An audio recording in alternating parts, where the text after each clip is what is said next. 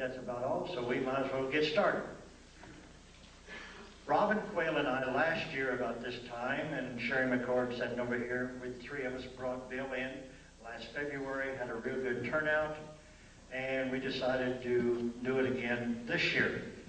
Robin and I have been talking with Bill for over the past several months, and we found out that he's got a lot of brand new material that you people, if you were to the one last year, it's going to be the new material. And one of the things he said last year, he said he was going to touch from kindergarten to about the 4th grade last year. And it made some people mad, but yet made them mad enough to want to come back. Now, this year, he told me the other night, he said we're going to hit from about the 7th grade to the 10th grade, so we're into junior high.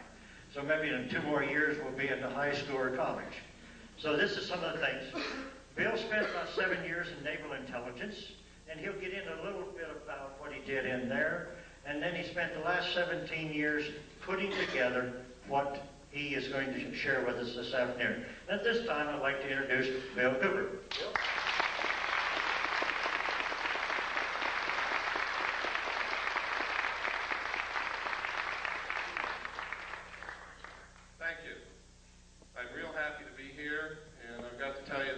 Hospitality is wonderful. When they talk about Georgia peaches, they're not kidding. And probably the best breakfasts that you can get anywhere are down south. My mother was from North Carolina, from Charlotte. I was raised on grits and all the good things. And it was funny, I didn't like it much when I was a kid. But now I can't get enough. It seems like we change over the years. And sometimes the poison becomes sweet. What I'm going to talk about today is a lot of how the sweetness has become poison. Just the opposite has been happening. But it doesn't have to be that way. We can change it. I'd like to know, how many of you are here from out of state? Good, excellent. We try very hard to notify everybody that we have an address on anywhere around any state that I'm going to be in, and I see that people are appreciating that. So we're not wasting our money on the postage. How many of you are here to see what I have to present and hear what I have to say for the first time? My God. Something is working. That's incredible. That's wonderful. How many of you have never seen any tape or heard any audio presentation of mine or been to any of my personal appearances? Okay, that's good. Something is really working. One of the most difficult things about what I talk about is get people to drop their preconceived notions, their preconceived ideas, it can't be happening, this is impossible, Bill Cooper's a nut. Get them to drop those kinds of obstacles and just take a look at the evidence. Because I'm going to tell you right now, I don't want you to believe anything that I tell you today. I don't want you to believe anything that I present to you today. But I do want you to see it. And I do want you to listen, and maybe, just maybe, what I'm all about is just maybe you will see or hear something here today that's going to convince you that something is terribly wrong. And it's going to empower you to become active and help us find out exactly what is wrong and fix it. Because I believe that we don't have too much time left to do this. I hope that I'm wrong. I sincerely hope that I'm wrong. But I have to tell you, ladies and gentlemen, since I have begun telling the world what I know and what I've found in my research, thousands of people have set out to intentionally prove me wrong, to ridicule me, to discredit me, to do all of these things, and no one has succeeded. Everyone who has gone to research the evidence to try and prove that I'm wrong has only succeeded in proving that I'm right. And I have thousands of letters from these people. And they're amazed when they do it. There are people here today who were at my presentation last year who I know didn't believe anything that I told them. They were very skeptical, skeptical and have since become helpers in our crusade because they went out and looked at what's available. Most of the evidence is in the public domain. It's there for anyone to find. That's where I found it. That's not how I got started on it, but that's where I found everything that I'm going to show you today, most of what I'm going to talk about. There is also a lot of deception.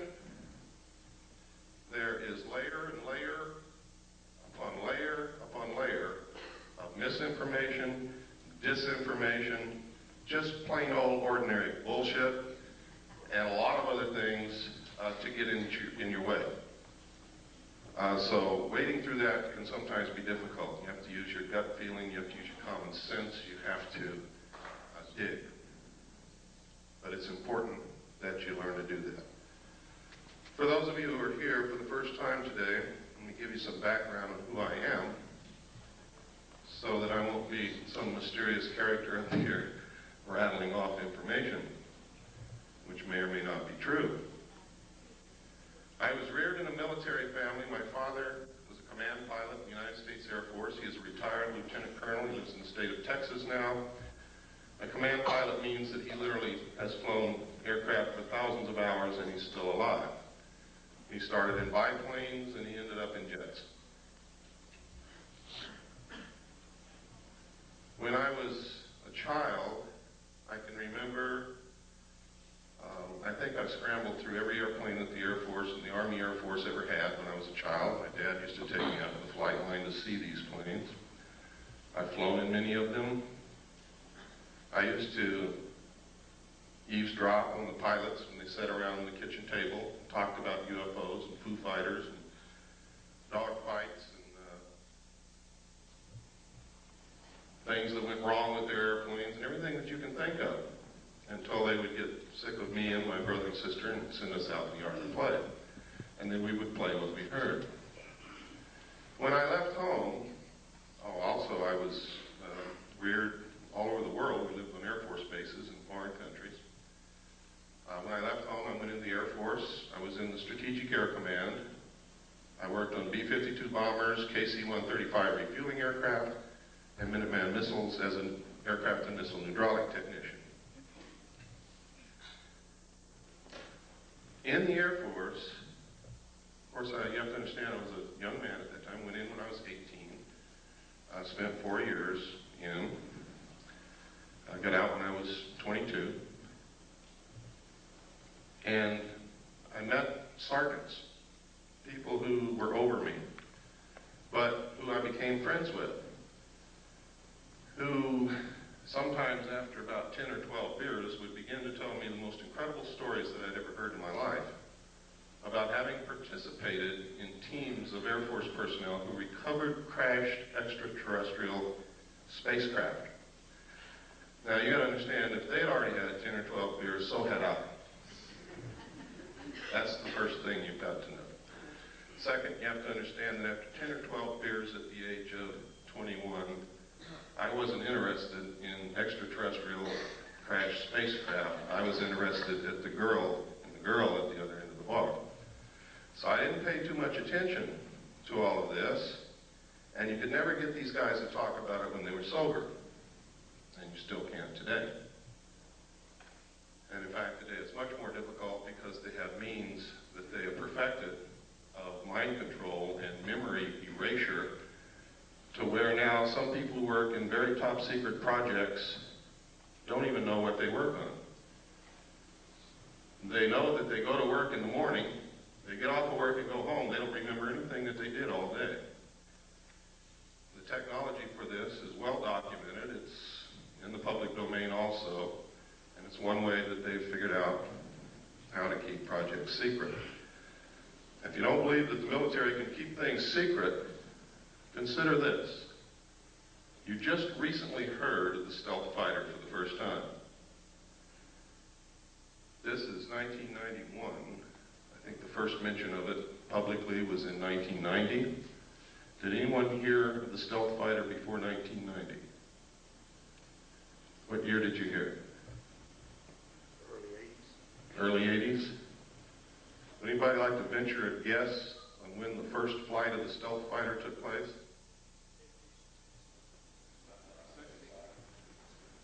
That's close. It was in the early 70s, ladies and gentlemen, first stealth fighter flew. So that's pretty good secret keeping. They can and do keep secrets for many, many, many years, and nobody knows about it. Now, I can tell you this for sure. If they have revealed publicly the existence of the stealth fighter, they have something else that's secret that makes that look like a Tinker Toy. That's the way these things go.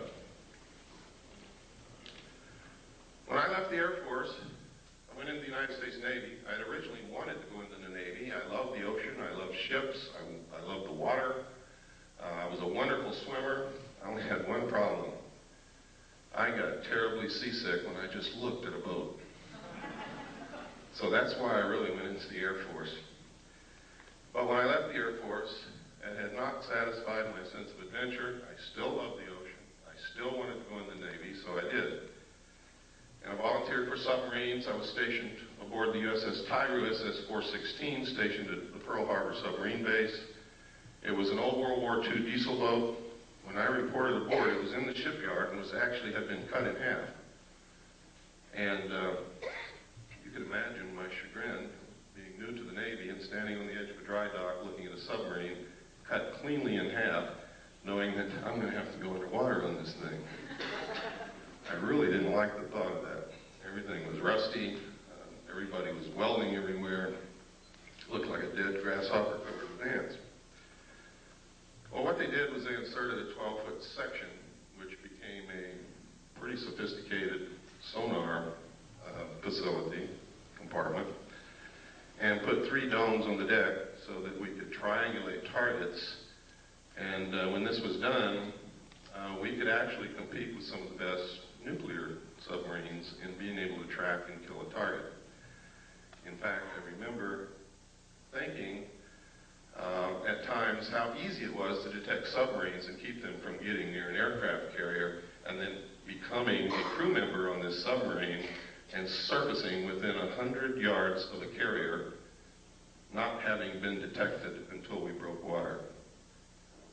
Now, to me, that was incredible, because that meant that that carrier was dead. I mean, if it had been wartime, we could have sunk that carrier very easily. I was acquainted with the state-of-the-art of aircraft technology. I was acquainted with not the state-of-the-art, but I knew what it took to go underwater and survive. It was while on this submarine, as the port lookout on the transit between the Portland and Seattle area. We had been up there for the Rose Festival as a showboat, really. People came down and toured through the sub. And we met a lot of girls and had some really neat dates, and then we left. And about 1/3 of the way back from the Portland-Seattle area to Pearl Harbor, I was the port lookout. We were on the surface doing about 10 knots when off the port bow, I saw, and I was the only one that saw it, a huge flying disc the size of an aircraft carrier come up out of the water, tumble on its axis, and disappear into the clouds. Well, needless to say, I was stunned, literally speechless. I started to say something, we couldn't talk. Nobody else had seen it, and I knew that they weren't about to believe what I had seen if I told them. And it scared me a little bit too, because I had never believed in these things, even though I had heard stories about them all my life. And I didn't see your little run-of-the-mill 30-foot flying saucer. I saw something as big as an aircraft carrier. But I had a duty to report this because it could have meant a danger to the vessel. My duty was to the vessel and to the crew. But I wasn't about to tell the officer of the deck that I'd seen a flying saucer. So I told him, his name was Ensign Ball, I told him that I had seen something off the port bow at a relative bearing of approximately 15 degrees. Would he help me find it because I've lost it? And you work that way on the bridge of a ship. You work as a team. Everybody helps everybody else out. Since the lookout can't leave his station, officers very often bring them coffee. Well, he looked over there, and the starboard lookout had also heard what I said, and he looked over there too. And I was turning around to look back again, bringing my binoculars up, when the same craft, or another one exactly like it, I don't know which to this day, came back down out of the clouds, tumbled again on its axis, and the most incredible thing happened. There was no splash. It was as if the ocean opened up ahead of it, and then it went into the hole which closed behind it. Now this sounds incredible. And to tell you quite truthfully, it is incredible. And if somebody had told me that and I hadn't seen it, I wouldn't believe it. And I would blame any one of you for not believing it. But I hope before this day is over, you're going to at least consider the possibility that these things exist, because I'm going to show you some real film, pictures, and documents, government documentation, and we're going to talk about a lot of other things that are going on. It's extremely important that people get out of the stuck in the mud, narrow view frame of mind. I can tell you that over the last 17 to 18 years that I've been doing research, I have discovered that our normal, everyday concept of reality is an illusion. It is a manipulation in most instances of the power structure that really runs this country and the world to keep us ignorant so that we won't know what the truth is. I can tell you that when George Bush says, out of the Middle East crisis will come a new world order, he is not joking. And the new world order is not what you think it is. Friendly nations working together. It's going to be a one world, totalitarian, socialist government. Some of the reasons for this are good, some of them are not. I can tell you that there is a hidden secret technology that is astounding, resembles nothing less than sheer magic, would literally set us free, enable us to cure most diseases, if not all, give us probably a source of, if not free energy, very close to free energy, very inexpensive energy, which we need very badly. And I'm going to talk to you why these things are being hidden, when this all came about, and try to give you a basic understanding of what's going on. All of it is covered in my book, which you may or may not have seen. The name of the book is Behold a Pale Horse. This book has more suppressed information printed in it than any other book that's ever been printed in the history of the world, I can guarantee you. And if they don't succeed in suppressing it, a lot of people's eyes are going to be wide open when they read it. Everything that I have found, I document. So it's not a question of deciding whether or not to believe me, it's a question of whether or not you can accept those documents as proof. Someone once said, you can put 10 tons of proof in front of people. If they're not ready to accept an idea, they will not accept the proof. No amount of evidence will suffice to prove anything. It is the jury that will decide. And you are the jury. Smart people know that.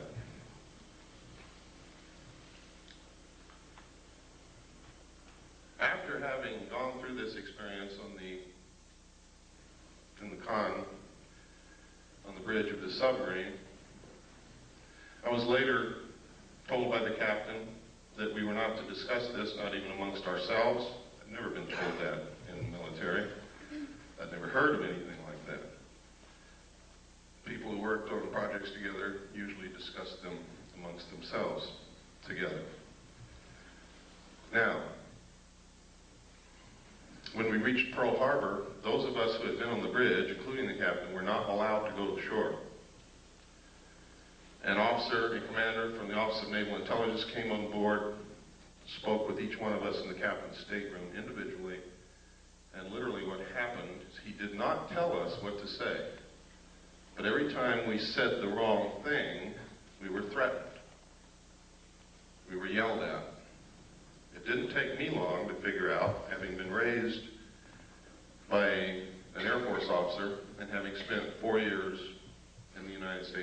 course, what this man wanted to hear. So I told him what he wanted to hear. Sir, I didn't see anything. I want to get the hell out of here real quick. Please, let's get this over with. That pleased him.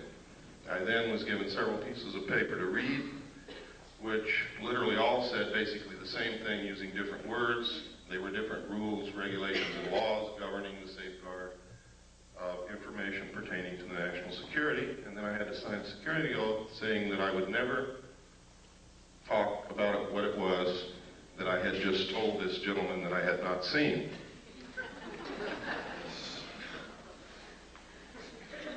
And then I was allowed to go. Later I was selected and trained for Naval Security and Intelligence. I was given a secondary NEC of 9545, which is Internal Security Specialist. My job was to safeguard, control classified information, secure perimeters, buildings, naval installations, detect bugging devices, all of these things. I was specifically trained to conduct Pacific Area intelligence briefings. And then after all this training, I was sent to Vietnam and made a patrol boat captain for Naval Security and Intelligence. I was attached to Camp Carter, which was the headquarters of Naval Intelligence and I Corps. I was then sent to a division of Naval Intelligence, which was the Da Nang Harbor Patrol. I was given a crew, a patrol boat, and a lot of weapons and ammunition, and they turned me loose. And that was crazy, because I was a young man that didn't know what the hell I was doing. But I did okay, thank God. Some others didn't. Later, I was transferred up to the Dong Ha River Security Group, which was another division of Camp Carter Naval Intelligence. And my job there was to patrol the river, make friends with the people along the banks, gather intelligence, and maintain the safety and security of the river. That river was at the DMZ. It's the Takan River. The base camp was QVOD at the mouth of the river on the southern bank. And it was a major supply route for supplies that went to Quezon, which was under siege. While there, I learned that there was significant UFO activity in Vietnam. A lot of it. Why? I don't know. There were rumors flying everywhere. We heard stories of enemy troops firing at UFOs, our side firing at UFOs, UFOs flashing back with blue lights that did crazy things, the same things that you hear happening today. I know of one instance for a fact that after UFOs hovered above a South Vietnamese village all night, the next morning there was not a living soul in that village. Don't ask me where they went because I haven't got the slightest idea. But it's incredible. We were told that any UFO information that we sent in dispatches, messages, or discussed over the radio, we were to use the code word enemy helicopter activity. And that's what we did. The enemy had no helicopters in Vietnam, period. So anything you see in the history of Vietnam that refers to enemy helicopter activity is in fact referring to UFO activity, unidentified flying objects. When I left Vietnam, I was sent to the USS Charles Berry DE-1035 for a short period with NIS Naval Investigative Service to conduct an investigation on board that vessel. 3 months later, I left, was transferred to the staff of the Commander-in-Chief of the United States Pacific Fleet, who at that time was Admiral Bernard Clary, and was specifically attached to his intelligence briefing team. I also stood watches. In the Navy, you have a primary job. Some people don't know this, so let me explain it. In the Navy, you have a primary job, which you do. You also have to stand additional duty, which is called watches in the Navy. My watch station was Petty Officer of the Watch in the Command Center, which meant I was the senior enlisted man in the Command Center, in charge of the Command Center and the information. I was also the designated speak-at operator, which meant top secret, crypto, communications that came in under a specialized, compartmentalized category. I was the only one on watch who was allowed to handle that information and direct it to the specific place where it was to go. Now, normally these things are handled by radio men and communications technicians in a communications center. But in a command center where they have to have information instantly, everything that goes to the communications center also comes to the command center, so that there is not a delay in important information, urgent information getting to the right people who have to make command decisions. It was there that I saw documentation that I have to tell you right now could have been shown to me or given to me, or I could have been put in that position in order to see these documents so that I would specifically talk about them later. I'll tell you why in just a few moments that might have occurred. I don't believe that's the case. I believe that the information that I saw was real, was accurate, and is occurring. The documents stated that extraterrestrials were real, that UFOs were piloted by them and had been visiting this Earth for many, many thousands of years, that there was a project called Aquarius that had researched this history and compiled the history from written human records, starting with the ancient tablets left by the Sumerians, the Assyrians, the Mesopotamians, the Egyptians, right up to modern times. These documents were quite thorough and very convincing, believe me. There was documentation that the United States had actually recovered crashed alien craft. The first one occurred near a small town called Roswell, New Mexico in 1947. The crash site actually covered 2 locations. One location was on a ranch belonging to a Mr. Brazel. The other location was approximately 60 miles from there, where the main bulk of the craft had come down, from which they had removed 3 dead alien bodies. I saw photographs of these bodies, I saw photographs of the autopsies, and I saw photographs of the internal organs of these beings. It stated that in 1949 another crash had occurred, also in New Mexico, from which they had recovered more bodies, and that they had found 1 live alien creature wandering in the desert. Now you have to understand, just because I saw these documents doesn't mean that all of this actually occurred. These could have been presented to me to make me believe that this had occurred.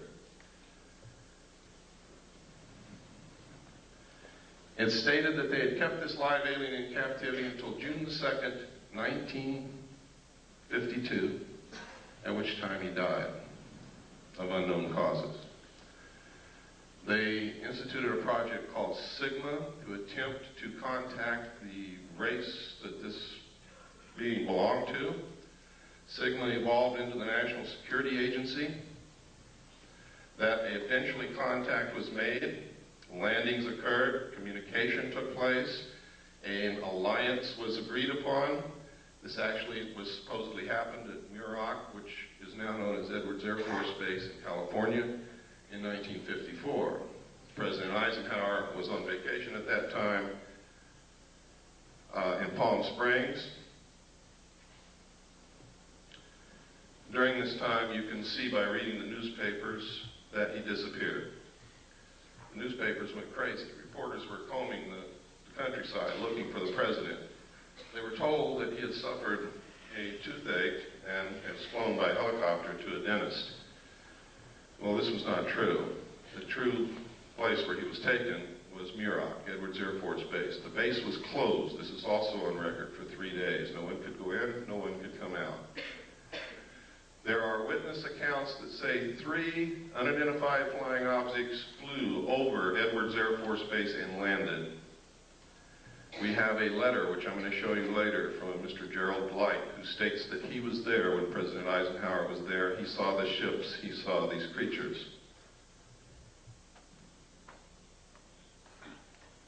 And that's just the beginning, but I'm not going to go much farther than that right now. We're going to get into some documentation so that your disbelief can start to see that this is not as incredible as it sounds.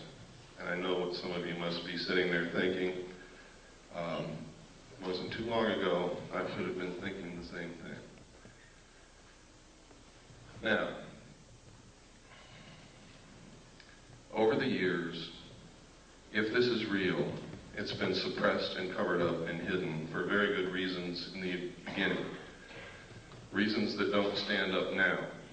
Reasons that have resulted in criminal activity, in erosion of the Constitution, in all kinds of things. Now, I said that I believe that this is all true. I don't believe that it's a hoax. The evidence is overwhelming that it's true. And by overwhelming, I mean exactly that. When you get into really investigating this, looking at it, the evidence will overwhelm you. It is incredible that such a cover-up has been able to be maintained for so long. On the other hand, I have found references as far back as the beginning of this century by a secret group of very powerful people to create an artificial alien threat from some other planet to help unite all humanity into a one-world government with them at the head. I have found a speech given by John Dewey in 1917 to Viscount Ishii and the Japanese delegation in New York City, where the first thing that he says in his speech is, "Someone once told me that the best way to unite all humanity and do away with war is if we were attacked from some other planet by alien beings from outer space."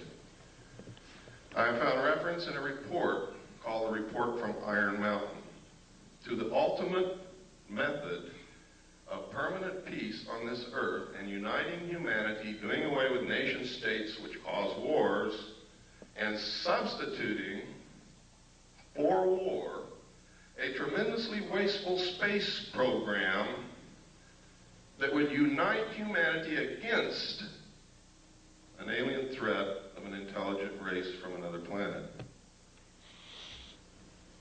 Now, I didn't know all this when I saw these papers back between 1970 and 1973 and the photographs and the records that I saw. This information came out during my research over the last 18 years. So it's something that has to be considered. I have to tell you that the intelligence communities, the powerful people in this world, have the capabilities to do this, to perpetrate such a hoax. They can do it. They have methods and ways to make us believe damn near anything they want to. But I will tell you this. The only question is whether extraterrestrials are real or not. There is no question whatsoever about the craft. The craft are real.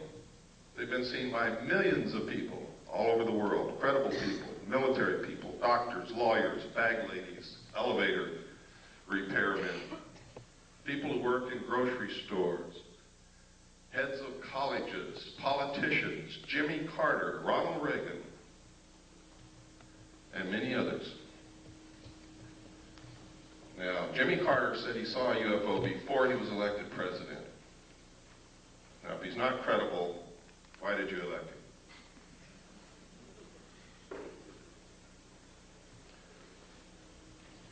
If we can send a man to the gas chamber or the electric chair on the testimony of two witnesses in court, why won't you believe millions of people who are telling you that they have seen these craft flying in the air, that they're metal, that they are intelligently guided, that they are real, and that they demonstrate a technology beyond anything that we know of publicly anyway? I can tell you that we have this technology in the United States. It is being flown in an area called Area 51, Groom Dry Lake, in the Nevada Test Range in the state of Nevada. I have seen it fly. Many other people have seen it fly. I have a photograph of it in my book. I also have a drawing given to me by one of the people who have been there and touched it and seen it. The drawing matches the craft in flight exactly. I'm also going to show you a videotape of another craft, what they call a cigar-shaped craft, above the test site here in just a few moments. So, when you hear people talking about secret weapons, when you see the stealth fighter unveiled,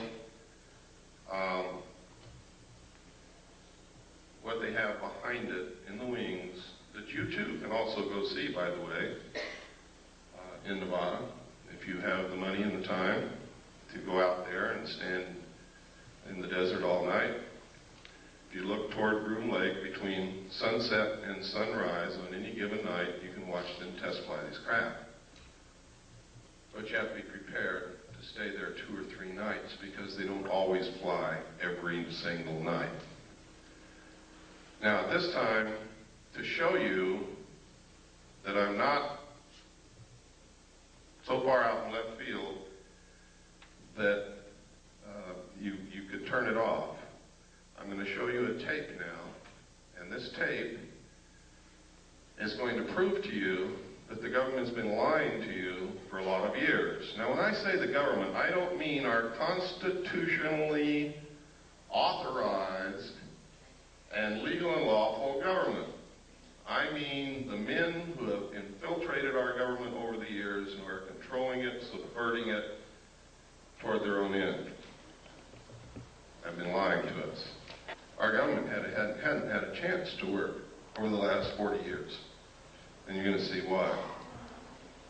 What I'm going to show you is a tape of the Kennedy assassination. It's not a tape that you've ever seen before.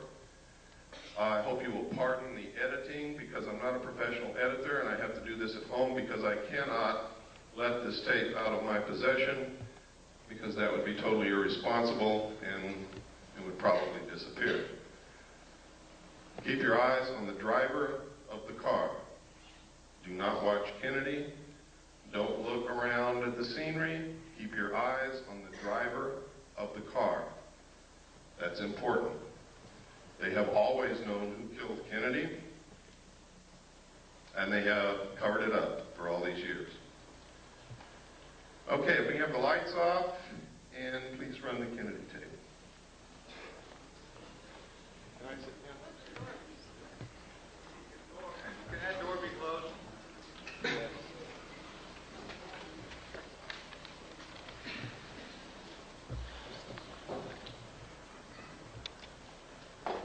None.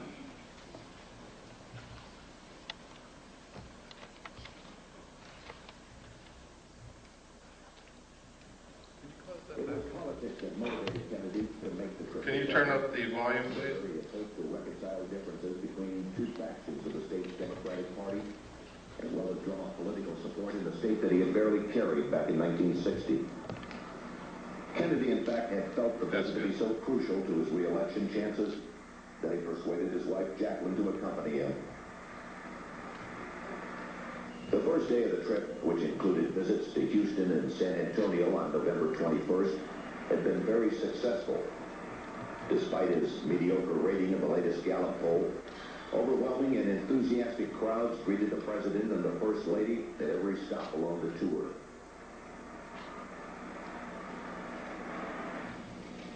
Late in the morning of Friday, November 22nd, the presidential party arrived at Dallas's Love Field, where the president was again met by a large and exuberant crowd. After taking time out to shake hands, the Kennedys, along with Texas Governor John Connally and his wife Nellie, stepped into a waiting limousine which would take them through the downtown district on the way to the city's Trade Mart, where the president was to give a luncheon speech. As the motorcade made its way through the streets of Dallas, it was obvious that Kennedy's trip was a tremendous success.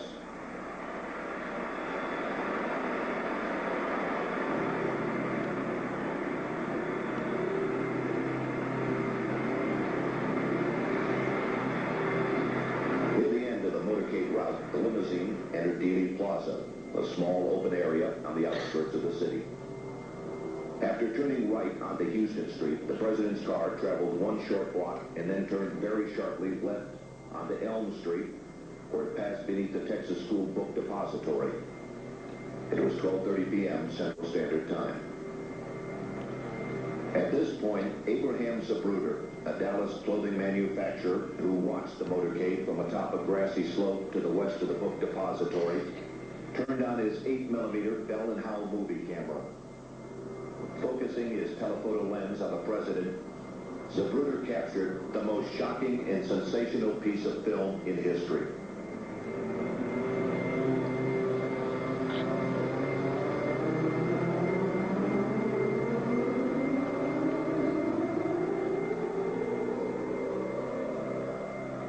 Motorcade in Dallas on November 22nd, 1963. As the presidential car passes behind the freeway sign, President Kennedy is struck in the throat by a bullet that was fired from the grassy knoll. As he's grasping his throat to John Connally, turning around to his right, he at that point is struck. You notice the passenger of the car turning back to see what has happened to the president. As he turns back to the front, the driver of the car turns with his left arm over his right shoulder with a pistol and fires. You see the 45 caliber nickel-plated automatic weapon in his left hand. He's firing over his right shoulder. You see it in relief. You see his head pointing backwards towards the president.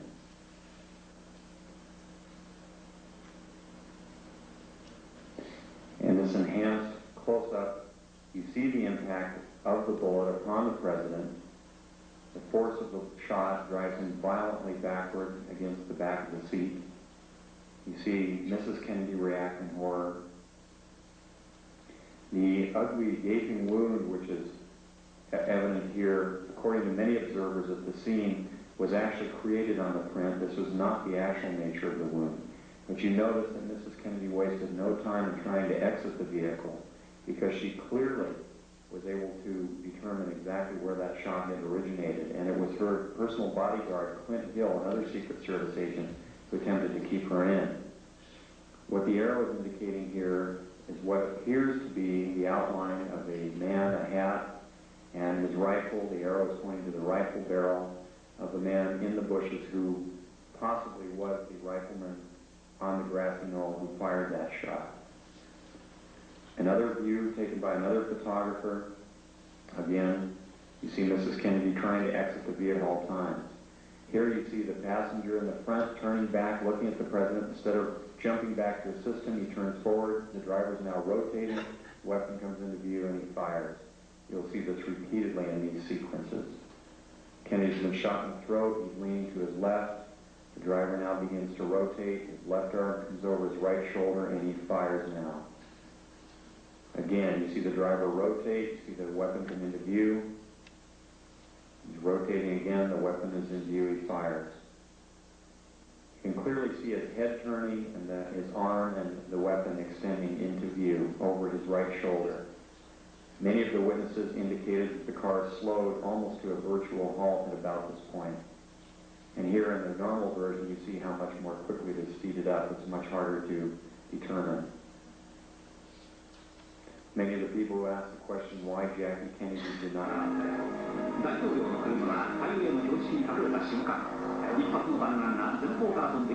This is the same film that we sent to Japan to have a computer analyzed. The Japanese concurred. They said that I was absolutely right in the outline what they found from the computer analysis.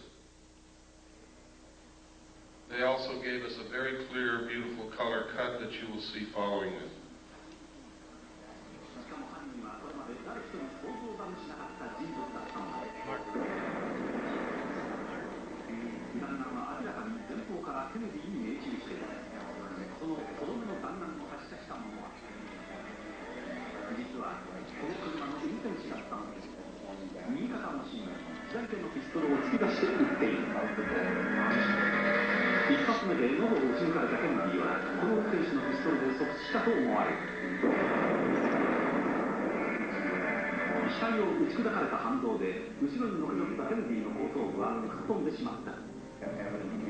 According to many observers, 目の前で真犯人を目撃してしまったジャクリーン夫人は自分の身の危険を悟って車から逃げ出そうとした。だがすぐ後ろからつけてきたシークレットサービスによって押し戻され、連中に逃げるチャンスを失ってしまった。この茂みの中に一発目の弾丸を発射した真犯人が映っている。登山帽をかぶり、ライフルを構えているのがわかる。And his rifle, the arrow. おそらくこの狙撃手が最初にケネディの喉を撃ち抜いたのだ。On the grassy knoll who fired that shot. Another. 別のフィルムでもシークレットサービスが慌ててジャクリーン夫人を阻止しようと飛び乗るのが映っている。ここで決定的な瞬間をより鮮明なフィルムで見て画面右端の運転手が振り向き片押しにピストルで撃つのが見える。画面の右端に見える運転手の動作に注意するとわかる。ハンドルを握った右腕越しに左手でピストルを突き出している。もう一度見てみよう。間もなく運転手の頭が後ろを振り向くと同時に肩のところに白く光るピストルが出てくるのが見える。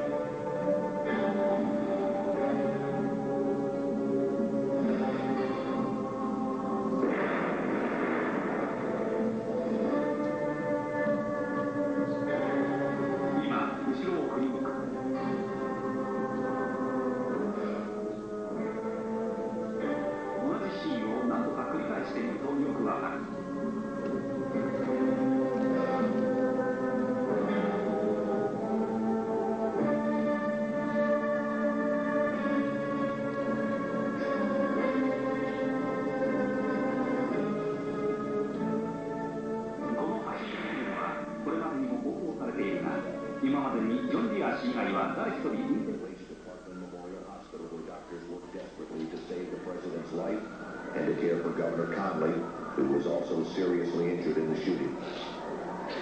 Although the governor would make a full recovery, it was obvious to the doctors that Kennedy's wounds were fatal. And at approximately 1 p.m., the president was pronounced dead. Forth from this time and place to friend and foe alike, that the torch has been passed to a new generation of Americans born in this century, tempered by war, disciplined by a hard and bitter peace, proud of our ancient heritage, and unwilling to witness or permit the slow undoing of those human rights to which this nation has always been committed and to which we are committed today at home and around the world. What began with such promise, however, would end less than 3 years later in tragedy. On November 22nd, 1963, President John F. Kennedy was assassinated, shot to death while riding in an open limousine through the city streets of Dallas, Texas. The death of such a young and vigorous leader was an overwhelming event which stunned both the nation and the world. In the years that followed, though, the Kennedy assassination became much more than a national tragedy. When viewed in light of later assassinations, the war in Vietnam,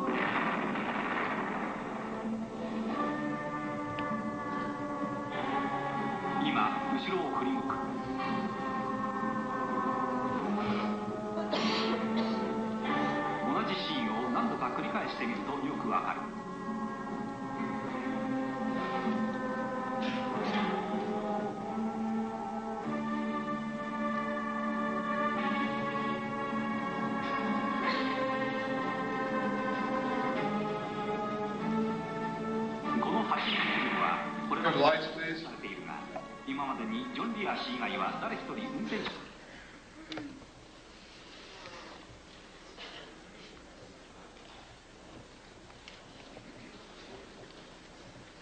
While I was with the Office of Naval Intelligence attached to the Commander-in-Chief of the United States Pacific Fleet staff, I saw documents that stated with no hesitation whatsoever, with clear understanding, that President Kennedy was killed by William Greer, the Secret Service agent driving his limousine in the motorcade. These documents disclosed to me that the people involved in the assassination of the President were the Office of Naval Intelligence, the Secret Service, Division 5 of the FBI, and the Central Intelligence Agency. The reason stated was that he was a security risk, that he had ordered them to stop the sale and importation of drugs to the American people, and that he had ordered them to develop a plan to disclose the presence of extraterrestrial visitation to this earth within the following year. He had also ordered a printing of legally constitutional silver-backed money, which is not in the best interest of the world bankers or the power structure or the Federal Reserve, which is not an agency of the federal government, but is a private corporation run, and the stock is held and owned by bankers, most of whom are European bankers controlled by the House of Rothschild. They pay no taxes on the national debt that we pay them and the money that they earn from the interest. So they were dead set against the printing of this money. Kennedy had also discovered what the CIA had been doing for many years. You see, being president, you get to open a lot of drawers that nobody usually gets to open. And he had informed the CIA that he had intended, and he said this publicly, by the way, that he intended to disband the CIA and scatter it in 1,000 different directions. So you see, he made some pretty big enemies. And there were some pretty powerful people who thought that he needed to be killed. Many of you saw this or found this out for the first time today. How many of you are upset by this? I am. I have been ever since I saw those documents. I've been terribly upset. In fact, in my book, I enclosed parts of my service record in the appendix. You can see the exact day that I found out that the Office of Naval Intelligence was involved in the assassination of President Kennedy. I went over the hill with no intention of coming back. It was my good friend Robert Swan who talked me into returning so that I can do what I'm doing today. He said, "Bill, you can't help anybody if you're in jail, and that's where you're going if you don't go back." So I went back after 8 days. But you can see the exact day in 1971 when I saw the document that told me who killed President Kennedy. Let's take about a 5-minute break. Let's take a 10-minute break.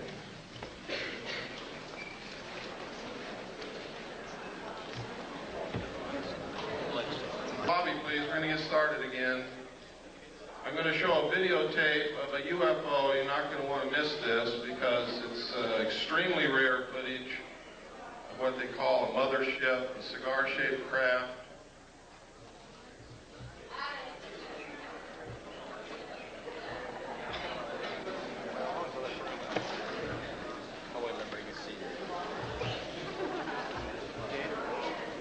Close that door.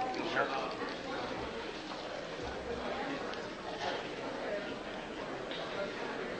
I meant to say this in the beginning, but forgot all about it. For those of you who have ordered my book, all the paperback books that were ordered have been sent. They've been sent for over a week. So if you ordered it and haven't got it, it's probably in your mailbox right this moment waiting for you to come home, or will be there in the next couple of days. The hardback books are printed, but they are not bound yet. They will not be sent for another 2 weeks.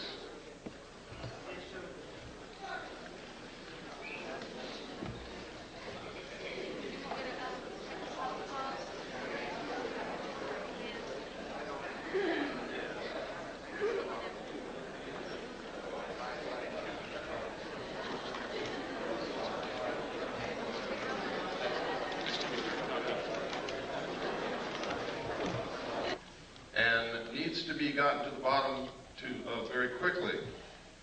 And that is that some people are coming forward and telling us that they're being abducted by alien beings and taken aboard their spacecraft. They're literally helpless. They can't move. Their clothes are taken off. They're given medical examinations. Some people are operated upon. Samples of their tissue is taken. Sometimes sperm and ova is harvested. Sometimes females are impregnated. It's all medical fact that these things are happening. It is not a joke. The only question is, was it really aliens and were they really taken into a spacecraft, or did something else happen and this is a planted story that's been put in their mind to disguise it? You see, this is a classic thing that they do in brainwashing. If they want to cover something up, they just put a different memory in your mind. Now that sounds difficult, sounds impossible, but if you go read the books that have been published by people who have participated in mind control experimentation, and the documents that have been released under the Freedom of Information Act, this is not a joke. They can do it, have done it, and will do it again in the future.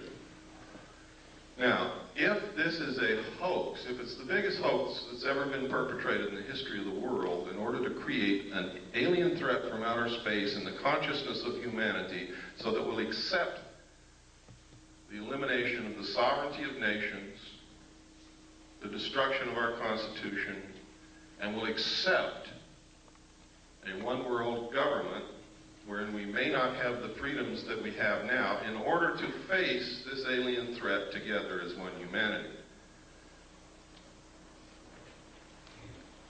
If it's a hoax, that means we're being manipulated on the grandest scale in history, that people are being hurt, that their minds are being screwed with. And if this is happening, we have to find out if it's really happening. We have to be able to gather enough facts to prove it, and we've got to stop it. If, on the other hand, these are really extraterrestrials that are doing these things, we have to find out why. Because these people are being implanted with very small devices, about the size of a small BB, that are literally microchips in the brain.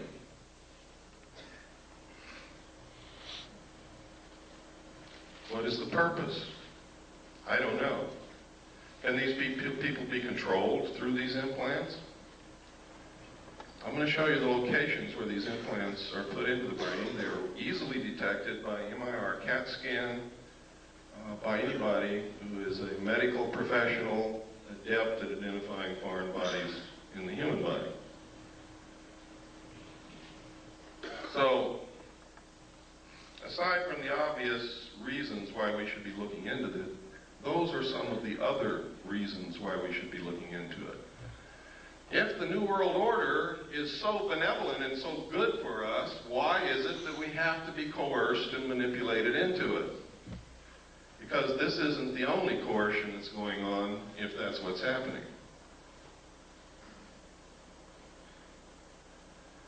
Now I'm going to preface what I'm going to say next, because I'm going to talk about the war in the Middle East for a few minutes. And preface what I'm going to say next with this statement. I was in the military. I'm a veteran. I support the Constitution and the government of the United States of America and will fight anyone who attempts to overthrow it or destroy it. I am for our troops in the Middle East. I am for them. I hope that not a one of them gets killed. And as long as we're engaged in battle, I hope that we win. But I'm going to tell you right now, we are not there for the reasons that you've been told. And let me give you a little history of this. Number one, George Bush comes on television and tells you that we have to send troops to the Middle East because Hussein wants to raise the price of oil and we can't afford that. That's what he said. It's on tape. It's documented. Next, he says, oh, it wasn't the oil that we sent the troops there for. It's because Hussein was not going to stop with Kuwait. He was going to go into Saudi Arabia. We're there for defensive purposes. People questioned that. The next statement came from Baker, James Baker, the Secretary of State, who said, We're not there for oil. We're not there to defend Kuwait. It's jobs. We're there for jobs. Then at a press conference, Bush said, and I quote, "Some people just don't get the message. It's not oil. It's not to defend Saudi Arabia, and it's not jobs. We're there to prevent this kind of naked aggression."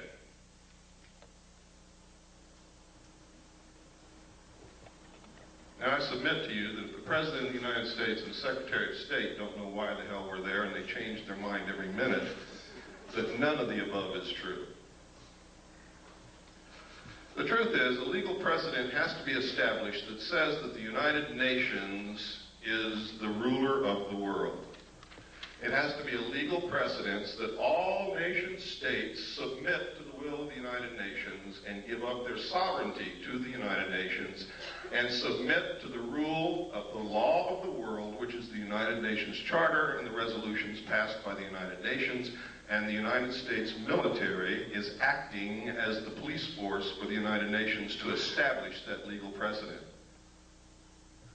And Bush has said on television, no nation can ever again stand against a world united.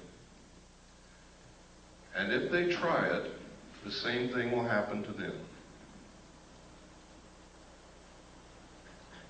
Margaret Thatcher was the last world leader who was opposed to the one world government. And she is no longer the Prime Minister of England because of that. I'm going to tell you now that the only obstacle to the New World Order coming together at this moment is the right of the American people to keep and bear arms. That is why there is such an effort to take your guns away from you. You see, the intent of the Second Amendment, the second article and amendment to the Constitution, was not so that we could go hunting. It was not to protect the possessions in your home or to protect you from burglars. The intent of our forefathers in establishing the second article and amendment to the Constitution was that as long as every American owned a weapon, whether they ever fired it or not, our government could never oppress us just with the knowledge that we all had that weapon in our closet. That's the reason. That's why every time you see a bill to take weapons away from the American people defeated in Congress, 4 more are introduced immediately. It's a never-ending battle. That's why they lie about the statistics. The truth is, in a town where everybody owns a weapon and everybody knows it, there is almost no crime.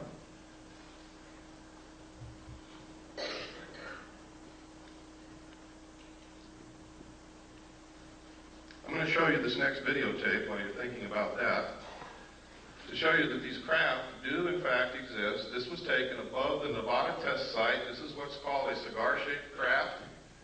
They are very large. They're also called motherships. Every time they're seen, except in this photograph, usually you see other smaller craft exiting and entering these craft, like scout ships or something. I don't know what you would call it. But it's absolutely incredible. This piece of footage you're going to see is so rare. I've only seen one other piece of film footage on this particular type of vehicle, and it wasn't even 1/3 as good as what you're going to see here. So what you're going to see is extremely rare, and you'll probably be a long time before you ever see any footage like this again. It's very difficult to get. Go ahead, there's no sound.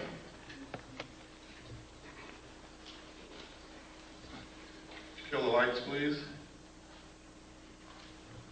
Now you can see the craft just below the tip of the white cloud. And if you watch, it's going to move from right to left and then turn into the clouds and disappear.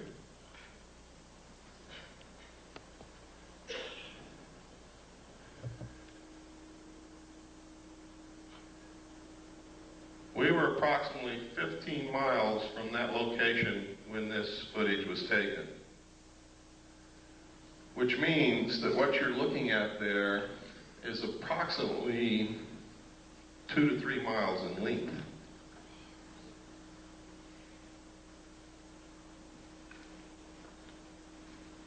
That's very impressive, and to me it's very exciting that someone can make something that flies in the air that's 2 to 3 miles in length. That is the actual time that you see there, those are the actual seconds passing.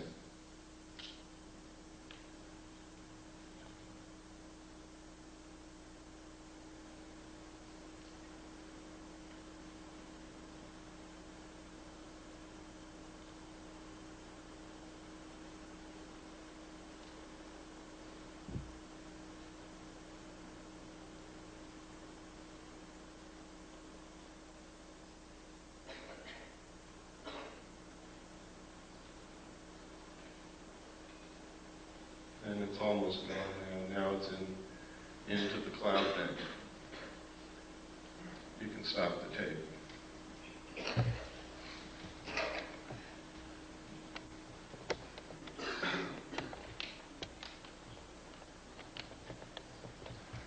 Okay, if you'll turn on the slide projector, we'll get into some of these slides. I'm going to be going very fast through these slides. Some of you have seen a lot of them before.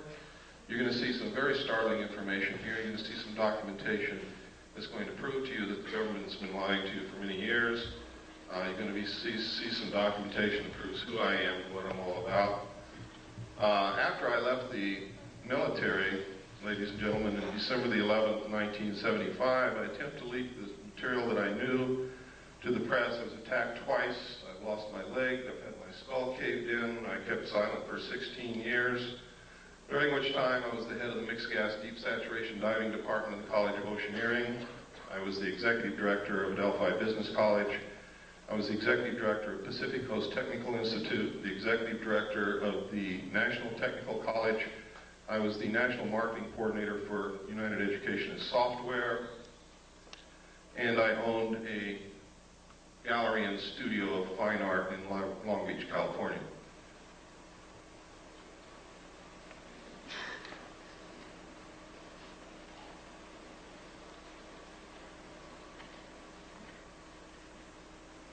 Is it on? It's on. Maybe you just go forward one.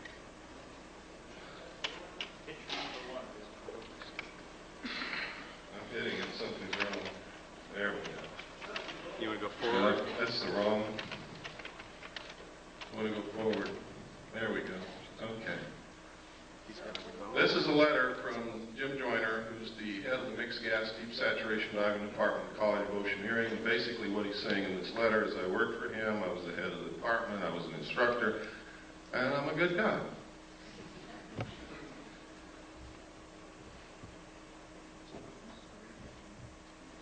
This is not working. It's not? Go ahead and push it. Just say forward and he'll push the button. Okay. This is a piece of research that was done by Bob Exler. In his own research, he verified something that I had not told anybody, and that was that when I was with the Commander-in-Chief of the United States Pacific Fleet, I worked directly under Bobby Ray Inman. He verified all of this, verifies that I was there, and that I had reported seeing UFO-related documents under that command. And it goes through to outline Bobby Ray Inman's career path, which is incredible. He believes that Bobby Ray Inman is very much connected with the cover-up group, is one of those in the know, knows everything about the alien situation. Born April 4th, 1931, graduated from college at the age of 19 with the BA from the University of Texas in 1950. He entered the United States Navy in 1952, advancing to the rank of Admiral in 1981. 20 years after entering the Navy, he graduated from the National War College in 1972. He was the assistant to the Naval Attaché in Stockholm from 65 to 67, and no records are available for his service assignments from 68 through 71. From 72 to 74, he was assistant to the Chief of Staff of Intelligence Office of the Commander of the Pacific Fleet. Inman was the director of Naval Intelligence from 1974 to 1976 before moving on to become the vice director of the Defense Intelligence Agency. You can see what he did? I mean, he skipped over some pretty senior people, and he's going right straight to the top. And only people who are considered to be of the inner circle do that. He became the director of the National Security Agency in 1977, holding that post until 1981 when he attained the rank of admiral and became the deputy director of the Central Intelligence Agency. He retired from government service in 1982 and became the CEO for MCC. Remember what I was telling you about implants? Microelectronics and Computer Technology Corporation. MCC is a private sector joint venture supported by and share funded by the government and corporate shareholders. The venture was motivated by the Japanese fifth-generation artificial intelligence computer project. Yes, next. This is a letter from Bob. Remember I told you Bob Swan was the one who talked me into going back after I went AWOL. Later, I got married on June the 2nd, 1972. On June the 1st, 1972, I sat down with Bob and a bottle of scotch and I told him everything I knew and gave him a set of documents to prove it. Bob acknowledges that conversation in this letter. He acknowledges what I told him about alien installations on the moon, about the Kennedy assassination, about the fact that I gave him documents that were highly classified, and he says that he doesn't know what happened to them, he doesn't have them anymore, and it's exactly what he should say. Next.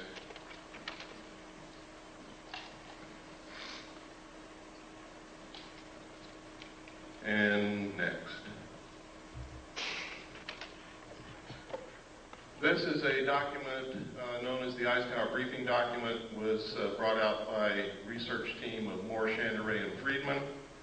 William Moore, with Charles Berlitz, wrote a book called The Roswell Incident, which was the first legitimate work on the so-called crash of the flying saucer near Roswell, New Mexico in 1947.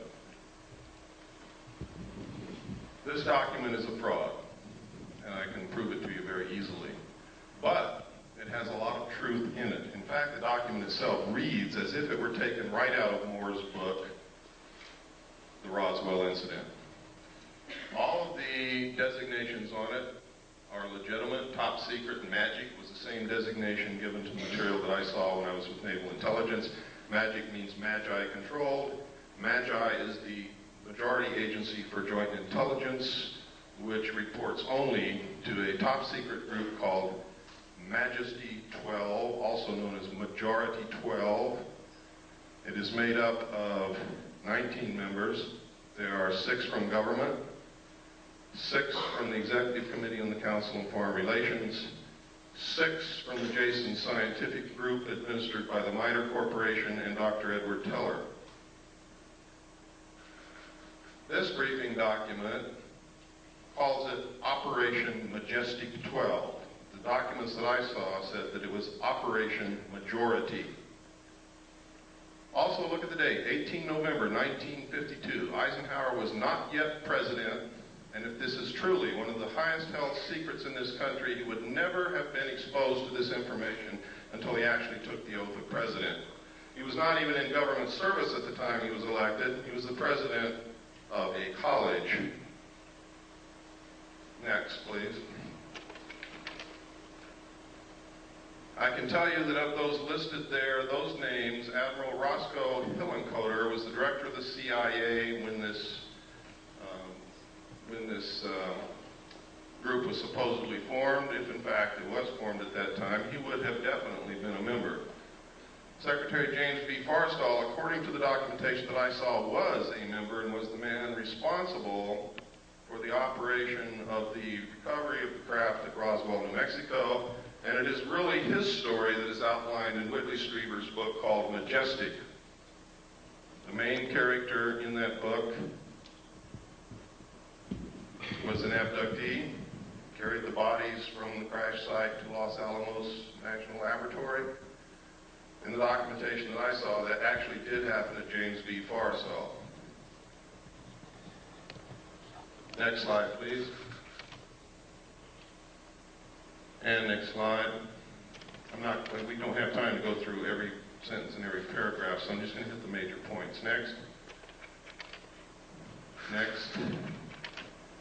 On this page, you can see, without any doubt, that this document is a fraud.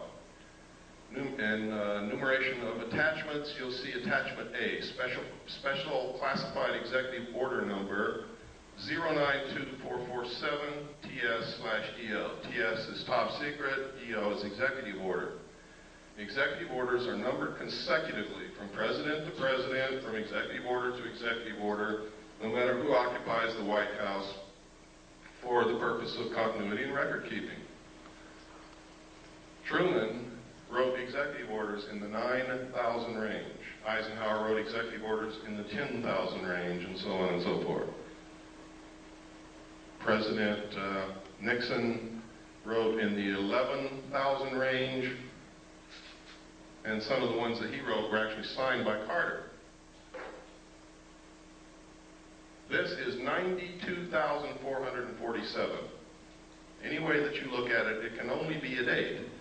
09, which would be what month? September the 24th, 1947. Executive orders are not listed by date, they are listed by number. Next slide, please. This is a memorandum for the Secretary of Defense. This also is a fraud. Next slide, please. This is legitimate. This came directly from the National Archives. It is legitimate. One thing that makes it important is it does mention NSC, National Security Council, / MJ12 Special Studies Project. In the documentation that I saw, Majesty 12, also known as Majority 12 for security reasons, where I got the name Majority 12 is that they had to have a majority of 12 votes to carry on any motion or any operation or anything that they wanted to do. If they didn't have 12 votes, they couldn't do it. It was abbreviated MJ12. I also saw documents that there was a special studies group made up of scientists and prominent people belonging to a secret society called the Jason Society, which actually makes up the core of the Council on Foreign Relations. And under them is a Jason scientific group administered by the MITRE Corporation to study all the facts, lies, evidence, disinformation of the alien question and arrive at what the truth was. It was a 3-year study. Dr. Zbigniew Brzezinski headed the study group for the first 18 months. The second 18 months was headed by Dr. Henry Kissinger. During that time, Dr. Henry Kissinger, and this is historical record, wouldn't even speak to anyone. He was gone, get up early, he'd leave, he'd come back very late at night, didn't talk to anybody, didn't care about anybody. He was so engrossed in whatever he was doing that it was like he was living in another world. His wife actually divorced him for this. So it fits. If he was really studying the alien question, I think that's the only thing that I can think of that would engross me so much that I would neglect my wife. Something of such historical and monumental consequence as that. Next slide, please.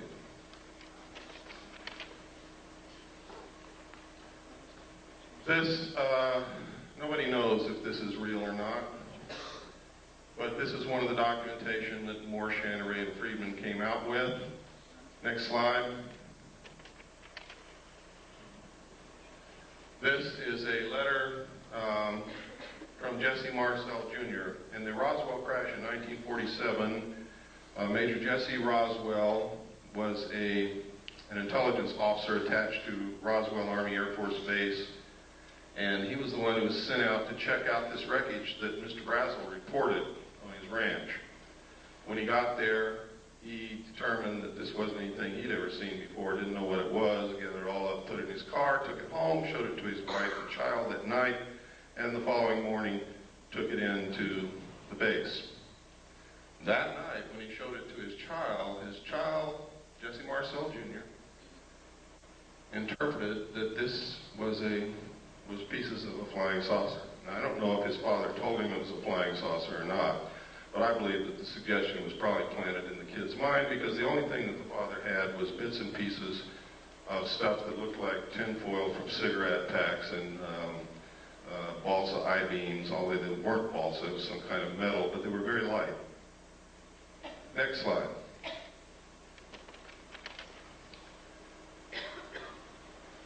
In this letter, he recounts that he saw the pieces and it wasn't the remains of any kind of aircraft that he knew of and that he thought it was a flying saucer. Next slide. This is the results of an interview from Jesse Marcel himself, the father. The father goes through and he makes several interesting points. He said that he was familiar with all air activities, and it was not a weather balloon, nor an aircraft, nor a missile. It was something else, and we didn't know what it was. There were just fragments strewn all over the area, about 3/4 of a mile long and several hundred feet wide. We proceeded to pick up the parts of whatever it was and load it in the vehicles. It was one thing obvious to me, that whatever it probably exploded above the ground and was strewn over the ground, traveling in a easterly direction, probably northeast to southwest. We filled the vehicles and then proceeded to come back home to Walker Air Force Base, which is now called, or was then called, Roswell Army Air Force Base, where I was stationed, and that's how it was. Now notice that Jesse Marcel, the father, doesn't say that that was a flying saucer. He just says he didn't know what it was. And that's significant, and it's never been pointed out before. Everybody cites this letter as proof that he picked up pieces of a flying saucer, and that's a lie. He doesn't say that anywhere in this interview. Next page, please. And he goes on here, and he talks about the metal and the pieces and what it did. He said they tried to burn it, could not be burned. Would not burn. The same with the parchment we had. The metal was so thin, just like the tinfoil in a pack of cigarette paper. I didn't pay too much attention to that at first until one of the boys came to me and said, you know that metal that was in there?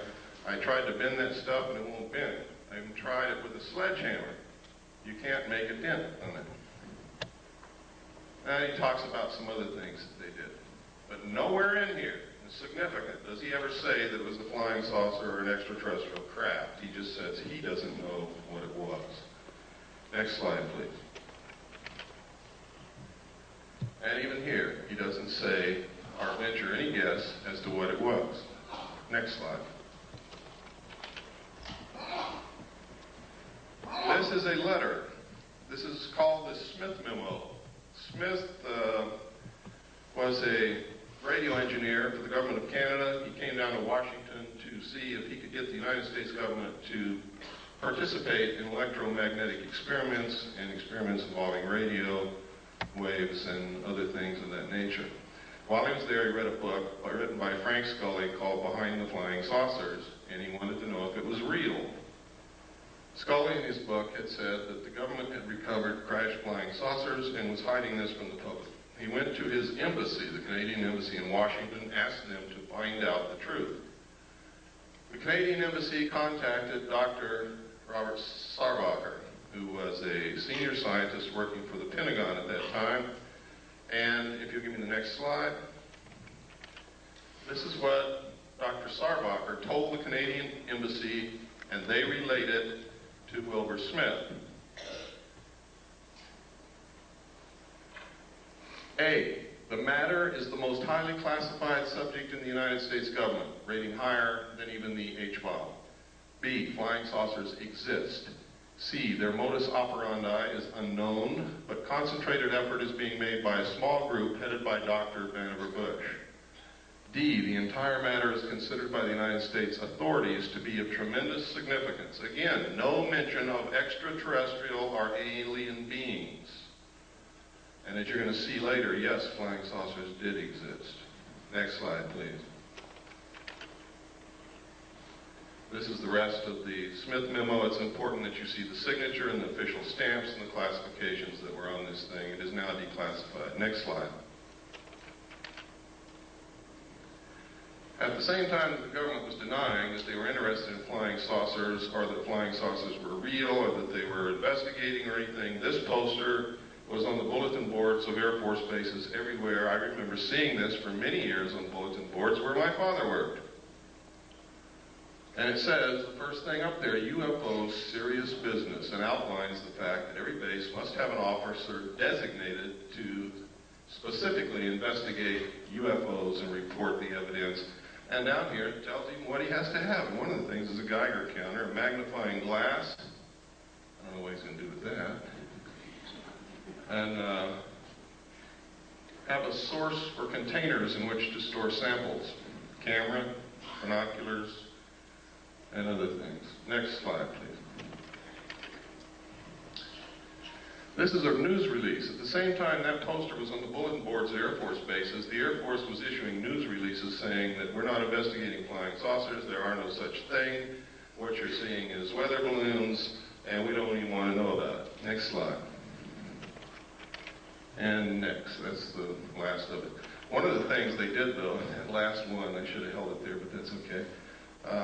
They said that, you know, it's possible it could be a foreign country experimenting with some weird aircraft flying over our airspace, but of course they couldn't possibly be doing that. Next. At the same time, this poster was also on military bases, and one was the winner of Poster of the Month. Next slide.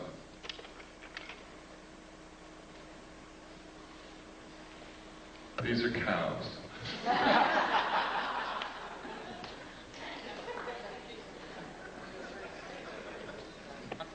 But I wanted to show you what they look like in case some of you haven't been out of the city in a while. Next slide. You know, in some cities that I go to, there's really a reason for doing that. I wanted to show you this. There's something happening with this phenomenon that is absolutely incredible. Everywhere on this slide where you see an M, there has been a classic case of cattle mutilation. I'm going to describe to you what a classic case of cattle mutilation is so that you will know in your mind what I'm talking about. I'm talking about the lips on one side of the face gone. The jaw, the flesh and the muscle on the lower side of one of the jaw, lower jaw, gone, stripped to the bone. The tongue missing, one eye missing, one ear cored out and missing. Usually a 6-inch diameter patch of skin somewhere on the animal has been cut out. If it's a cow, either the entire udder or a portion of the udder is missing. The rectum is cored out in a perfect cone shape. These sexual organs are always missing. If the cow is pregnant, sometimes the fetus of the calf is gone, but the fetal bag is not open or cut and has not been invaded in any manner. Now that's incredible. But the most significant thing is that all the blood is drained from the animal's body with no vascular collapse, and there is not a drop of blood anywhere. There are no cigarette butts on the ground, there are no tire tracks, there are no shoe prints, there are no footprints, there are no gum wrappers, there is nothing. The government says that coyotes did that.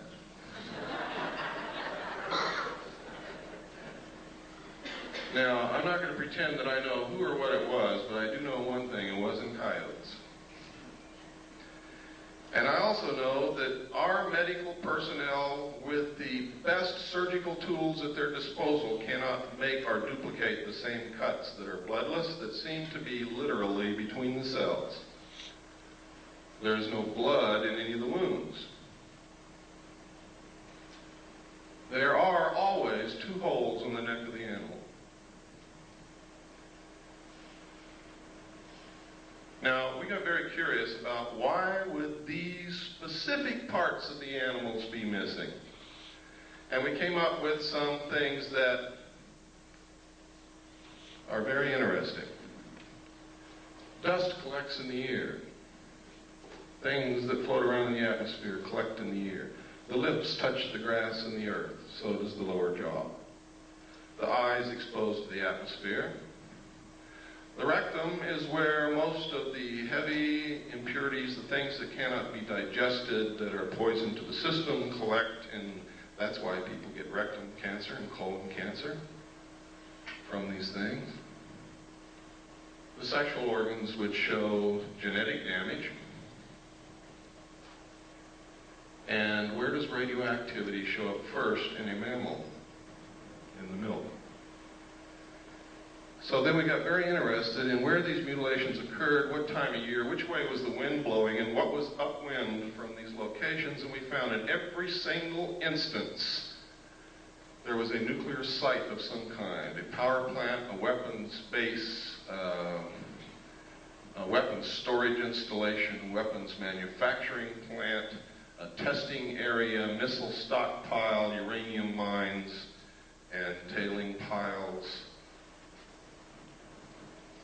waste disposal areas. In every single instance were upwind from these sites. From that, I deduce that whoever is doing it is trying to find out how much radiation has leaked into the atmosphere, the food chain, and the groundwater, and what is it doing to the living mammals in its path. The fact that they leave these carcasses laying out there is an act of terrorism. Literally. I mean, if you want to check for something in these animals, that's fine. But there's no reason why you couldn't take it somewhere else, chop it up, dispose of it, or eat it, or whatever. Why is it being left on the ground? That's an act of terrorism. It's done intentionally to scare people. Why? Maybe to create an alien threat from outer space. Maybe because aliens don't eat beef.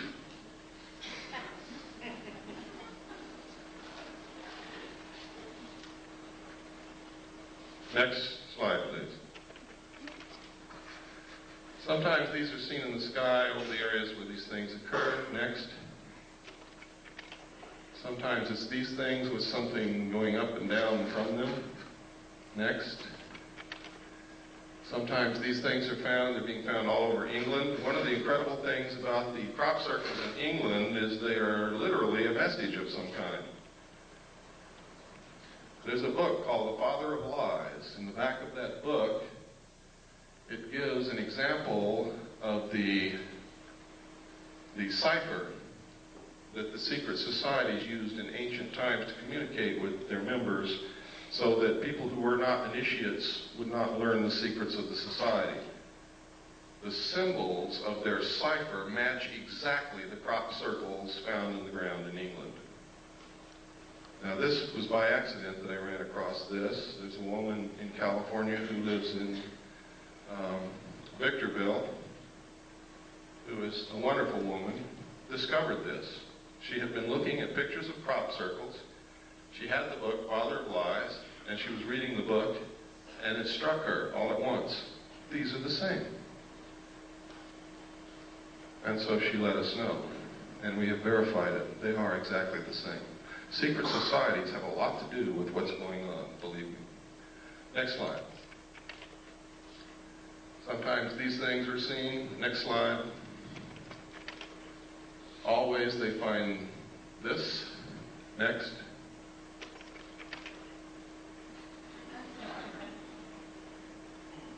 Then we got to wondering, gosh, all through history there's records of people and animals being found with the blood sucked out of them. Is this the source of the vampire legends? Back through history, we have found that there are accounts of animals and humans who have been mutilated in this classic manner. Next slide, please. This is some of the information a man by the name of Bill English has released. It is some of the exact information that I saw while I was in naval intelligence.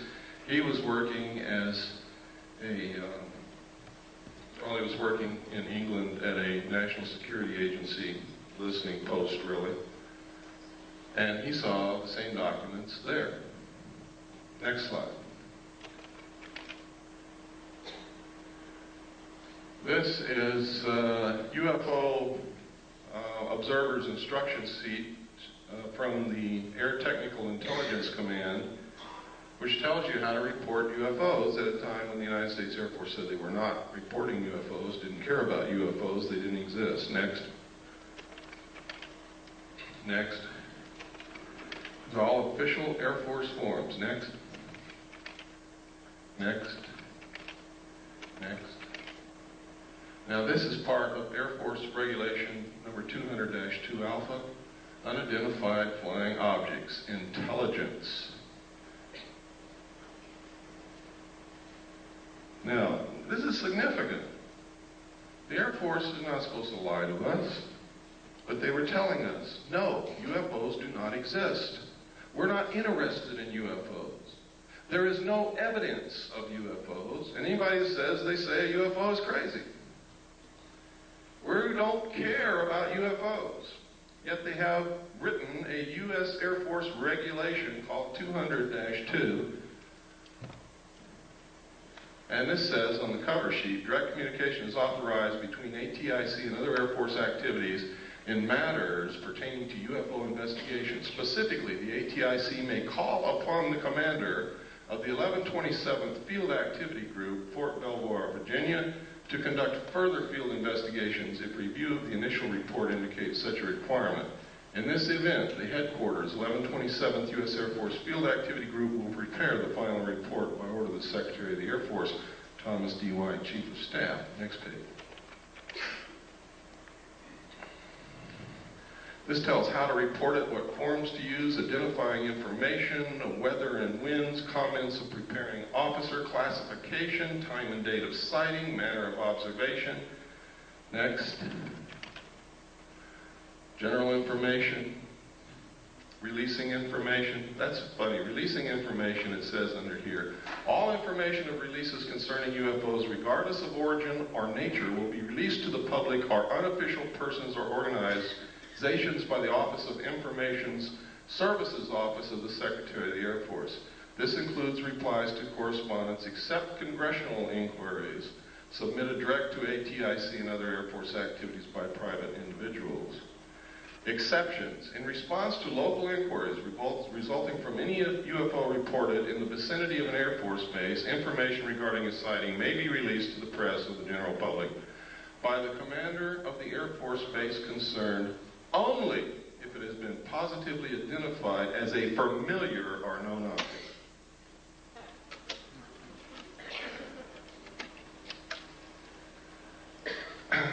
Next, please. And it goes on, but we just don't have the time.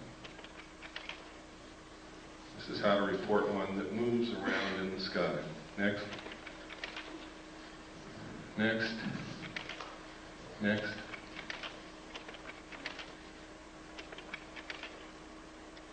People always ask me, why don't they just fly around the White House? Well, there's a UFO. This photograph was taken in the early 50s, and that's certainly the White House. Next slide. Those are not butterflies.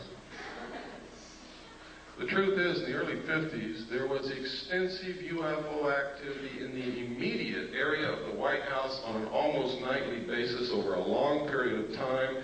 It is in the headlines of the newspapers.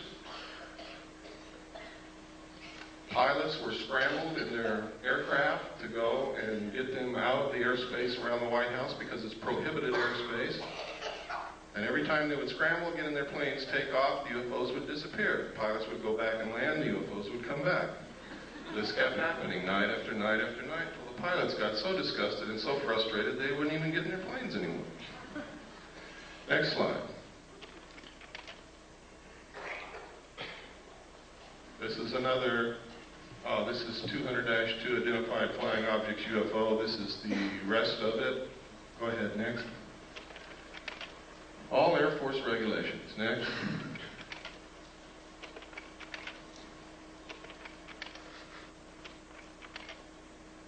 Okay, I told you earlier about implants. Let me show you where these implants are being found in human beings. We don't know who's putting them there. The people who are being abducted are telling us that they are alien extraterrestrial beings from outer space. They all tell the same story. They all describe the craft exactly the same. They all describe the beings in the craft the same. They all have describes the same things that have not been made public knowledge, and they don't know each other. And these are people from all around the world. One of the best abductee researchers that I know is here in this room with us, Robin Quayle. One of the implants is inserted up through the nose and is lodged next to the optic nerve in this region. Another implant is inserted beneath the skull cap next to the medulla oblongata in this region. Another implant is found subcutaneously behind usually the right ear and can be seen and felt. I always like to watch everybody feel behind their right ear when I say that. Implants have been found in the wrist, in the calf, and in the lower arm. Next slide. Now, this is very strange because just before these began happening and after we began finding these implants, we began noticing newspaper articles like this. Computer chip implants can help find lost pets, and it goes to outline how this happens. And it tells us that the sheriff's department or the police department in the cities are given electronic equipment to communicate with a satellite that the government has put up. And if you put an implant in your pets, this satellite can find your pet wherever it is when it's lost, and your local law enforcement people, by tuning into this satellite with their electronic equipment, can tell you where your pet is and go get it.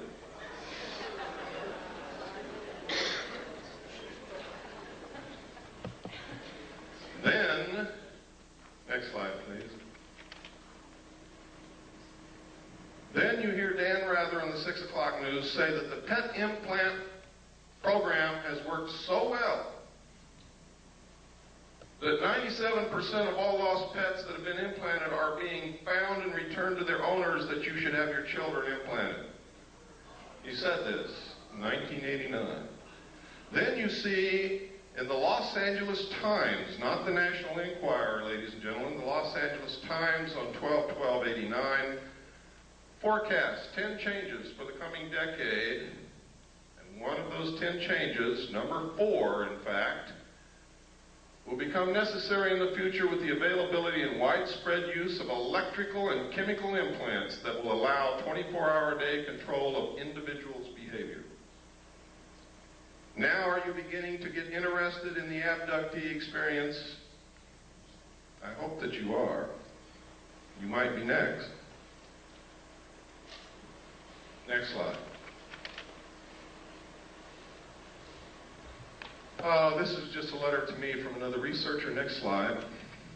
Who sent me this? It's in my book. It's the Foreign Broadcast Information Service, Foreign Press Note. Foreign Broadcast Information Service is a division of the Central Intelligence Agency, which monitors foreign broadcasts on radio, television, military, civilian broadcast waves, and gleans information.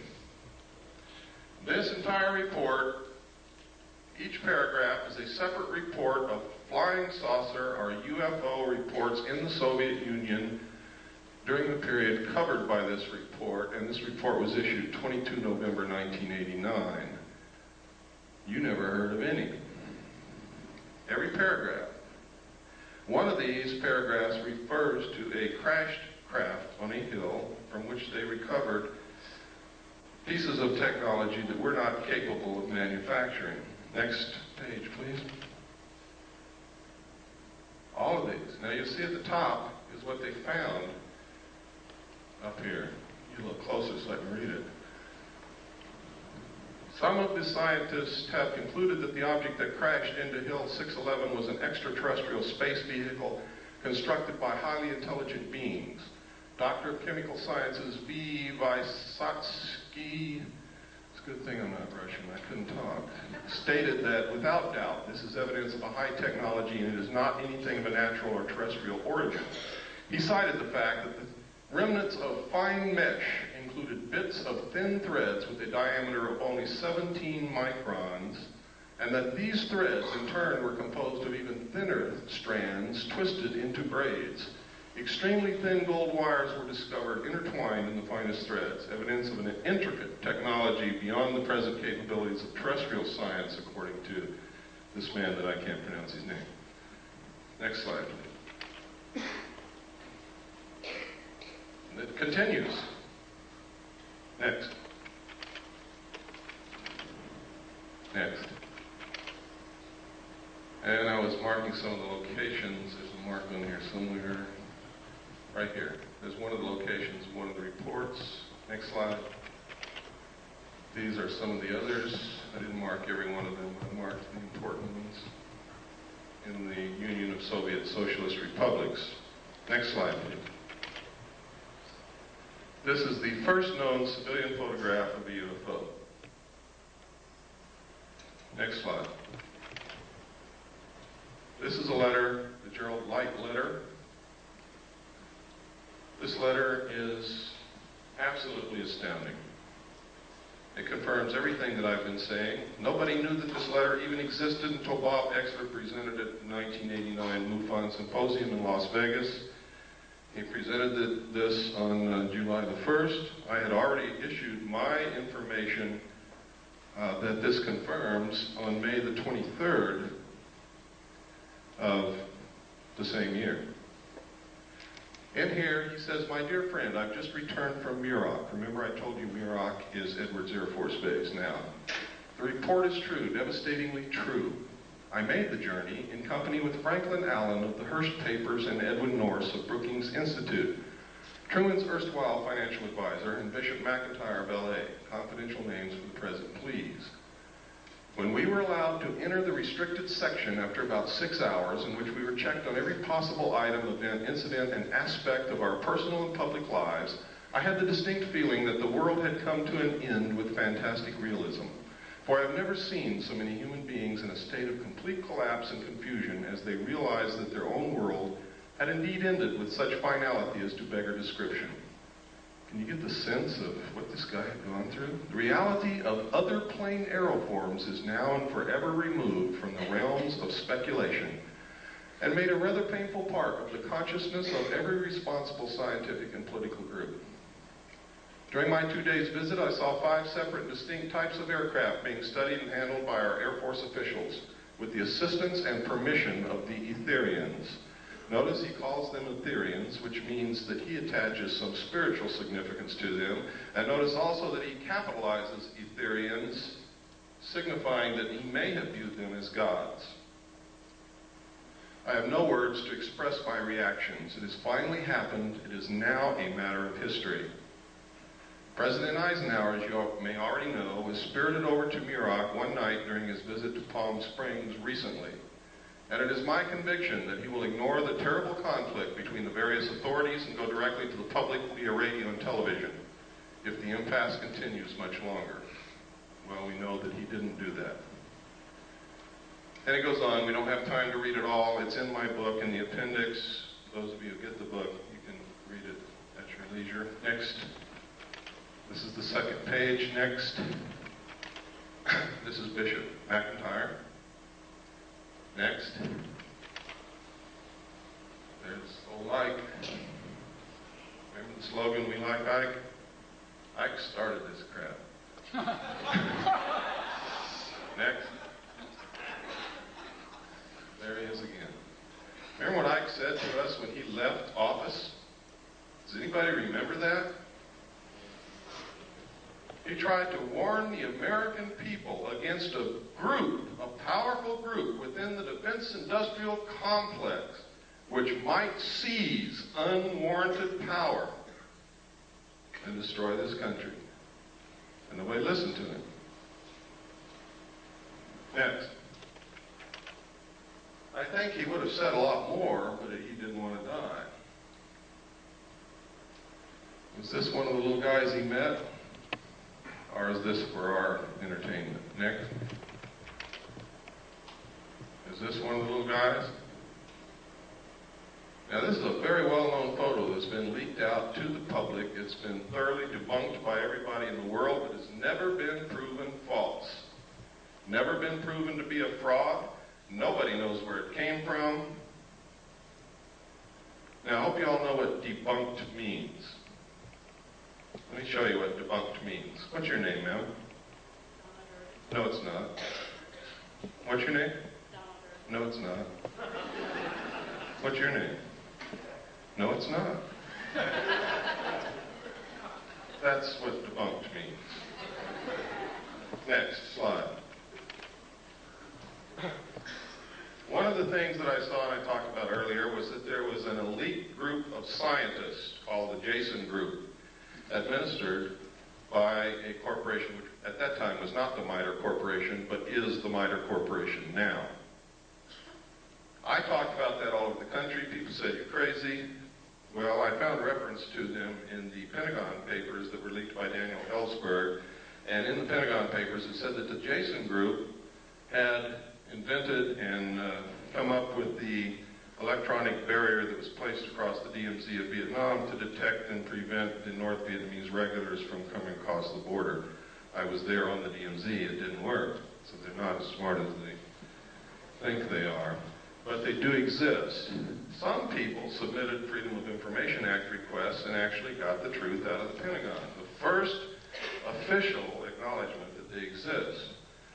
We submitted one and got it, but what I'm going to show you is not what I got, because people always doubt what I get, so I'm going to show you what somebody else got. Richard Whitmire of the Gannett News Service published this in the Olympian in Washington, and this is what he found. Next slide. He found that these guys are incredible. They have the highest security clearances in the nation.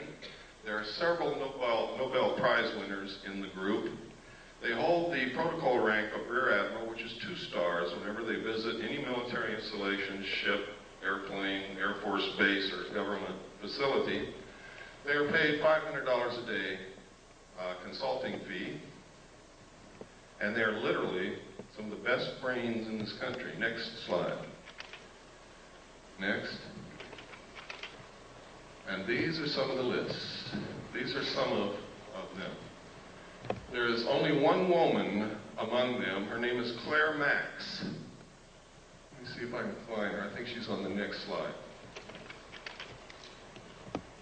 There she is, Claire E. Max, Institute of Geophysics and Planetary Physics, Lawrence Livermore National Laboratory. What do they need with a planetary physicist in a government consulting group? Next. Next. I always try to point out what's happening with women because I'm very sensitive to women's needs nowadays.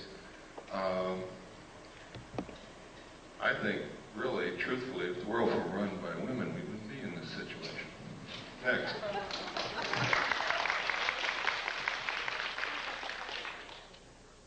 This is Bob Exlert's idea of what the cover-up structure looks like.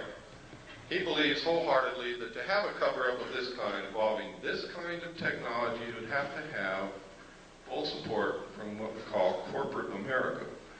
Now, this would be very easy in this country because who is corporate America? It's literally the Council on Foreign Relations. And I'm going to show you later that not only is this possible, it's probably absolutely right on. Next. Next, we've already looked at this. This is a piece of film that was sent to Leonard Stringfield, who is another researcher, who, the person who sent this film said that this was an alien extraterrestrial body recovered from a craft that had been burnt. I've looked at this at every angle that I possibly can think of, and I can't tell what in the world it is, except that you can sort of get a sense that it's probably biological something. Next. This was also sent to Leonard Stringfield, and the same thing was purported to be said. They said that this was the burned body of a crashed extraterrestrial being from a crashed spaceship.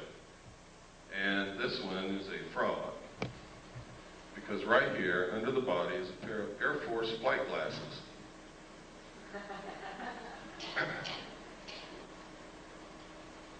I've seen enough of those in my life to know exactly what they are. Next. This is an official U.S. The newsreels captured it. We went down to watch Roy Rogers on Saturday morning, and they showed us this thing hopping around the flight line in front of a bunch of reporters in bleachers, and it never went anywhere. It just sort of hopped around, and the pilot had this incredible, terrified look on his face. Next slide. This is a photograph taken at a junkyard at a, I believe it was White Sands test range. Nobody knows what it is. Looks like a mad welder went wild. Next. This is a photograph. It's supposed to be able to learn how well parachutes of different designs work with this thing. Is that true? I don't know. Next. This is another one. We couldn't figure out what this is used for. We compared the shape and the size of this to the known nose cowlings of large aircraft, and we haven't been able to find anything that it fits. But there's a lot of experimental aircraft that you never get to see, so that doesn't mean anything really. Next. These are photographs of 3 UFOs, or actually 4. One's almost out of the photograph up there, over a power plant. They seem to really like power plants. They're seen a lot, especially around nuclear power plants. If my theory about the cattle mutilations is correct, that might explain it. Next slide.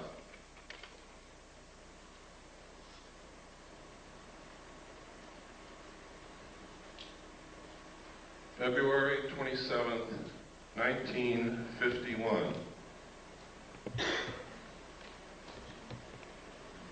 Isn't Lassie beautiful? Next slide. This advertisement was in this magazine.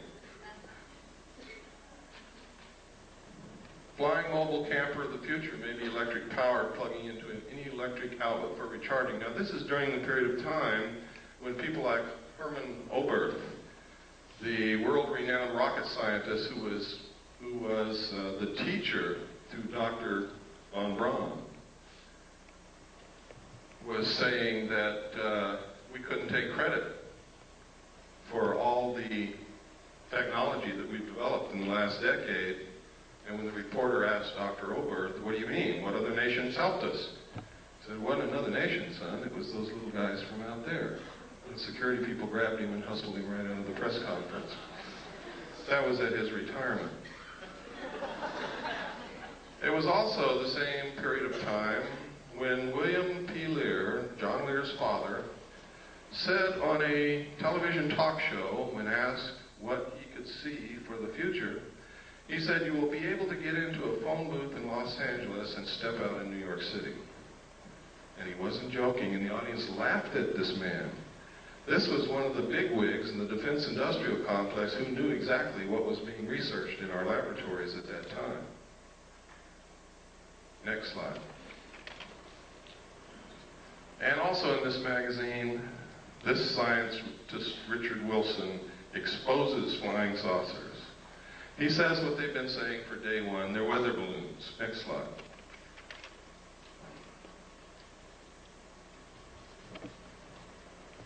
Albert Einstein. If, in fact, extraterrestrials were real and we had recovered that technology, I'm sure that Albert Einstein would have known about it, would have been in on it in one way or another. Next slide. And he may have known about things like this, the proceedings of the Lunar and Planetary Exploration Colloquium. May 13th, 1958. Look at that date because it's very significant when you look at what's in this book. And I'm going to only show you a few pages. I've got this book at home. I can guard it carefully because it's the only copy that's ever been able to be located, and I've got it. Introduction to the initiating group, scientific aspects of the lunar surface. How did they find that out? The physical characteristics of the lunar surface. The geological aspects of the interior of the moon. Evolution and nature of the lunar atmosphere. Didn't someone tell us that there was no lunar atmosphere? Isn't that correct? Or was I not paying attention that day? Next slide. In this paragraph, they say the introduction to the initiating group is that this is a lunar-based planning group. And then it's going to be attended by the RAND Corporation, by people from UCLA, by North American Aviation. Next slide, please. You can see that this colloquium took place between May 13th, 1958 and April 25th, 1959. Next slide. Next. Here's another contents of a separate section of the same document. The chemistry of the moon, chemical resources on the moon, power for a lunar colony, where to land on the moon, observations on Mars and Venus. It doesn't say observations of Mars and Venus. Gamma-ray spectroscopy of the moon's surface, program of lunar and planetary experiments, and the crater Linnae, which is very important, ladies and gentlemen, because the crater Linnae has completely disappeared from the surface of the moon. You cannot find it. It's as if bulldozers have covered it up. Next slide. But in 1958, in this document, there may have been someone on the moon at that time. Next slide. Are orbiting the moon who took these photos of the crater Linnae. What's so interesting in the crater Linnae? Why did they have that in their colloquium? Well, there's a couple of things. One is this right here. Look at the crater. See the crater? See where the shadow is? And see where the sun is? There's another crater. See where the shadow is and where the sun is? That means this is not a crater. This is something sticking straight up from the surface or coming out of the surface of the moon. The caption in the photograph said that this is gas escaping from the interior of the moon. But there's even something even more interesting, and that is in this crater there is a dome. And in this crater there's also a dome. These are both the same photograph taken with different filters. Next slide. Now supposedly we had nothing up there in 1958 and 59 orbiting the moon, and there was nothing on Earth that could take a photograph like that from the Earth.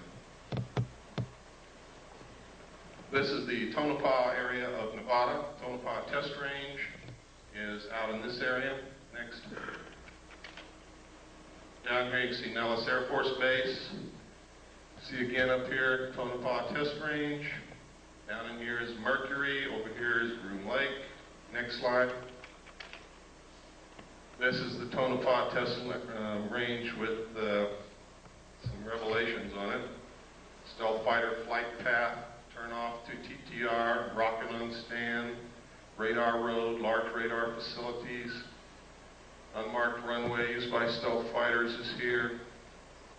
We could go on and on, but we don't have the time. Next.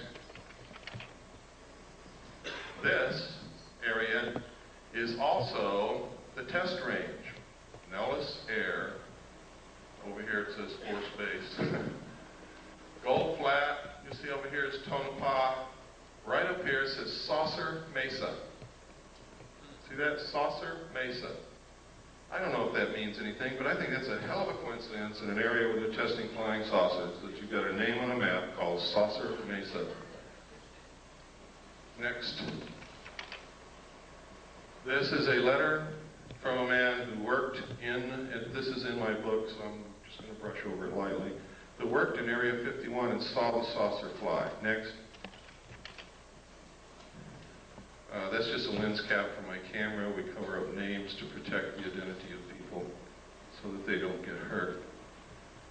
But in here, he talks about seeing crates labeled Project Red Light. Project Red Light is the name of the project that I saw that flew, crashed alien discs in the technology that we had for flying saucers.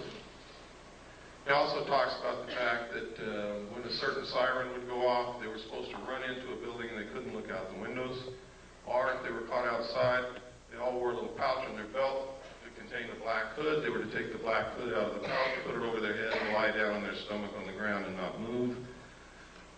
Next. And he goes through, he talks about, he says he saw the pilots, they were human, and they were just slightly larger than he was. Next. And next. This is a photograph of one of the craft flying above Area 51 in Nevada. Next.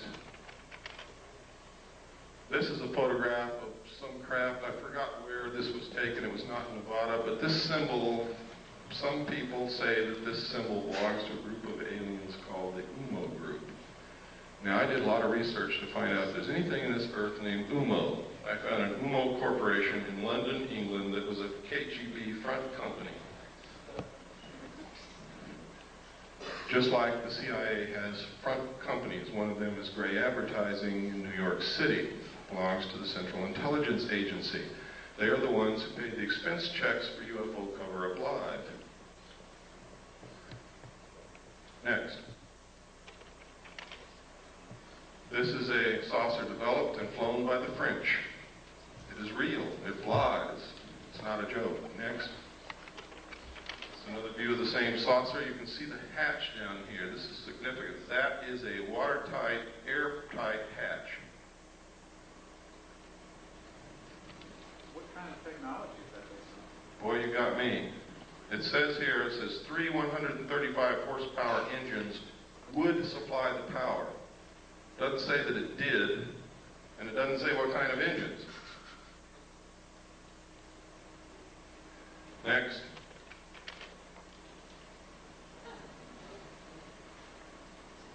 Now, if you remember, not too long ago, Jackie Gleason's wife, after he died, released an unpublished manuscript, and in it, she says that Jackie Gleason told her that he was asked to accompany President Nixon to Homestead Air Force Base, where President Nixon showed him dead alien bodies in a morgue. Jackie Gleason was very much interested in UFOs and all of that kind of stuff, and he was a friend of President Nixon. Nobody knows if the story is true, but I don't think his wife has any reason to lie to us. Why would she want to discredit her dead husband with something ridiculous that wasn't true? Next. And that was the cover of this magazine, June 14th, 1955. Next. In which this story appeared. This was information leaked by a general. And he gave them a scoop. These are actual drawings of a United States Air Force flying saucer. Tells how it worked. Shows the air base of the future. And what is it? I'll be damned if it isn't an underground base. Where they can go in and out this way, out cliffs like they do under the Archuleta Mesa near Dulce, New Mexico, or up out the top. What a coincidence. Next.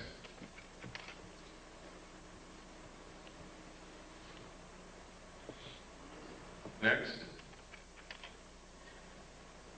As it evolved into this. Here we are again at the Nevada test range. Next slide. Now, this is Broom Dry Lake right here. Notice it says danger. Right up here is where the 29.5 mile marker is.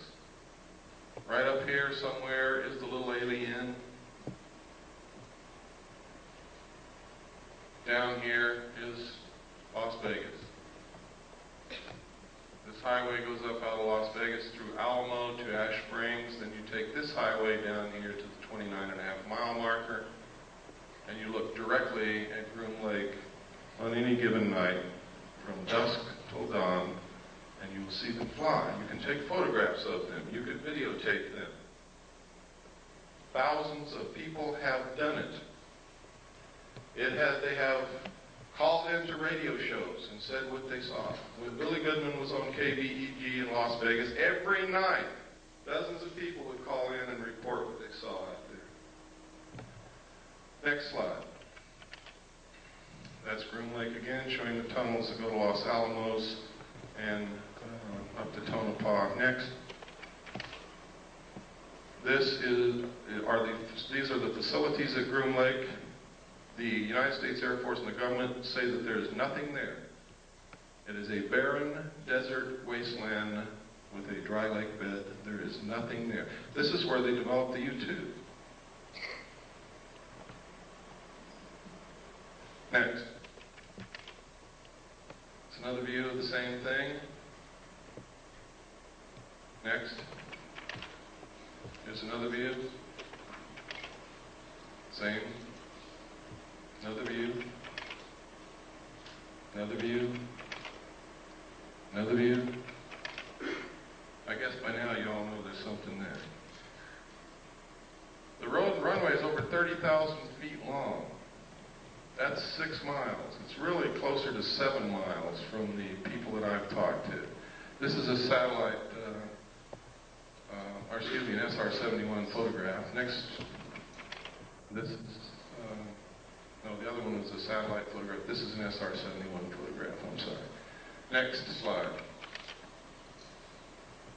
And this is what we've been able to identify as being there. The runway was built in 4 phases. They have a TACAN, which is a tactical navigation tower, navigational aids, access road, refueling ramp, tank farm. Tank farm is fuel tanks.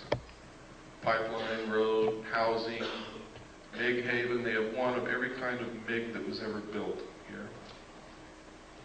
Power lines, water supply. This is a National Security Agency, CIA satellite intercepting dish antenna. Next. This is one of the underground tunnels. We found a publication, we'll look for something called Project RAND, which turned out to be a deep underground symposium hosted by the RAND Corporation and attended by some of the biggest defense contractors in the country. And in it were these photographs. Next. The date of this symposium in this publication was 1959. Next. Next. Look at that drill bit, ladies and gentlemen. In this, they said they had the technology to drill a tunnel 45 feet in diameter at the rate of 5 feet per hour. No one knew this technology existed at that time. We thought the Hughes drill bit that drilled for oil was the greatest thing since butter. Next. Look at that. Next. Now you know why Howard Hughes knew almost everything. These were developed by the Hughes Tool Company. Next. Next. Next. What kind of engine turned these things? In the symposium report, it says, just as airplanes, ships, and automobiles have given man mastery of the surface of the earth, tunnel boring machines and shaft sinkers will give him access to the subterranean world. What in the hell are they talking about? And construction of underground facilities. I also saw in the documents that there were underground bases all over this country, specifically in the Four Corners area of Utah, Colorado, Arizona, and New Mexico. Next. Next slide tray. You got to go back to the beginning. Okay, next slide tray. Everybody, stand up, take a stretch so you don't get kinks in your muscles.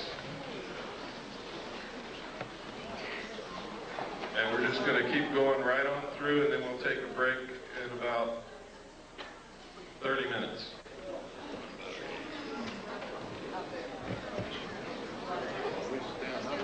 Wrong, and you need to help us find out what the truth is. I don't pretend to know all the truth. I think I have some of the answers. I think I have reached some pretty good conclusions, but again, those are my conclusions, not yours.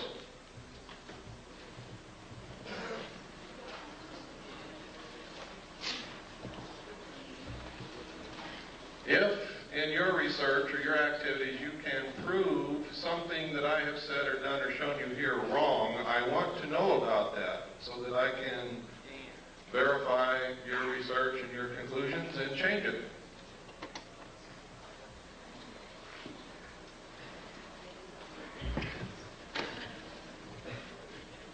Just go ahead and put the first slide on.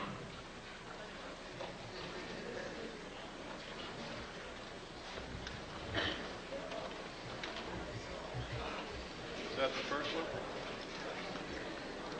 That's backwards. Backwards? I think so. Is it first? Forward button. Okay, go back to 0. Go back to 1. Is that 1? Okay, go to 1. That's the last one. Okay. Should be number 2. Okay, when we began to research this underground stuff and these tunnels, we found newspaper articles that stated, this is the Los Angeles Times, Wednesday, June 28, 1989, the secret of Moscow's underworld. Moscow also has tunnels under it, as does much of the Soviet Union. And next slide. Next. This is the Dulce, New Mexico area. Let me get my little wizard zip gun here. This is the small town of Dulce, New Mexico. Everybody is making a big mistake calling this the Dulce base, the Dulce underground base, the Dulce papers, the Dulce this, the Dulce that. It causes confusion. I don't know how many people have gone to Dulce, New Mexico, walked all day around that little town, and have come back and said to me, there's nothing in Dulce, New Mexico. And they're absolutely right. There never was. Except some very nice people who are terrified. North of Dulce, however, there is an area called the Archuleta Mesa, up here.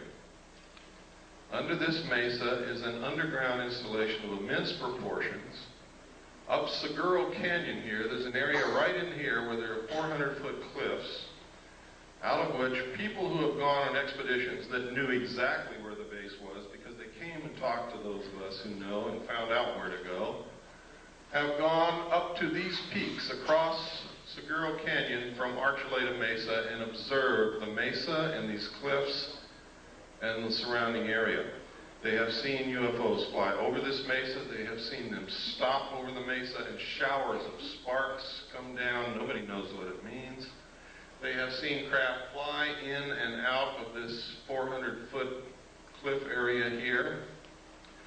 They have seen strange marks on the ground from the air. They have reported during the night hearing what sounds like CB radios or police radios coming from in this area. And I'm sure you've all heard what that sounds like. But there's nothing up there. There's not supposed to be anything up there. The old-timers who live in the area will tell you that, and that's on the Colorado side up here, the old-timers who live up here on the Colorado side, will tell you that back in the 50s, there was a logging road built up in there, and logging trucks went back and forth every day, but they never brought out any logs. Next slide. This is the Colorado side of Archuleta Mesa. Here's the logging road that they built. You can see it. Went all the way up here and then up into the mesa. It's not being used now. This is all under the Jicarilla Apache Indian Reservation, and Archuleta Mesa is considered to be their holy land, their holy ground. It's an excellent security proposition for them. They didn't have to build fences or anything. The Indians keep people away.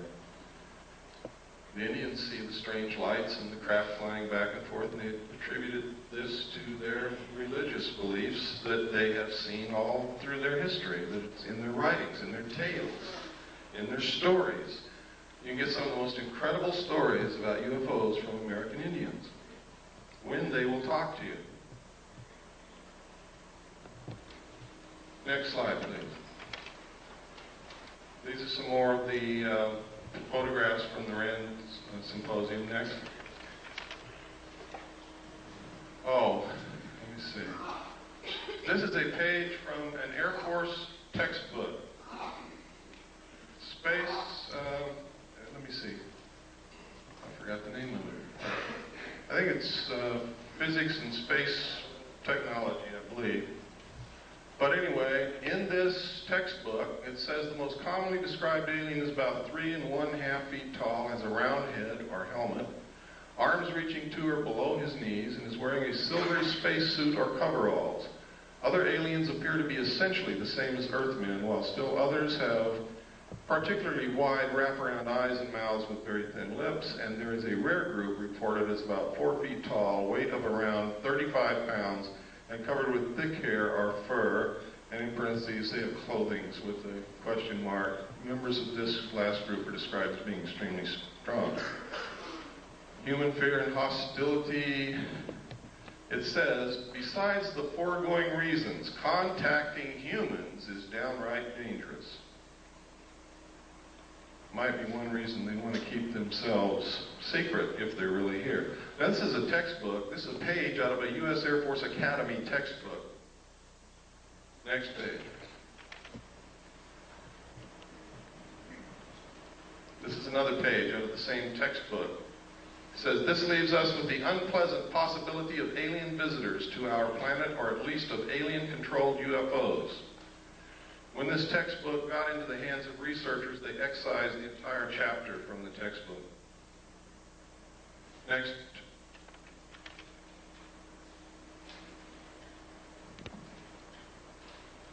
See if the name is on here. Nope. Okay, next. This is Janet 146D. You want to know why people don't report these things? Want to know why more airline pilots don't speak up? Why more captains of ships don't speak up? It's because of Janet 146, Joint United States-Canadian Communications Instructions for Reporting, and notice it says vital intelligence sightings. Now, in this regulation, it says, if you make this report, you can be thrown in jail for talking about any of the information in the report. You can be fined. You can lose your license. But if you don't make the report, it's okay to talk about it. Next. And this just goes through telling you what's in here. Next. Next. Next. Wait a minute, go back to the last. Oh, here we go. Stay on that. Unidentified flying objects. Just want to make sure that you know that this specifically stated in this report that they are to be reported. Next. Okay, let's go through this. Go ahead. And go ahead. We just don't have time to cover every paragraph and all of the pertinent information. Go ahead. Keep going. Keep going. You can see how extensive this is. Keep going. Keep going. This is some footage that I put in here because someplace I get to where I'm going, and they have assured me they will have a video projector, and they don't. So you'll see a little bit on Kennedy assassination here. I use these photographs because this man was extremely human and photogenic and charismatic. So much so that if you hated his politics, you still couldn't help like John Kennedy. Most of the pictures you're going to see came out of this magazine, next, this magazine, next, and this book, next.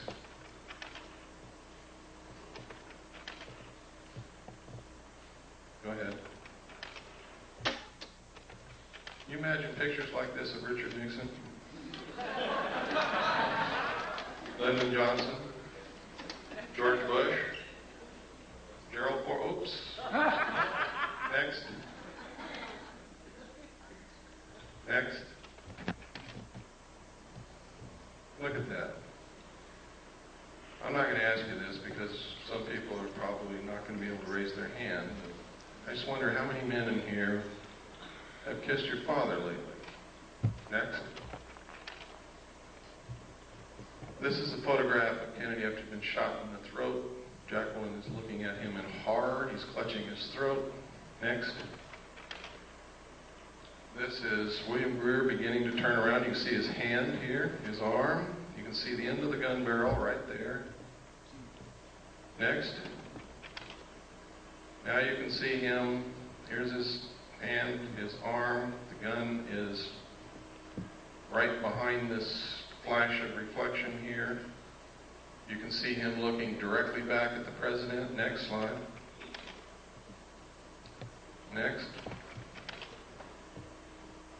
Now, you can see the top of Kellerman's head right here.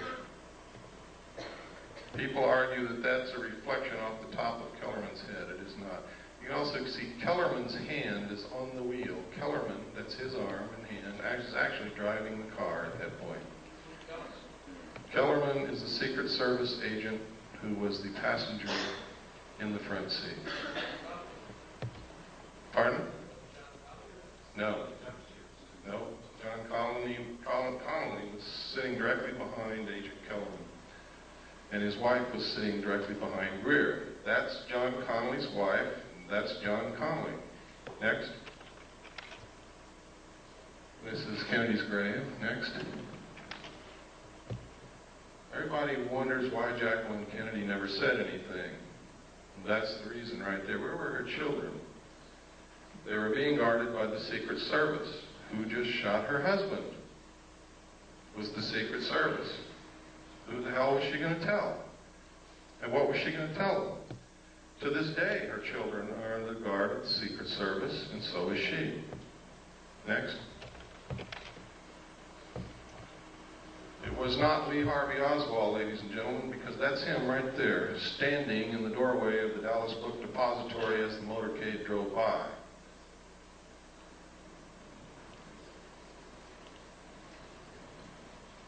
The Central Intelligence Agency has agents in the civilian community writing books and making statements to keep you confused. They will tell you that's not Lee Harvey Oswald, it's somebody who looks like him. What was Jack Ruth's part in? I don't know, but he certainly had a part. Next. There he is again. Lee Harvey Oswald. We have done body proportion measurement comparison. We have studied the clothing. We have studied the jawline, the features of the face. Next. And it is Lee Harvey Oswald.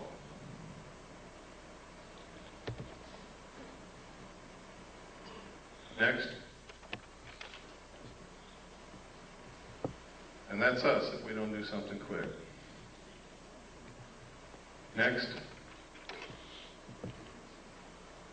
Now, everybody wants to know, why do we have to have a one-world government? Why is it that they won't let us have these things that we know will cure disease? Why are they so hard on homeopathic medicine? Why this, why that, why this, why that? It's simple, folks. Once you really get into it, there is no doubt about it, there is a serious population problem. At the end of World War II, or actually during the war, they did a study to try to determine the effect of the returning soldiers from the war upon the economy. What these people who made the study projected was that there was going to be a whole bunch of babies born. They did a study again in 1957, which stated that the exponential increase of the population would ensure that the population would double between 1957 and 1990, and it did. They said that if something wasn't done, the increase in the use of insecticides, toxic chemical waste, effluent sewage, the pollution of the air, the use of fossil fuels, the use of timber, the increased need for raw materials was going to put us in a crisis, because they said that if something wasn't done to stop the growth of the population would double again 28 years from 1990.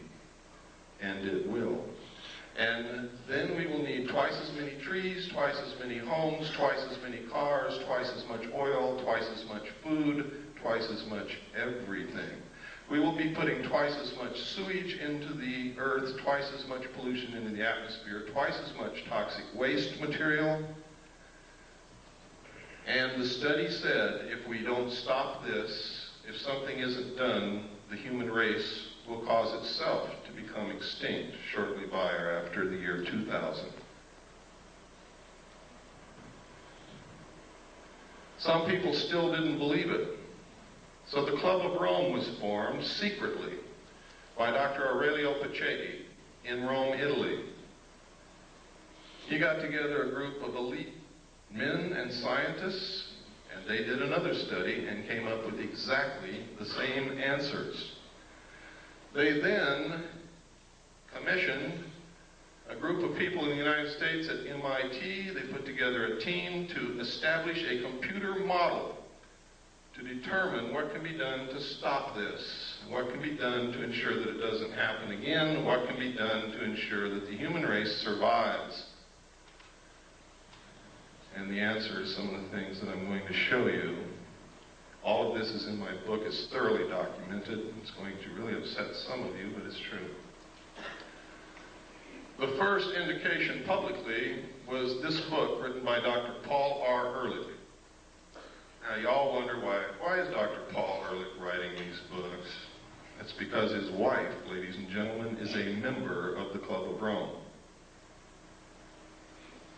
Next slide.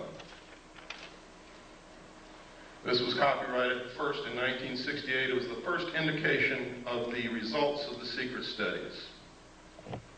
This was published by Paul Ehrlich. Next. It says here, probably accurate to say that if all the food produced in the world today were in some sense equally distributed, that everyone would have an adequate diet.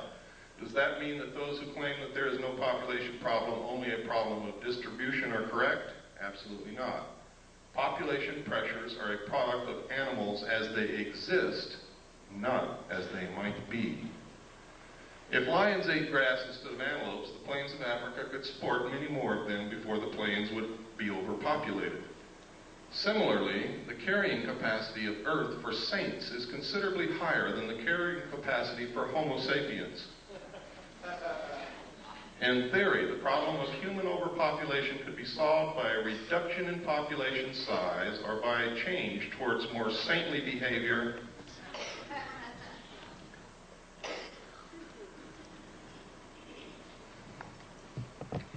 The current situation of global overpopulation is so serious, and the built-in potential for further population increase is so great, that the only sensible strategy for humanity today is to end population growth and start a population decline as rapidly as is humanly possible, simultaneously striving to achieve a more equitable distribution of the food and other goods of this planet. Limiting births and increasing social justice are not alternative strategies to preserving society. They are, ladies and gentlemen, necessary complements. Next slide. Now, here is the key. In this book, Paul Ehrlich told us that they had already decided on the solution because they had tried zero population growth and we didn't buy it. We didn't buy it. It worked in some small areas, but it didn't work in many, and it certainly didn't work worldwide. This paragraph tells you everything that you ever need to know about what is happening today and will answer a lot of your questions. Basically, then, there are only two kinds of solutions to the population problem. One is a birth rate solution, in which we find ways to lower the birth rate. Didn't work. Didn't work. The other is a death rate solution, in which ways to raise the death rate, war. You asked me about the Middle East. You asked me about what happened to Iran. You asked me about El Salvador. You asked me about Nicaragua. You asked me what's going to happen in the future. This paragraph tells you what's going to happen. Famine, pestilence, find us. They have just shut off the water to all the farmers in the San Joaquin Valley. They produce 50% of all the vegetables that are consumed in this country. Do you believe that's an accident after reading this?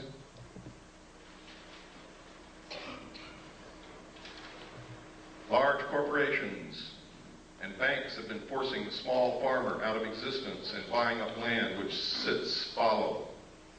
Do you think that's an accident? We have sold all of our grain to the Soviet Union. Do you think that's an accident? There's not 20 days supply of grain in this country if we needed it in an emergency. Now listen to this. The problem could have been avoided by population control, in which mankind consciously adjusted the birth rate so that a death rate solution did not have to occur. He's telling us, ladies and gentlemen, that they have already decided upon it and that it is in effect. Next. The next warning was the limits to growth. This was published by the Club of Rome. Next. The conclusions are, and this is only what they've revealed to the public, what they told to the power elite of the world is an entirely different story and is much more radical. If the present growth trends in world population, industrialization, pollution, food production, and resource depletion continue unchanged, the limits to growth on this planet will be reached sometime within the next 100 years. The most probable result will be a rather sudden and uncontrollable decline in both population and industrial capacity. And what they don't say here that they said in the secret report is that the masses of people in the world will result to the overthrow of their government and anarchy will reign as they try to feed themselves and their families and find jobs. It is possible to alter these growth trends and to establish a condition of ecological and economic stability that is sustainable far into the future. The state of global equilibrium could be designed so that the basic material needs of each person on Earth are satisfied and each person has an equal opportunity to realize his individual human potential. Who would suffer the most under such a plan? Not the rich, ladies and gentlemen. They are in control. It's going to be us. Americans consume most of the raw materials in the world. 50% of the energy supply is consumed in this country. We pollute the earth more than any other nation. It is us who are going to have to go back and live like our ancestors did, and they're going to make us if we don't learn how to do it on our own. I'd rather be a volunteer than a slave. I don't know about you. If the world's people decide to strive for the second outcome rather than the first, the sooner they begin working to attain it, the greater will be their chances of success. And down in the last paragraph, something really important. These conclusions are so far-reaching and raise so many questions for further study that we are quite frankly overwhelmed by the enormity of the job that must be done. We hope that this book will serve to interest other people in many fields of study and in many countries of the world to raise the space and time horizons of their concerns and to join us in an understanding and preparing for a period, and listen to this because they're not kidding, it's coming very soon, for a period of great transition, the transition from global to global equilibrium. Henry Kissinger said when asked what he foresaw for the coming decade, he said, everything will be different. There will be a new world order. Many will suffer. For those who survive, the world will be better. And the last thing he said, we will have the world we have always wanted. Now, if you know anything about Henry Kissinger, he never wastes words, and he knows what's going on. Next.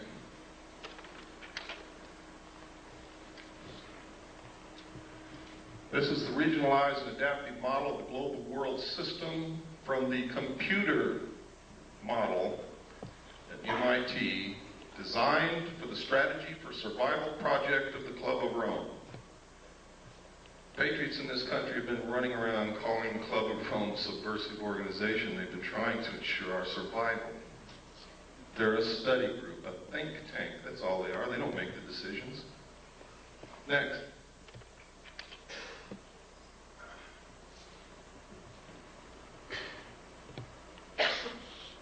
We don't have time to go through all of this, but it's in my book. That chapter is going to be the most interesting chapter that you're going to read in my book. And everything that I say in there and here is thoroughly documented. Next. And next. And next. These are the New World regions. There is already a new constitution has been made for the United States of America. It's called the New States Constitution. It was paid for by your tax dollars over a 10-year period. It was developed by the Center for Democratic Studies in Santa Barbara, California, and it cost $25 million. The entire Constitution is also in my book. Next. You could see by there, Region 1 was the combination of the United States and Canada, and that's the real reason for the lowering of the trade restrictions between the United States and Canada. We are fixing to be merged. Next. And next. There are 10 regions in the New World Order, and you are looking at them now. Next. Next. What's one of the answers? Alternative 3. I also saw documentation, and I've already shown you documentation on slides, that there may have been somebody in the moon in 1958, and I can tell you right now, there is a base on the moon. We are attempting to colonize space because if their attempts to control our greed and our wastefulness and our destruction of this earth do not work, the only hope for the survival of the human race is colonization of other planets.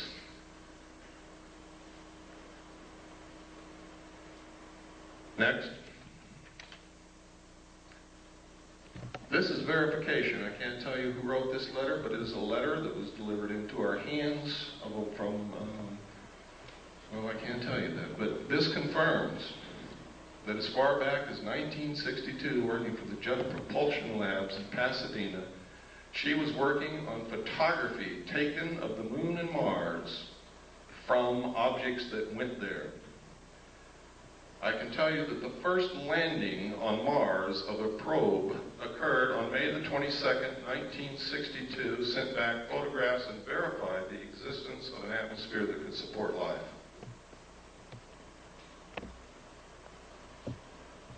This woman was married to a man. She says in this letter, his function was to design domed modular living facilities, next slide please, for colonies of Earth scientists to be stationed on the moon and then Mars. It was called Project Adam and Eve. We didn't get this letter, ladies and gentlemen, until August of 1989.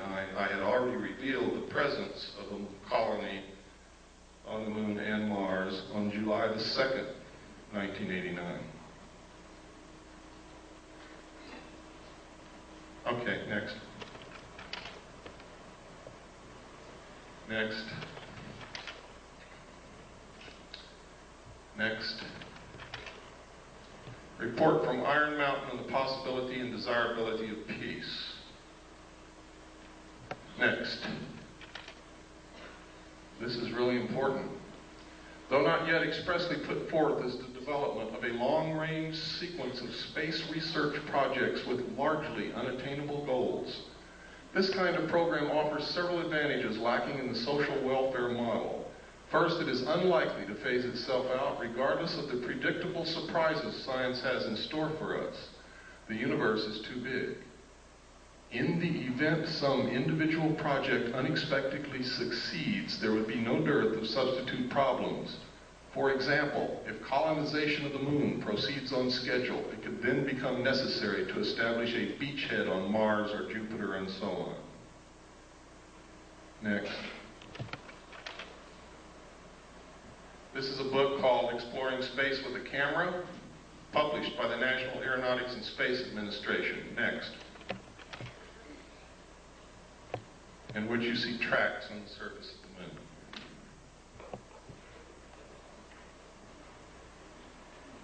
Now I want you to notice where these tracks go. They start way up here.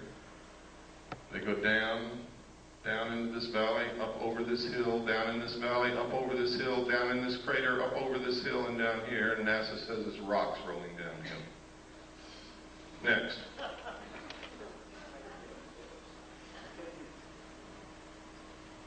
Next. Here's another one. Look at this. It goes way down in this crater, up here, over here, down in this little crater, up, down again, and stops right there and makes a long shadow. Next. Here's another one. So whatever was making those tracks was still there. Yes. Next. Look here. Look at those tracks. Look at that object and look how big the shadow is. Here's another small set of tracks here. Goes out into the washout and the light. And here's another one. It comes up out of the crater and down here. And there's the object casting a shadow. Rocks rolling downhill. Next. These are official NASA photographs taken right out of a NASA publication. I didn't fake them. You can go get the same book and look at them yourself. They told us there's no water on the moon. I guess that doesn't call for any comment, does it? Next. This is another book that we had to get because they had pulled it off the shelves when they found out what was in it, and another one also. Also printed by NASA. Next. There's the title page. Next. And this is the other one, Atlas and Gazetteer of the Near Side of the Moon. We have located one in the library of the Jet Propulsion Laboratory, which the title is The Lunar Base, and we are trying to get someone in there to photograph it now. Next. Next. Next. Right here, you can see a machine inside the crater throwing dirt out of the crater, and right there you can see a saucer sitting on the rim. Over here you can see a crater that's already been artificially mined and is just left vacant. Next. That's another view of it. You can no longer see the disk that was sitting on the rim. It's gone. Next. Pardon? I don't remember. We've already passed that page. Does everybody want to go back to it? Got to be quick. Go ahead. Next. Down in this crater, you see all kinds of artificial objects. We have no idea what they are. They are not natural. It's really strange. You can see here a building with a ramp coming this way and then up to the top, and then a flattened off top here and square corners all around it. You never find anything like that in nature anywhere. There are other objects, I won't go into them. That is the most obvious. It has square corners all the way around. Next. Here you can see the antenna from the lunar orbiter here. Look at these weird things in this crater over here. These are the ones we just looked at, and that's where the mining is going on, or what appears to be mining up there. And this is the artificial crater that we looked at. All of the other photographs that you saw were macro photography taken from this photograph out of the book. Next. Anybody see anything strange there? It's right out of the book, folks. Don't see anything strange? What's that? Next. I don't know. What is it? Give me the next slide. What is that? Give me the next slide. Okay, go back one. This looks exactly like a B-24 Liberator bomber. Is it? I don't know. Look over here. Here's another one. There's a wing, there's a body, there's a tail section. Small plane. Next. Look here. See this mountain that has been shaved off the top is flat and there are 4 domes on it. Can you see it? Give me the next slide. I know there's somebody out there that's faking. They don't see it yet. Okay, give me another slide. Now can you see it? Right out of the book. Look at this dome here on this flattened off area. It looks like a piece of pie. There's a dome. 4 domes on this mountain. And we're talking from way, way up. Those domes are big, even though they look small to you. Next. This is the crater Kepler. Anything unusual there? Right out of the book. Look at this. You see those 4 domes lined up in a row right there?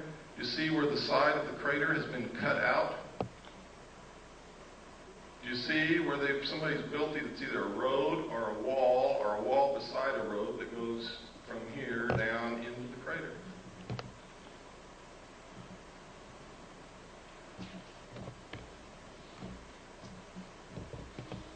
Incredible things in these books.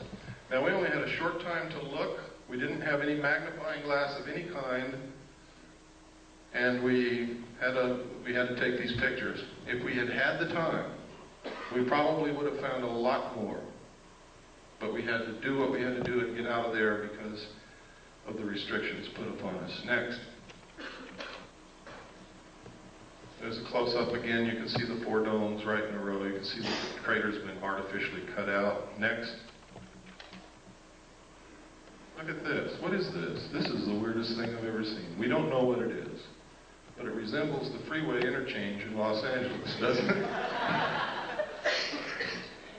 We don't know what it is. We didn't know what it is. But look what's in this crater right here, and you see it all over the moon. If you look real good in these craters, it's a big, giant, T-shaped object that can bend itself to conform to whatever it's sitting on, and you see them in all of these photographs. Next.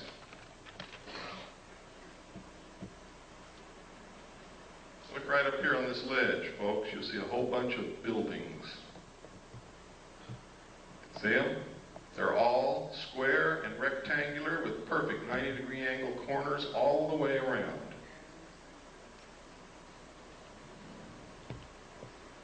Next. This is what we were looking at, the freeway interchange. I don't know what it is. I just call it that because... Next. Oh, go back. I'm sorry. There's something I wanted you to see. What is this? Next. And you can see that a little bit better there. Next. This is one of my favorite photographs.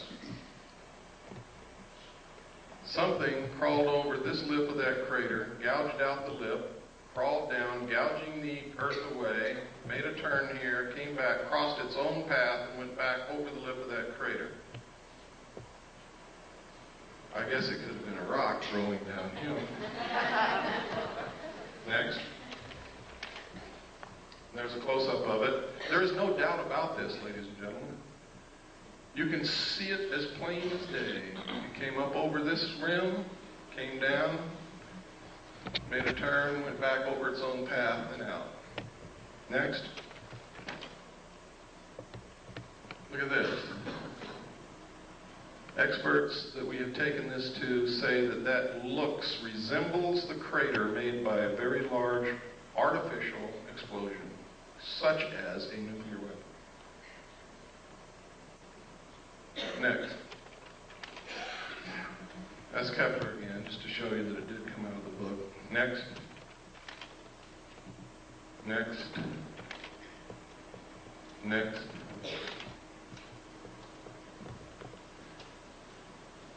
What was it? Oh, you can see these T-shaped things again. There's another one. You can see here an opening into the moon here, shaped almost like a triangle or a pyramid, and there's something parked right there. I have no idea what it is. There's another one up here, the opening, triangle shape, and something parked right there. Look here, there's another T-shaped object here, or cross-shaped here. There's a building right here, or what appears to be a building. Look here. Look at these tracks. Look at this. It has an arm coming out the side and something trailing behind it. Next. Look at it. Boulder rolling downhill. Next. I forget what this was. I think we were just looking at this strange, looks like somebody's been running around there with a bulldozer. We don't know what it is. Next. Can you see the clouds? Can you see the clouds in the lunar atmosphere, ladies and gentlemen? This is an official NASA photograph out of an official NASA publication, a book that they printed that shows clouds in the atmosphere of the moon. Next. Of course, we could be imagining things, but we're not, because you can see those clouds go over geological formations and over the rims of craters. Next. You ever seen a square crater? Next.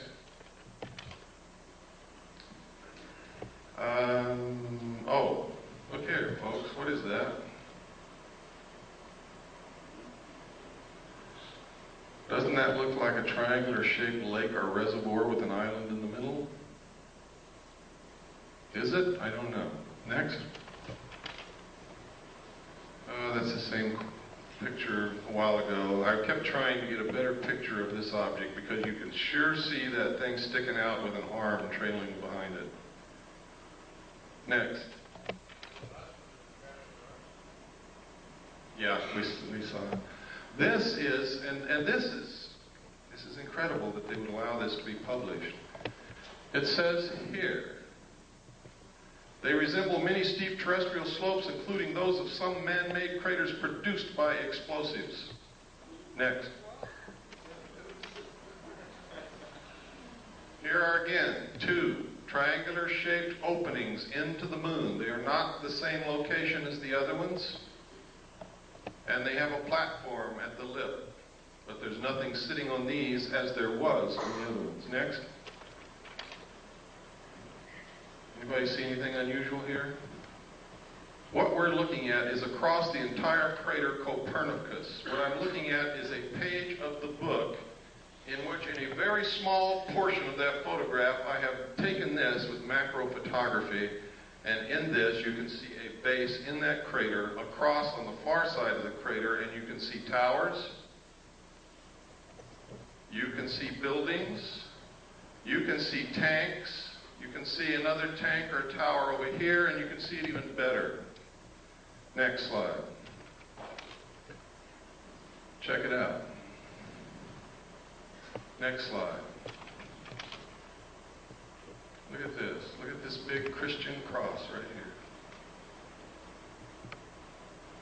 here. Look at these buildings here. Look over here. It looks like what's a building up under this ledge. These are all perfectly square corners. They do not occur in nature. Any expert will tell you that. Next. This right here is a pyramid, exactly to the same scale of the Pyramid of Cheops. This is a Christian cross. Now, this is so far away that this cross has to be hundreds of feet high. A rock. Next.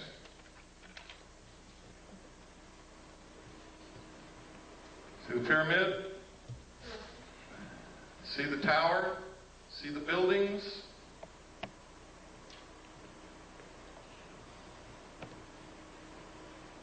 Next. Again, there's the cross. It is huge. You can see tanks right along here. They look like oil tanks. Here's another tower over here. See it? Next. Again, you can see the pyramid, you can see this tower, you can see the cross, you can see looks like a city here. These are buildings. All have perfect 90-degree angles, all over the place.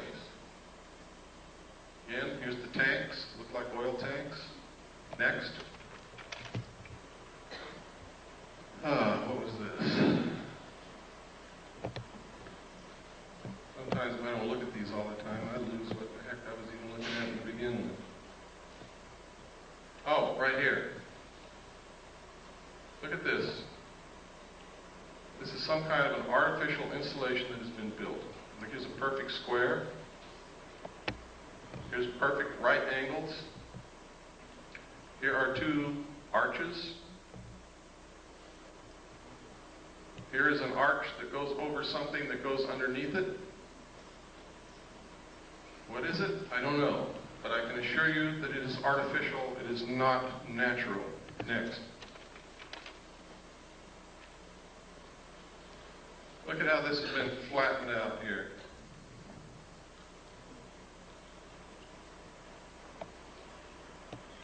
And I think there were some domes or something here, if I remember correctly.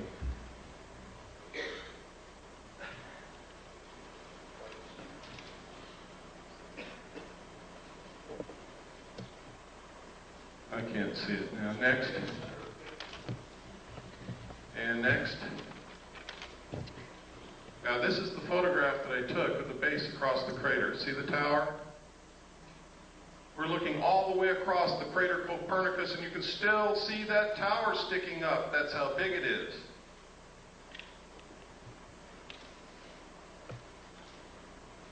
That's what caught my eye. And then I began to take macro photographs. It wasn't until we really developed the film that we knew that we had anything from that, because this is the photograph that I was photographing. That's why NASA put it in the book. They overlooked it. Next. That's Kepler again. Next. That's the crater Copernicus. That's the one. This is the photograph that I took the pictures over there. The last one you looked at was a close-up of about this area.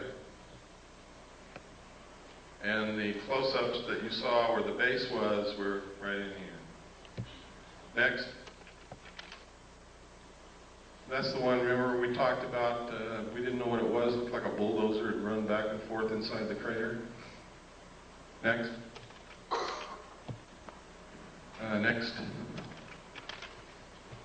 Next. Next. Boulders, downhill, moonquakes. There's the Christian cross. This is the base again. These are the buildings in here. Next. These are photographs of Mars, ladies and gentlemen. What you're looking at is agricultural terracing. Ancient agricultural terracing. You can follow each terrace all the way around. NASA says this is wind erosion. But NASA tells us that Mars doesn't have any appreciable atmosphere, only 1% as dense as Earth's. Next. Next.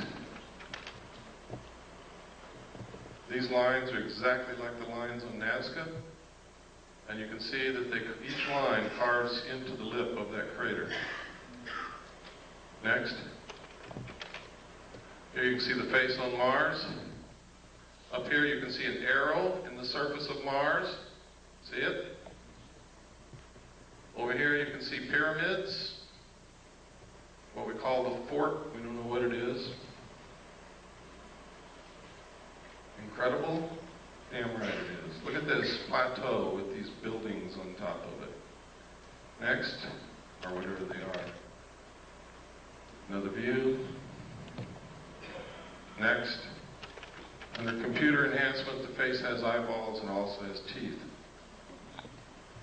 Up here, I was reading this book, which is the Encyclopedia of Space or something put out by NASA, and this covers Mars. And on here I notice this Mars airplane Robotic surface exploration, Mars airplane, what are they talking about? They told me Mars only has an atmosphere 1/100th as dense as the Earth, yet they're preparing to build a Mars airplane? Well, maybe my concept of a plane is wrong. Let's pursue it a little further. Next. There's an official NASA photograph of the Mars airplane that they intend to build.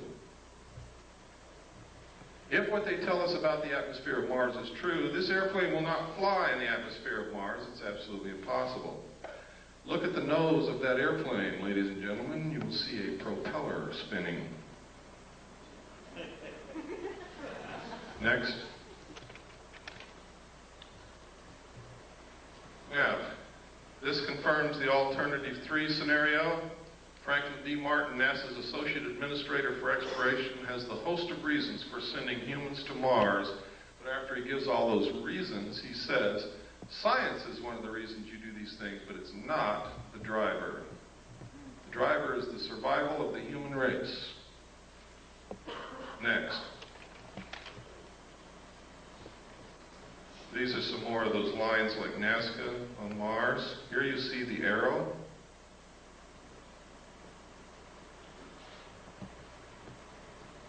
Next.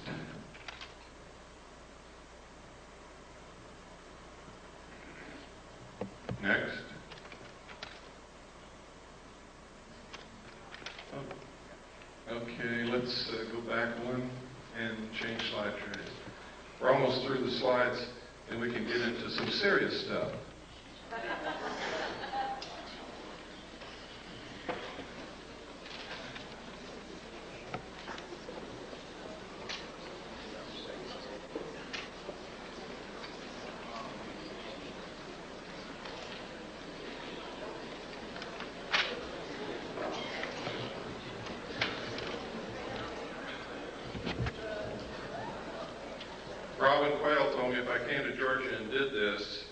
She would take me to dinner tonight.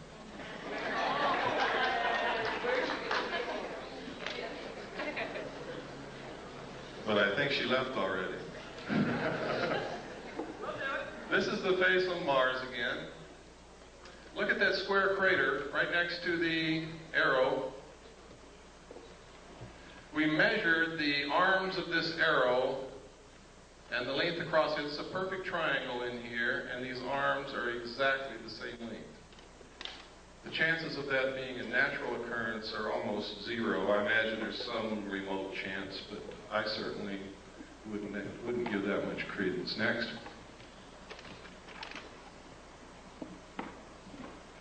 And look at this down here. It's almost boat-shaped, with what appear to be buildings on top. They may not be buildings. We can't get perfect 90-degree angles on it, but that could have been eroded away over who knows how many centuries. Next. The black dots. Those are places where the spacecraft was sending back the information and it didn't make it to Earth. They're not freckles, they're not painted dots on Mars, they're just where the bits of information didn't make it from the spacecraft to the Earth. Yeah, the face is approximately 1 mile across. Next. I really don't know, ma'am. I try not to guess at things, especially if it doesn't even remotely look like what we might guess it might be. You have to understand, when we're trying to interpret something totally alien to this Earth, we have to understand the concept of what the word alien means. What we might perceive as a landing strip might be a carnival to them. Who knows? Look at this. This is the Martian probe that we landed in 1976, I believe. And it took this picture of something flowing from up here down to here. Could be sand. Sand does flow under the right circumstances, or it could be water. If that's flowing water,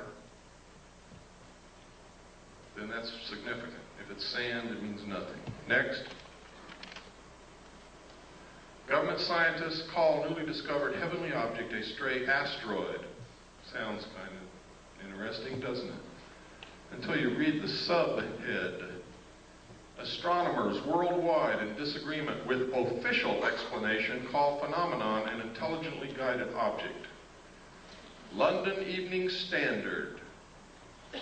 I think that's 7/10/60, page 3. Next. Now, if you won't believe all this other stuff, how many people in here believe that Gordon Cooper, the astronaut, is a credible individual? Can I see a show of hands? He's an astronaut. He's also a colonel in the United States Air Force. Now he's retired.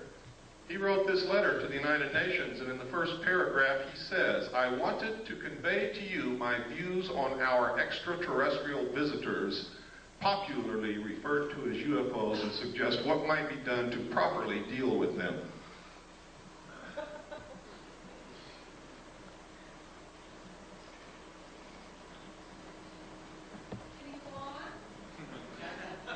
Certainly.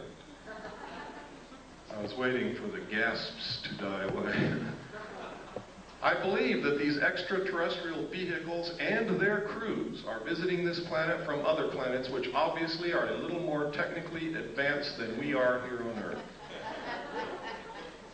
I feel that we need to have a top-level coordinated program to scientifically collect and analyze data from all over the Earth concerning any type of encounter and determine how best to interface with these visitors in a friendly fashion. What's another reason for a one-world government? I'll tell you why. If people can't get on a bus with black people without causing incidents, if they can't accept a Chinese person who moves into their neighborhood because they're a chink, how in the hell are we going to interface with a completely alien race from another planet?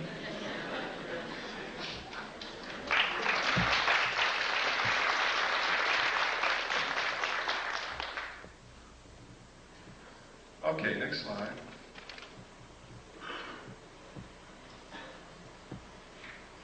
This is in my book too. A lot of this stuff is in my book with a lot of stuff that you're not seeing here. In fact, there's a lot of stuff in my book that nobody has ever seen before in their life outside the secret government.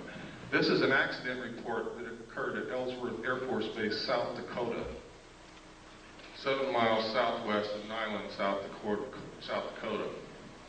They got an alarm situation that at a missile site called L9, there had been a security breach.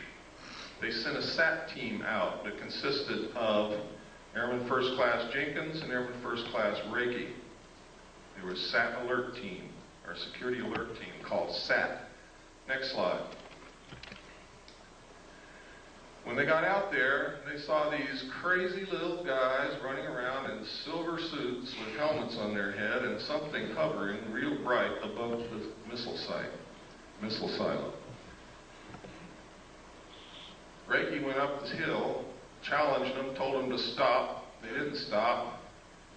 He raised his M16, and they blasted him with some kind of a light, melted his M16. They never even found a piece of it, and gave him second and third degree burns all over his hands and arms.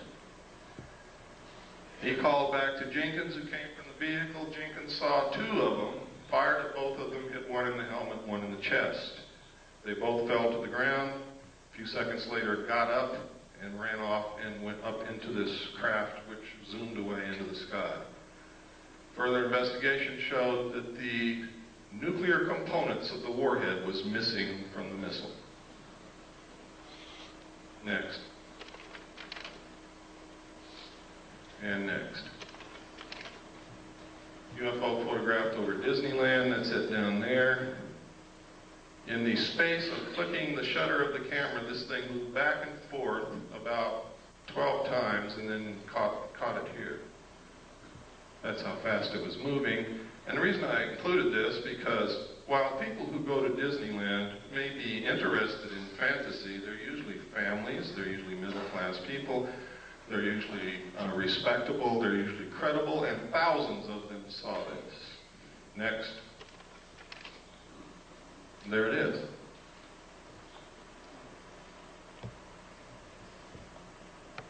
That's incredibly fast when you figure that during the time the shutter snapped, it moved back and forth that many times. Next. This is a Billy Myers picture. One of the things that I think is incredibly suspicious about his still photographs is they're always sticking out of the tree. However, I must caution you because he has produced some movie film which is incredible. It's been analyzed by different countries, different people, different scientists. They can find nothing wrong with it. Shows craft way out in the distance with trees in between, flying over cars that are moving on the ground and all kinds of things. Next. This is one sitting on the ground. Looks like, never mind. Next. This is a drawing that an abductee made of the craft that they were supposedly abducted and taken up into. Next. This is one of the best of the historical, genuine photographs of UFOs that exists.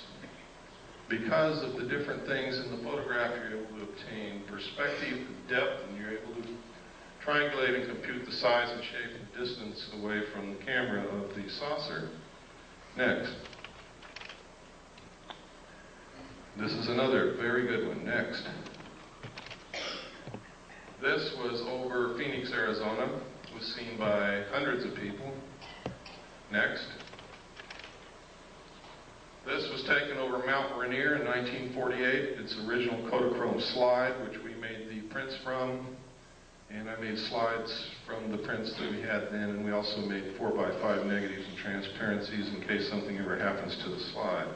This was given to us by someone who works in the government whose identity cannot be revealed. This is perfectly symmetrical. It is not a meteor. It is moving exactly parallel to the ground. This is ionized air. It is not fire or flame. Next. This is commonly what's known as a lenticular cloud formation. This red haze over here is the test firing of a rocket at the Rocket 9 facility at the west end of the San Fernando Valley. I only know that because I used to live right on top of the mountain next to it. Next. Somebody's hat blew off. Next.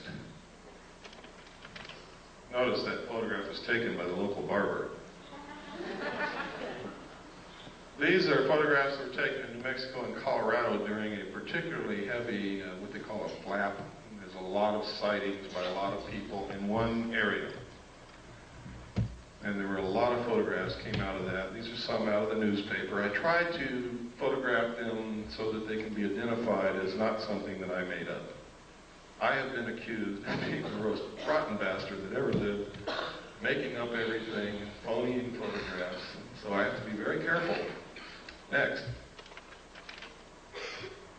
This photograph was taken over London. It's one of my favorite. I have a degree in photography, and this is a very artistic photograph. It's a very rare photograph, and it is a very unusual subject, and I have to like it. Next.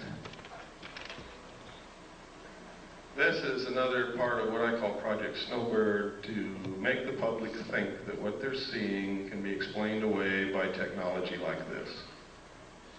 And you saw some of it on the news about the war. They said they had things that can fly over the enemy and do recon with no pilot in them, so no loss of life if it gets shot down. That's what that is. Next. And next. And this is just about the Aurora spacecraft that they fly in Nevada. It's what they call a TAV, Trans-Atmospheric Vehicle, which literally takes off from Groom Lake, flies completely out of the atmosphere, can orbit the Earth, and I believe that it can do more than that, but that's where I'll leave it. Next. This is the first photograph that we had of the UFO over Mount Rainier taken in 1948. The man at first would not allow us to even touch the slide. So we took a camera and made a picture of the slide, blew up the slide, made a print, and made Polaroids from the print, and then we're photographing the Polaroid.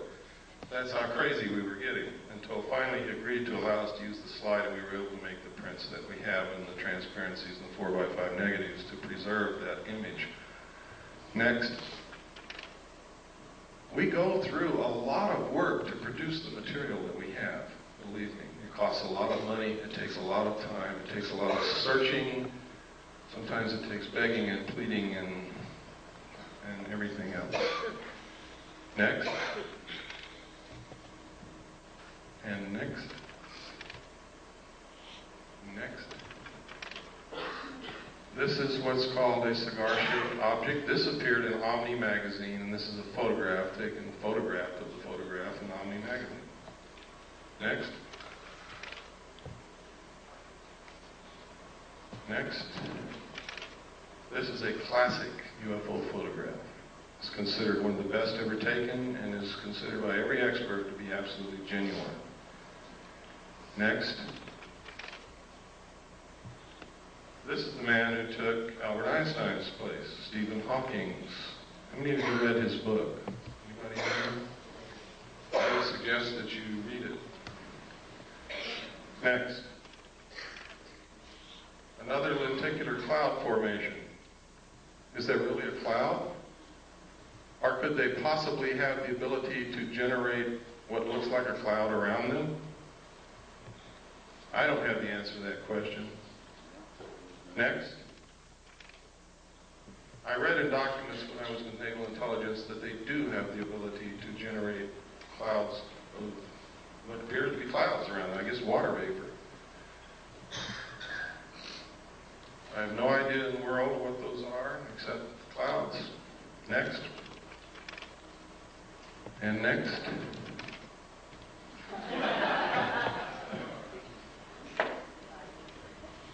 Is this what they're trying to make us believe is happening? So that we'll accept a one world government, give up our freedoms, submit to totalitarian control? Is that the easiest way to control us so that we won't destroy the earth? Is that what this is all about? That, by the way, is from The Creature from the Black Lagoon, which was a classic horror film for the buffs. Next. And next. They do exist, folks. For those of you who thought they didn't, never saw any, they exist. This was taken from an airplane window. So you know that nobody threw a hubcap into the air. It's above the clouds. Next. This was taken by a tourist in Hawaii. He didn't even know that it was in the sky. He was taking a picture of these beautiful women, and it wasn't until he got the pictures back and he was showing his vacation photographs to a friend, or at least this is the story, that his friend said, "What's that?" And he said, "What?" I never saw that. And this is a close-up. Next slide.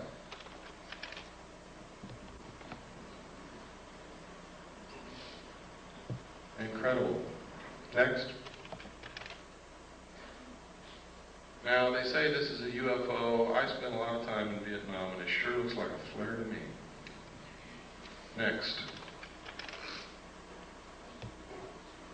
Anybody know what this is?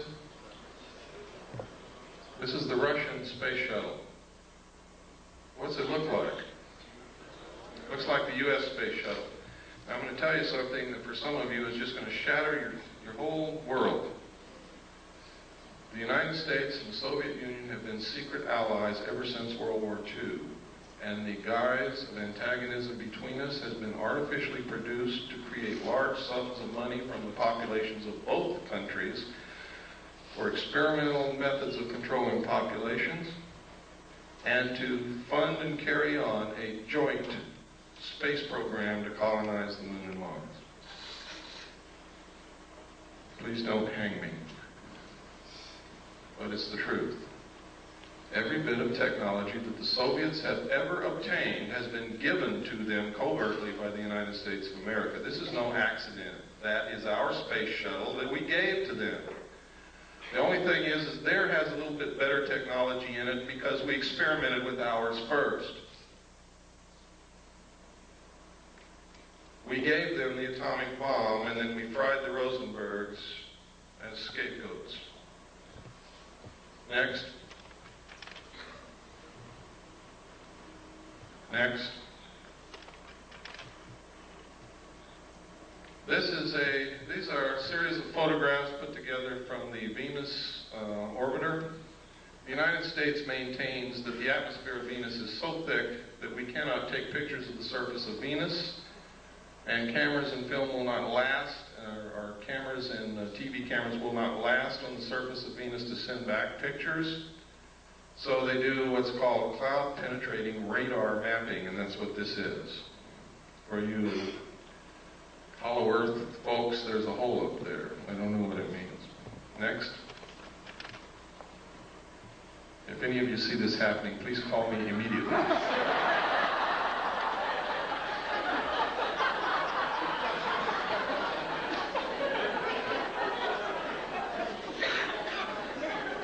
Next. This is a photograph of the Russian Venusian lander sitting on the surface of Venus, sending back pictures of a sun-drenched desert landscape. Somebody's lying.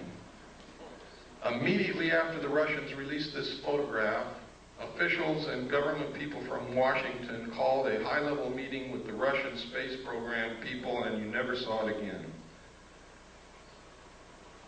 Next. These are comparisons of the two, the Russian photographs and the photographs that we get. Now, I want to give you some food for thought.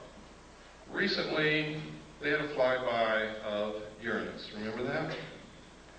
And most of us were glued in the middle of the night to our TV set, hoping to see something strange that we'd never seen before and get a little bit of illumination from what was happening out in space. The target of the probe was the planet. Does anybody remember that? The target was the planet. The main interest for the flyby was the planet. What did we see? Anybody know? Did anybody stay up like I did and watch? We saw the moons of Uranus. We saw one long-range shot of the planet, and we never saw it again. Well, we saw the most incredible close-ups of the moons of Uranus that you could possibly hope for. Why? Why wouldn't they show us the planet? And it happened elsewhere also. Next. This is a book after its kind, and the documentation I saw, that symbol there was said to be the trilateral signal, or the trilateral symbol used by the aliens as their symbol. It literally means, in ancient writing, I found it finally.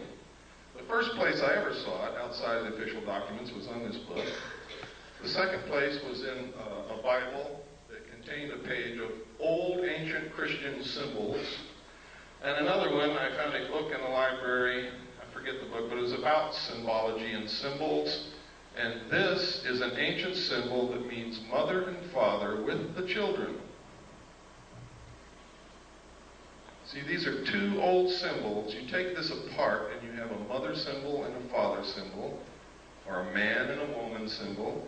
Put them together, it's mother and father. It can also mean the process of reproduction.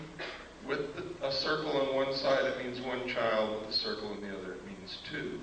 This literally means mother and father with the children.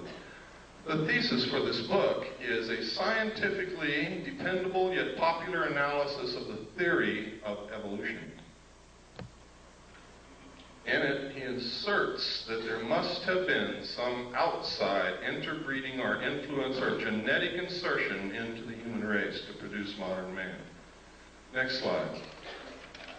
This book was first written in 1927.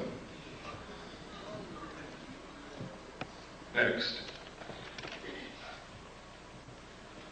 This is an article that just says how they can move technology, secret technology, from government laboratories into the world. Next. And next. Oh no, go back one. Go back one, please. Right here. This is a perfect illustration, folks. Look at this photograph, and you'll see that in the shadows there is no detail whatsoever. In space, without an atmosphere, there can be no detail in shadows, because the only thing that will produce light in shadows is diffusion of light through an atmosphere. Now, next photograph. which proves that this photograph was not taken on the moon. Or if it was taken on the moon, there is an atmosphere. Next. Oh, this was right after I gave my talk in Sedona, which I'm sure some of you know about. I was driving back the back roads because I wanted to see some of Arizona, because I had fallen in love with Arizona, and now I've moved there, and I'll show you how much I've fallen in love with it. And I saw this cloud form. There was nothing there. There was no cloud in the sky anywhere, and all of a sudden, bam, a saucer-shaped cloud right in front of my eyes. I stopped and took the next picture, next, and it disappeared as equally, as quickly as it had formed. There was not another cloud in the sky. There's no lake. There's no water anywhere. It was incredible. I can't explain it, but it's certainly something worth looking into. Next. This is a drawing made by one of the students at the last college where I was the executive director. Stan was the head of the security department. Some of you know Stan Barrington. He's my only authorized representative in this world. Would put my life in his hands, and I have on several occasions. Stan was the head of the security department, and one of the students in the security curriculum was in trouble, was failing. Stan was counseling this student, and she drew this picture. And she drew, next slide, this, and next, this, and next, and these little guys. Now, she had no idea that I knew anything about UFOs or flying saucers. Nobody in the world did at that time. Stan didn't even know then, and I didn't even know then that Stan had guarded a flying saucer when he was in Delta Force in the Army. But Stan brought me these things, and he said, "You ever seen anything like this?" And I said, "I don't know, Stan, where'd you get it?" He told me, and we brought the girl into my office and sat her down, and I began to try to find out why she was failing and where this stuff came from, and it turns out she had a year of missing time. A whole year out of her life she could not account for, and she couldn't concentrate on anything, and that's why she was failing. Next. This was drawn by Krista Tilton. Notice the similarity. My student had never seen Krista Tilton in her life, had never read a UFO book, didn't know anything about any of this. Next. Next. Next.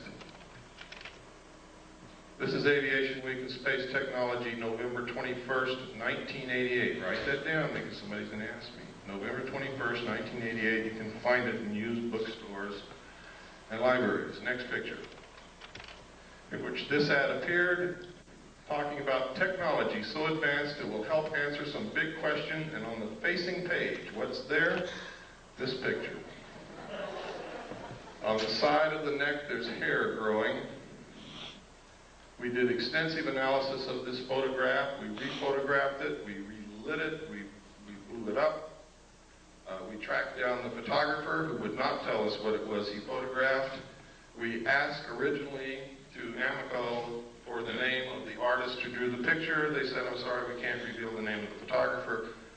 We found the photographer. He would not tell us what he photographed, but he sent us an 8x10 copy from the original negative, and then we began to work on that as well as with the ones we had photographed out of the magazine.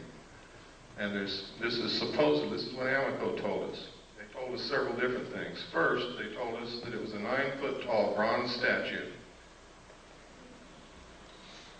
Second, they told us it was a 12-foot-tall bronze statue. And third, they told us it was a 9-inch clay statue. When we pressed for more information and became literally obnoxious on the phone, not accepting what they were telling us and wanting to see the original artwork, they refused and hung up on us. So, whereas I cannot say definitely that this is a live alien, I can tell you one thing: it is not a bronze statue. I can also tell you it's not a clay statue. and hair don't grow on the necks of statues. Next. You can see the moisture in the eye and the incredibly small detail in the texture of the skin and whatever this is, and in the eye. Look at the lip. You ever kissed anything like that before? I know a guy that did in the back seat of a Chevy. Next.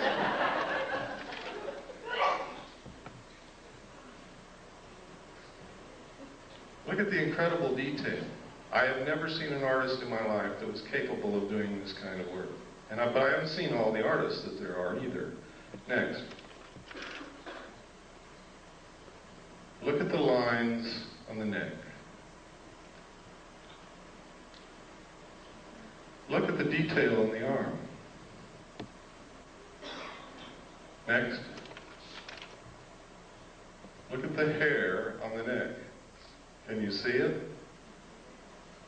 It's kind of hard to see, but it's there. That little fuzzy hair. Look at the lips. Look at the throat, the detail. The wrinkles. Next. Look at the moisture in the nostrils and tell me that's a bronze statue. Look at the moisture in the eyes. Look at the incredible detail in the folds of the eyes. Look at this bag under the eye. Next. I think they're trying to tell us something. Next. Next. These are letters from England that was a big hoax. Next. It reports that a alien craft crashed in the Kalahari Desert of South Africa is perpetrated by one guy named James Van Grunen. It's a total hoax. Don't believe it. If you want proof, write to me. If you think you're going to waste your time pursuing this, I'll give you the proof. Next. Next. Next. Next. Next. Next. Next. Next. Just keep on going right on through.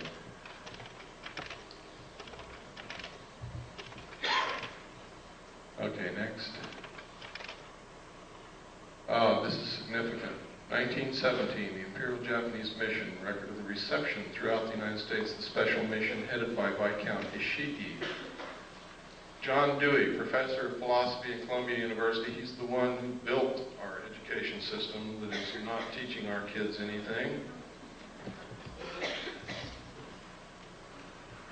He said, first sentence in his speech, someone remarked that the best way to unite all the nations on this globe would be an attack from some other planet. In the face of such an alien enemy, people would respond with a sense of their unity of interest and purpose. Next. Knowing who John Dewey was, and knowing what he's done to our educational system, and knowing that this was written and planned a long time ago, this is probably going on. Next. This is from the report from Iron Mountain. Credibility, in fact, lies at the heart of the problem of developing a political substitute for war. This is where the space race proposals, in many ways so well suited as economic substitutes for war, fall short. The most ambitious and unrealistic space project cannot of itself generate a believable external menace. It has been hotly argued that such a menace would offer the last best hope of peace, etc., by uniting mankind against the danger of destruction by creatures from other planets or from outer space. Experiments have been proposed to test the credibility of an out-of-our-world invasion threat. It is possible that a few of the more difficult to explain flying saucer incidents of recent years were in fact early experiments of this kind. Next.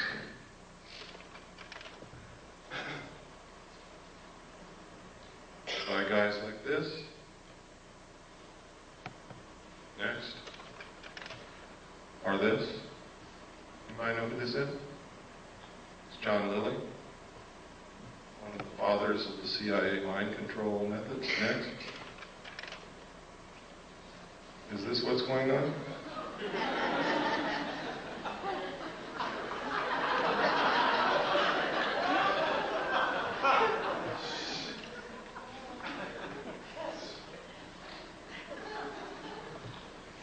Next. Silent Weapons for Quiet Wars is the first chapter in my book. Once you read that, you will have a complete understanding of what's happening in one very important area. And you will get an understanding of what the elite think of us, the common man, the mass of ordinary, everyday people, which is what most of us really are. We're all special in our own way, but we are a part of the masses of people.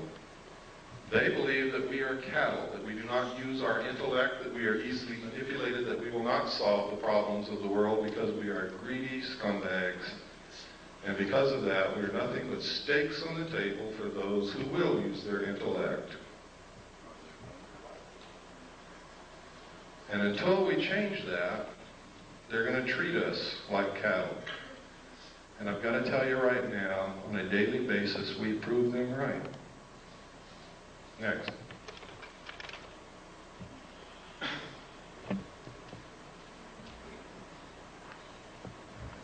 Close Encounters of the Third Kind, E.T., V, many, many, many, many, many others.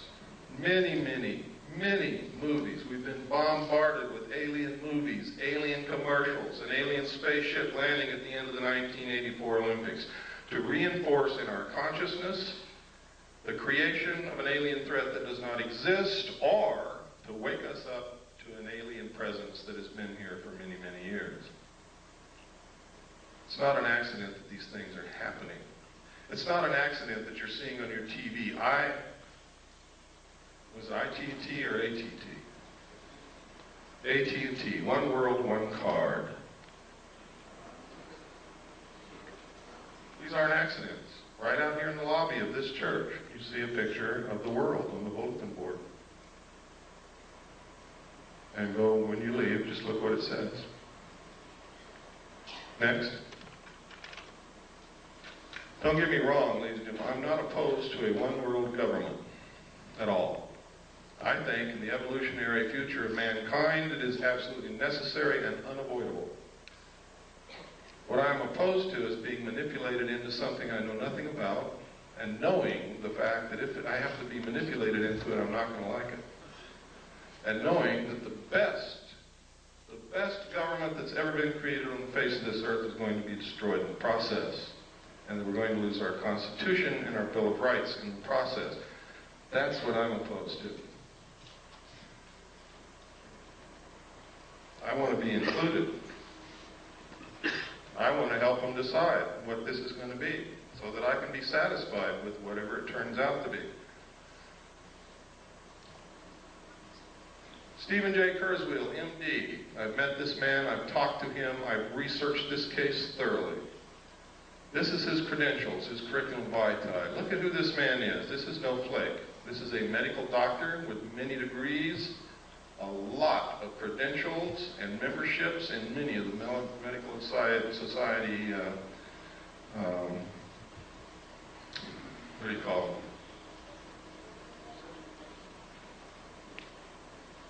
Associations, I guess. He's also Phi Beta Kappa and an Alpha Omega Alpha Honor Medical Society.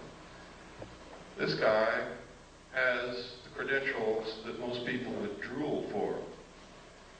What happened to him?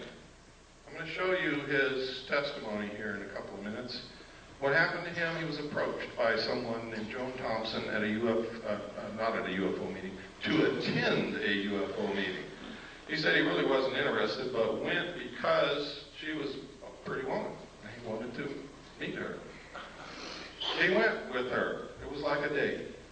He said what he learned there astounded him. He never heard of any of that stuff. But he also met somebody named Bud Hopkins. Joan Thompson told him that she was an agent of the Central Intelligence Agency, and Bud Hopkins identified himself as also being an agent of the Central Intelligence Agency and recruited this doctor to help them work with abductees. and report information to the Central Intelligence Agency. He worked with them for a while until he found out that Bud Hopkins had no credentials whatsoever, was an artist, a painter, but was hypnotizing people who had been abducted, was conducting group psychology therapy sessions with them, was extracting as much information as he could out of them and then dumping them like a hot potato. And this man, Stephen Kurzweil, MD, with all these credentials, reported Bud Hopkins to the New York State medical authorities, and nothing happened to Bud Hopkins.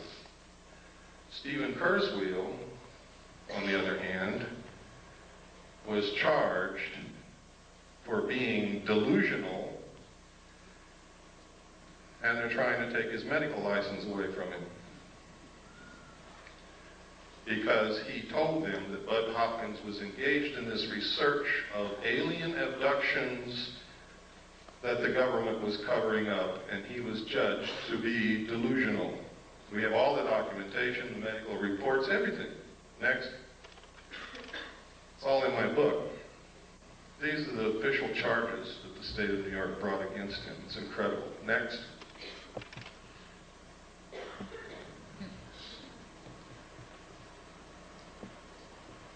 Schizoid personality disorder. Grandiose and paranoid type. Next. This is his testimony, sworn under penalty of perjury, signed and notarized. It's in my book.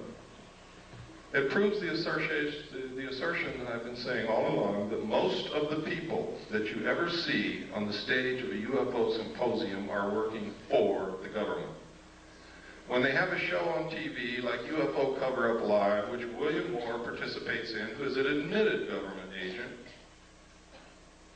with all the others, and then they give a phone number at the end for you to call in to tell if you've ever had an abduction experience, and you go to your phone and call the CIA and tell them that you have had one.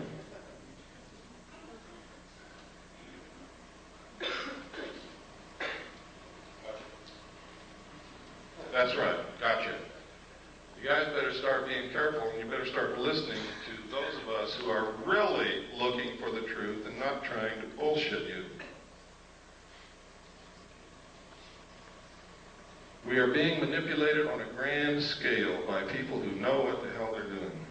And if we don't wake up, we're going to be wherever they want us to be, and only we're going to discover that that's not where we want to be. Next. This. Oh. In my original paper, The Secret Government, which I published May the 23rd, 1989, I said that there had been a military coup in the United States. I documented in my book. 3 other people have confirmed that they saw the same message that I did, and that message was, before Nixon resigned. Nixon was not going to resign. He didn't think that they could impeach him. And I don't know whether he could or not. Nobody will ever know because no trial occurred. But the Joint Chiefs of Staff sent a message to all military commanders of all the military forces, and the message said, upon receipt of this message, you will no longer accept any orders from the White House. Acknowledge receipt. That's unconstitutional. That is a military coup. Nixon was forced to resign because they yanked the military out from under him. They cut off his communications to his commands because those communication centers are under control of the military. In my book, it's documented. You no longer have to take my word for it. Nobody believed me when I published that at first. But now 3 other people have come forward and stated that they saw exactly the same message that I saw. And that's in my book. Their names, everything. Their statements, sworn statements. This is the sworn statement of David Race. It is notarized on the original. You can see the notary seal, which didn't photograph very well. Next. He also named 4 other witnesses that saw it with him. Richard Doty. This is extremely interesting. Richard Doty. Richard Doty was the agent in shadow called Falcon on UFO Cover-Up Live. I also found reference to a project called Project Mogul, which you have to remember that it was in July 1947 that the Roswell crash supposedly took place. You have to remember it's William Moore, a confessed government agent who researched and wrote the Roswell incident. It's Richard Doty, Falcon, who's been working with Moore for years to supply him information. Richard Doty is the counterintelligence agent for the Air Force Office of Special Investigation at Kirtland Air Force Base. These are the notes of an interview that Barry Greenwood did with Richard Doty. It's funny that Project Mogul, a project that released balloons on July the 3rd from Holloman Air Force Base, which floated in the direction of Roswell Air Force Base, on July the 3rd, 1947, and these balloons were coated with thin aluminum sheathing. Now go back and remember the description that Jesse Marcel gave of what he found in the field on Brazel's Ranch. And the man in charge of that Project Mogul was Richard Doty's father. That's significant. We are now in the process of getting documentation through the Freedom of Information Act to prove this. Next.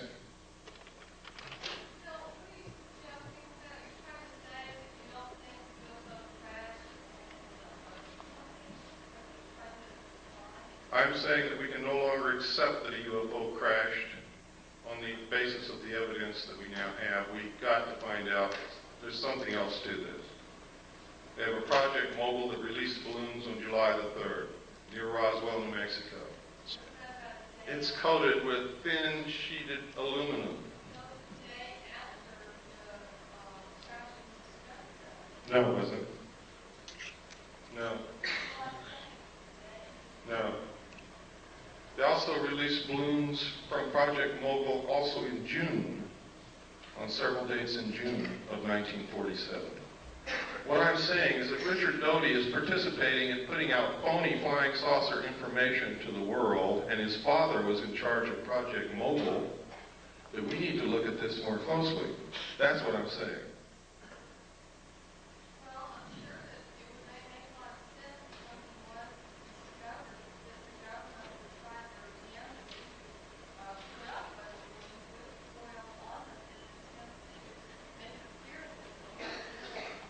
You don't understand.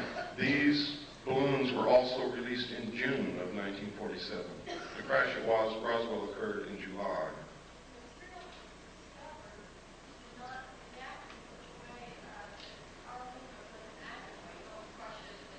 Well, you have to also understand that you're taking the word, you have no evidence, you're taking the word of an intelligence officer who may be participating in creating something for you to believe that doesn't exist. Let's talk about it later.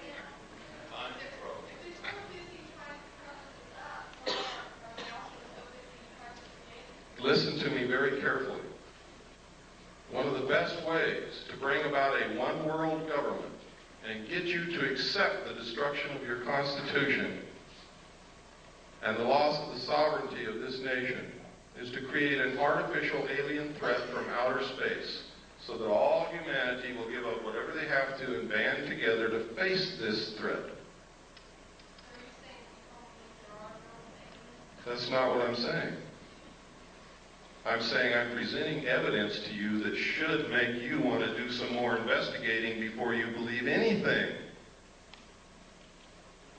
And I specifically stated at the beginning of this lecture, I don't want you to believe anything that I say or anything that I show you, but I want to create enough curiosity and maybe anger and maybe a lot of other things in you that you help me start looking for the truth. That's what I'm about. Earlier, you said that you would explain why the government spent billions of dollars on stealth aircraft and other conventional aircraft with this technology that we have. Why are they so ignorant of the fact that we have this kind of technology? That be the case. I've already explained it to you, sir. Some people can't, and I know it's hard to put all this together. You saw that there's a population problem. The technology that they're hiding from us would make us live longer, would give us better lives, would give us a source of possibly free energy or next to free energy. would probably give us methods in which to kill most, if not all, illnesses and diseases. And their goal is to cut back the population. They're not suppressing cancer cures so doctors can get rich. They're suppressing cancer cures so more people will die. So that they don't have to come out and say, you and you and you up against the wall, it's your day to get killed. They make it appear to be natural, or as natural as they possibly can. That's why. Can you talk about AIDS? This is a letter no, that's in the book. I'm not going to get into AIDS today. That's in the book. This is a letter that was written to the White House to Mr. Fitzwater, who was Reagan's press guy. And what he wanted to know is who wrote the paragraphs about aliens that Bush inserted into the end of 6 speeches that he gave during his administration. Most people don't even remember that he said those things, but he did. Next slide. What Marvin Fitzwater wrote back was that the president himself inserted those paragraphs. They were not put in there by the speechwriters. One of the speeches was to Boston High School students and faculty. Next. In which he said, I couldn't, but one point in our discussion privately with General Secretary Gorbachev, when you stop to think that we're all God's children, wherever we may live in the world, I couldn't help but say to him, just think how easy his task and mine might be in these meetings that we held if suddenly there was a threat to this world from some other species, from another planet outside in the universe. Do you think all this stuff is coincidence? I hope you're beginning to wake up. He said this 6 times in 6 speeches in his administration. This is come together one world government stuff. This is alien threat from outer space stuff. 6 times the president said. Next. To the General Assembly of the United Nations. Next. In our obsession with antagonisms of the moment, we often forget how much unites all the members of humanity. Perhaps we need some outside universal threat to make us recognize this common bond. I occasionally think how quickly our difference worldwide would vanish if we were facing an alien threat from outside this world. And yet I ask you, is not an alien force already among us? What could be more alien to the universal aspirations of our peoples than war and the threat of war? What would a one world government do? Abolish war. What is the threat that will bring it about? An alien threat from outer space. Please wake up. Next.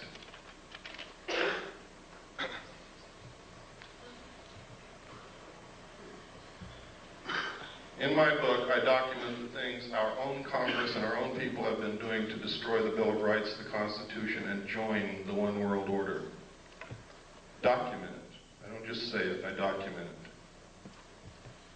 Most people don't know what goes on in Congress from day to day. They can pass anything they want to and you would never know it until they come and bang on your door and throw you in jail because you didn't know it. Next. That's right.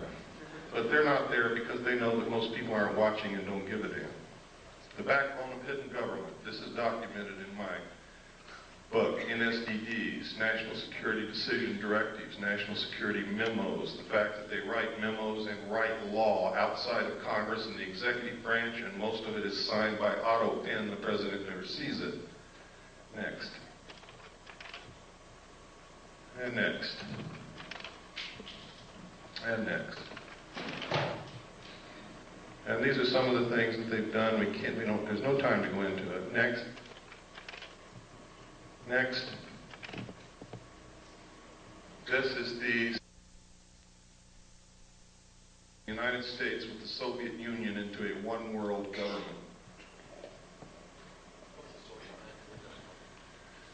That's from an organization called Free, put out by Johnny Stewart. The address over there, it's in my book. You want to know why you can't get the truth off of television, radio, or the newspapers? CFR owns, controls them. Barbara Walters, all of them are members of the CFR. Next slide. This is the super world government. I have the Bush administration. It's updated in the book.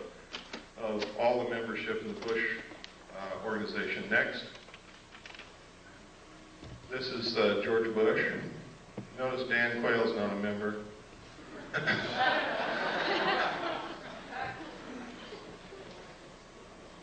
Now this is serious. Their goal is a one world order, one world government, the destruction of the sovereignty of the United States, and the merger of the United States and the Soviet Union. Why do you think our generals and admirals have been going back and forth to the Soviet Union, and theirs have been coming back and forth over here? They're getting ready to do it. Why do you think the Soviet Union began giving some more freedom to their peoples? The people didn't bring that about. It was given from the top down because it's time to solidify the New World Order when the European states come together. Why do you think that there are so many attacks upon our Bill of Rights right now? Because we all have to be on an equal level. We can't have all these freedoms if the rest of the world doesn't.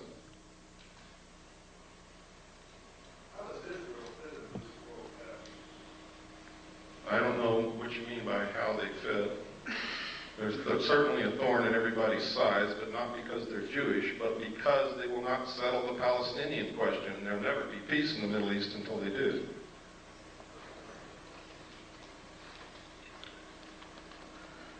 This is not a Jewish plot. This is not a communist plot. This is not the Nazis plotting this. This is a secret group of men who've been around for a long time called the Illuminati.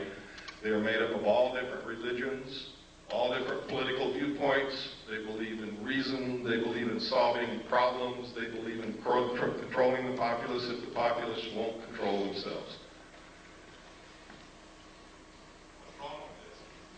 What's wrong with it? Do you like being a free person? I'm being serious. Who's the person who asked that question?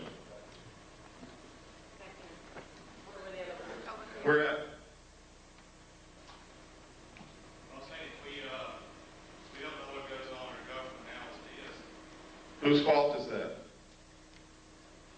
I'm not trying to pick on you. I'm trying to get at an answer. Really, I'm not picking on you. But I have to... I don't know, I'm just questioning.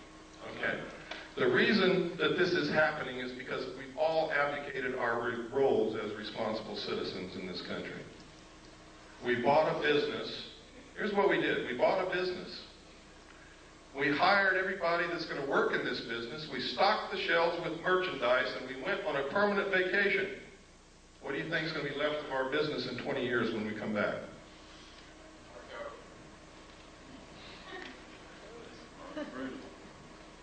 Nothing's going to be left.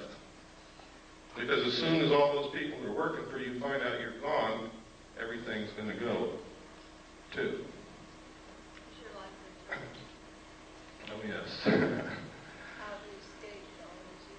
Well, let me get through this because I've got a time limit and I've got to get through all this information. It's important that you know it. The United States was set up so that each individual citizen is a sovereign king. It's the first time in history that's ever happened. A king. Can you imagine that? A king. The government, for the first time in the history of the world, worked for the citizens. We sent representatives to represent our will in our state government and in our federal government. And while they were gone, we took care of their family and their business for them, and we sent them along a little stipend to live on. And they really represented us up until a certain point in time when all of a sudden somebody created professional politicians. And we quit watching what they are doing. How can we tell our politician what we want out of him if we don't even know what the hell he's doing in Washington, what bill he voted on, even what's coming up in front of him, and we never read the bills anyway. H.R. 5210 was introduced as the omnibus drug bill of 1988 to help get drugs off the streets, and everybody said, yeah, support it. But when you read it, inside it, it establishes funds to develop a national identity card. It establishes military installations as mental treatment centers. that legalized concentration camps. It authorizes prisons to borrow money, to manufacture products, to sell those products on the open market with slave labor, which will destroy small business. I can go on and on and on. H.R. 4079 is in front of Congress, which will allow the President to create a national emergency for a period of 5 years, which will literally allow him to suspend the Constitution of the United States and declare martial law. Thanks to Newt Gingrich. That's right. Could you explain that bill that you had Congress? That's it. That's it. Yes. So what I'm saying is, this is our government, our country, and we're going to lose it if we don't get smart real quick. And we're going to find ourselves a part of a one-world totalitarian socialist state, merged with the Soviet Union and the other countries of the world in a cashless economic system. Bankers already know it.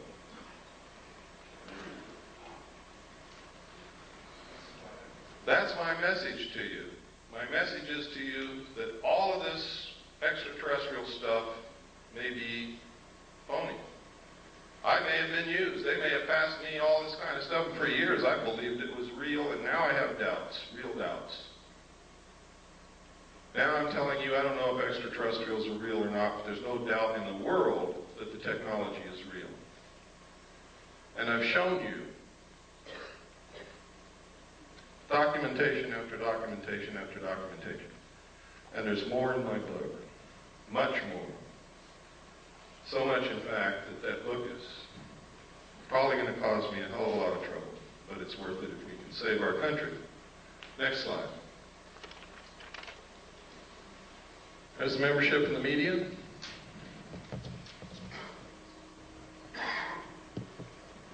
The only one that's relatively free is Cable News Network. Daniel Shore is the only member. And that might be why you see a little bit more on CNN than you see in any other network or station in this country. Next. But you only see it when Daniel Shore is off that day. Military. They have been teaching interdependence, one world order, one world government as the solution to war in the Naval Academy, the Military Academy at West Point,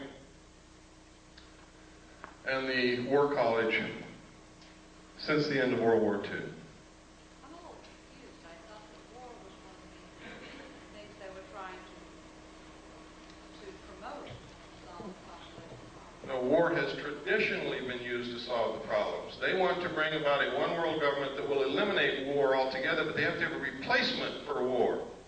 The replacement would be a tremendously wasteful space program to repel an enemy from outer space that may or may not exist. What we got to do is find out what the truth is. How would that reduce the population?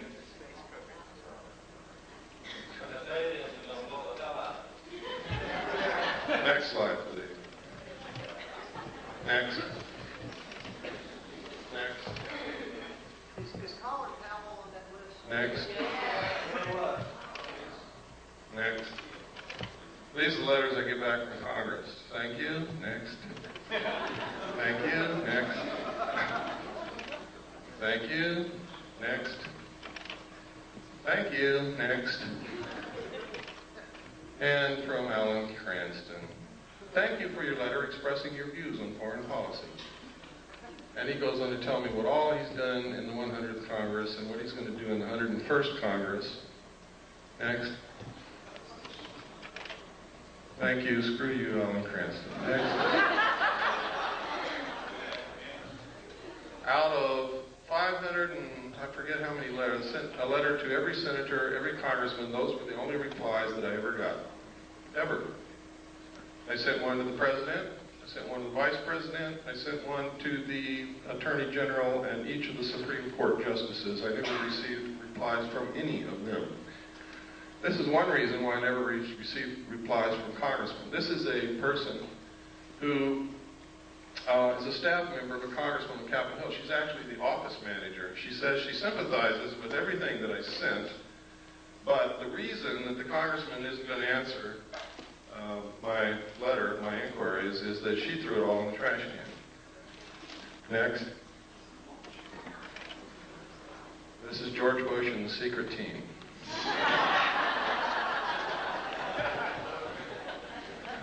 Next. Another reason for a new world order is if extraterrestrials are real, who speaks for planet Earth?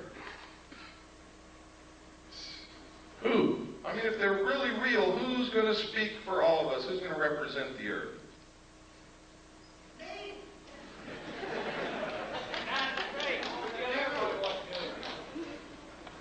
Next.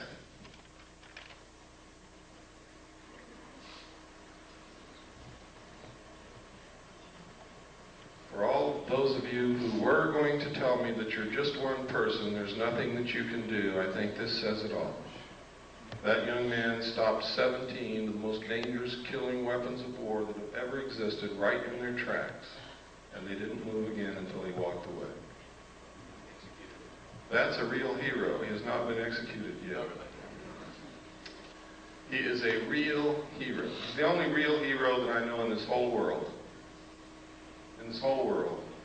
That's him right there, and he's Chinese, and most of us would say, here comes the chinks into the neighborhood.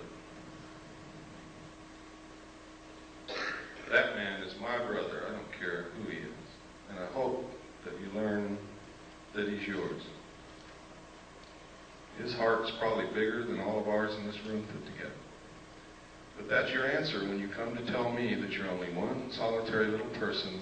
There's nothing that you can do. This is our country. It belongs to the people. And we can do whatever we want to do with this country, but we have to do it together. I hope that we can all find a way to do that. If we could have I believe that's the last slide. If we could have the lights, we'll have some questions and answers. Or we'll have some questions. I don't know how many answers.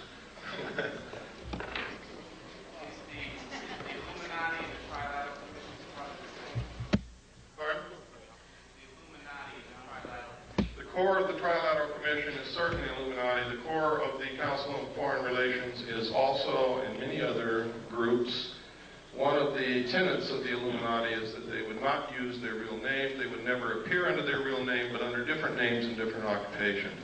This is historical fact. Bill? Yes.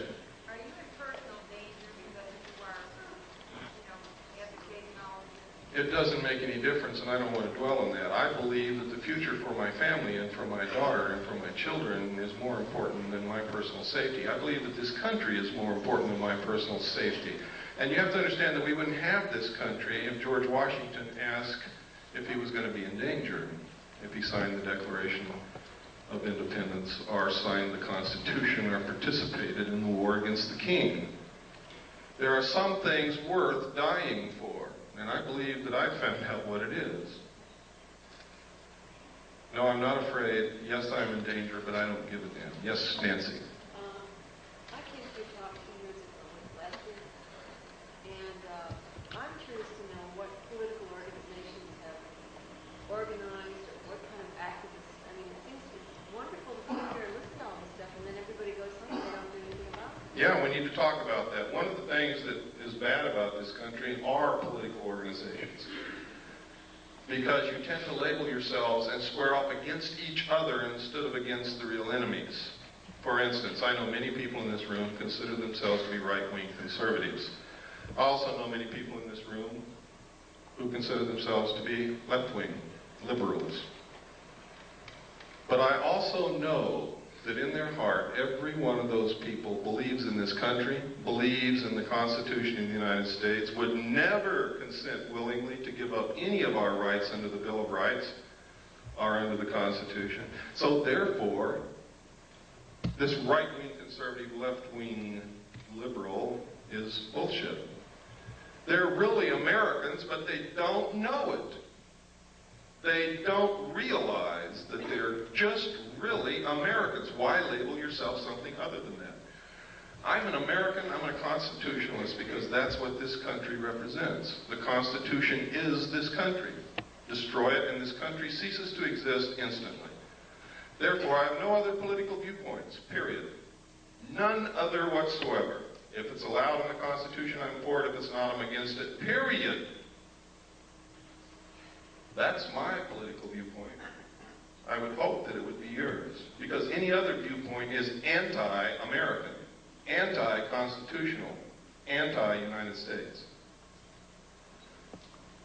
I hope that if you think you're a right-wing conservative, that you'll stop doing that. I hope that if you think you're a left-wing liberal, I hope that you will stop doing that. I hope that you will become an American again, because that's what we all started out as, Americans, and all of a sudden we became something else. I'm black, whitey's out to get me. I don't want them blacks in my neighborhood. They're scumbags. They're Americans, folks. Pardon? I just did. No, I asked you specifically what has been done by the people who are interested in the project. Have the senators, been contacted on that? The only thing that you can do is throw the people in Congress out. People, we've been telling you this over and over and over again for years. Somebody's not listening.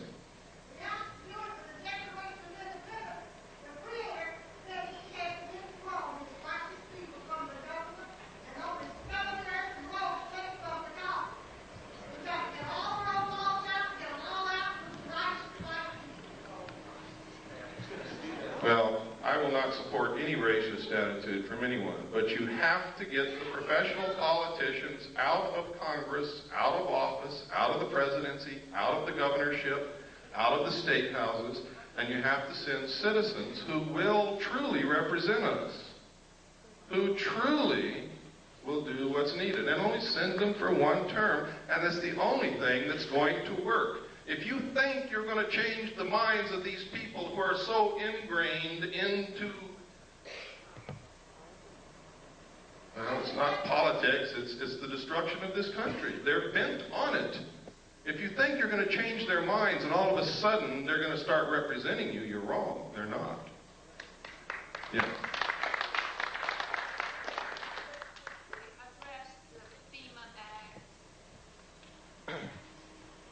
I don't think I have time to go into it. The problem with the things that I talk about is there's never enough time to really talk about it. And I know that some of you are sitting there and you have questions and you want answers. And I can tell you that the answers are out there. Part of what needs to be done is you have to quit relying on people like me and others and help us. You have to become one of us who search and dig and educate. If all of you could go out of here and educate 10 people, each one of you, and then they could go educate 10 people, and it doesn't have to be in one day. You could take 6 months to educate those 10 people, and they could take 6 months to educate 10 people in a very short period of time. Everybody in this country would understand what our real problems are. The real problems are we're not paying attention. We're not running this country. We don't know what the problems are. We don't know what's going on.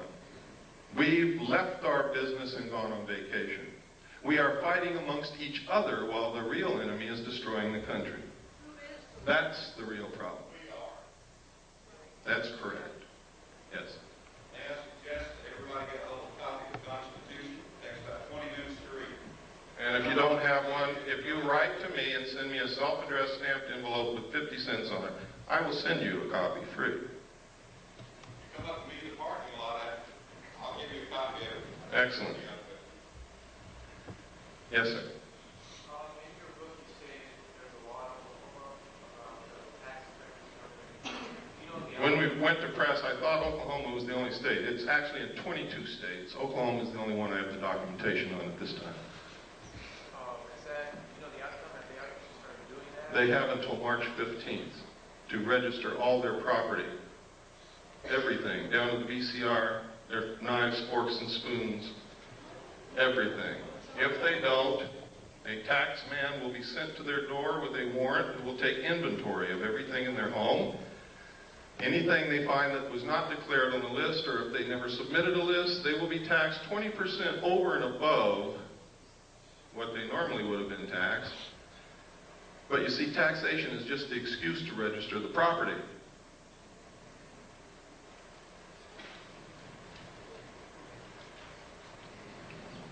For those of you who want to order a copy of my book, I'm not a salesman. I didn't bring books with me. I never do that. I don't bring tapes with me, but we have them. Part of what I want you to do is get active. To get active, I'm not going to bring you the books or the tapes. If you want them, the order form is outside on the table. Pick one up, write to us. We'll send you a packet of information. If you order the book, send for the book, we'll send you the book. We'll do whatever we can to help you. Yes?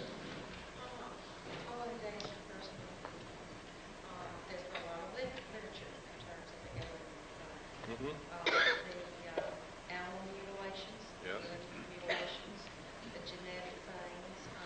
Do you feel that probably this is a fabrication in terms of creating a fear in which, like you're saying, would come as an attitude of one planet against an alien? It's exactly what I believe.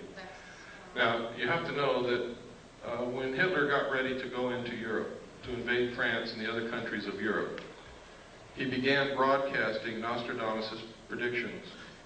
What did you see on television last night? Why do they use these predictions and prophecies? Why all of a sudden are you hearing that the book of Revelations is coming true in front of your eyes? To get you to give up. If it's been prophesied and it's going to come true, you're not going to fight it. To neutralize the Christian community so that they won't fight the new one world government.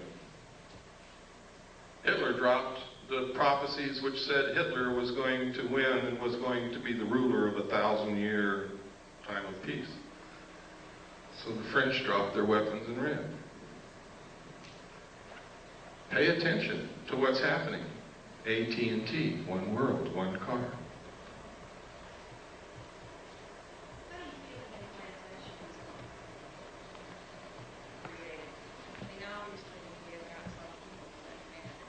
Ma'am, I really don't have the answer to that question.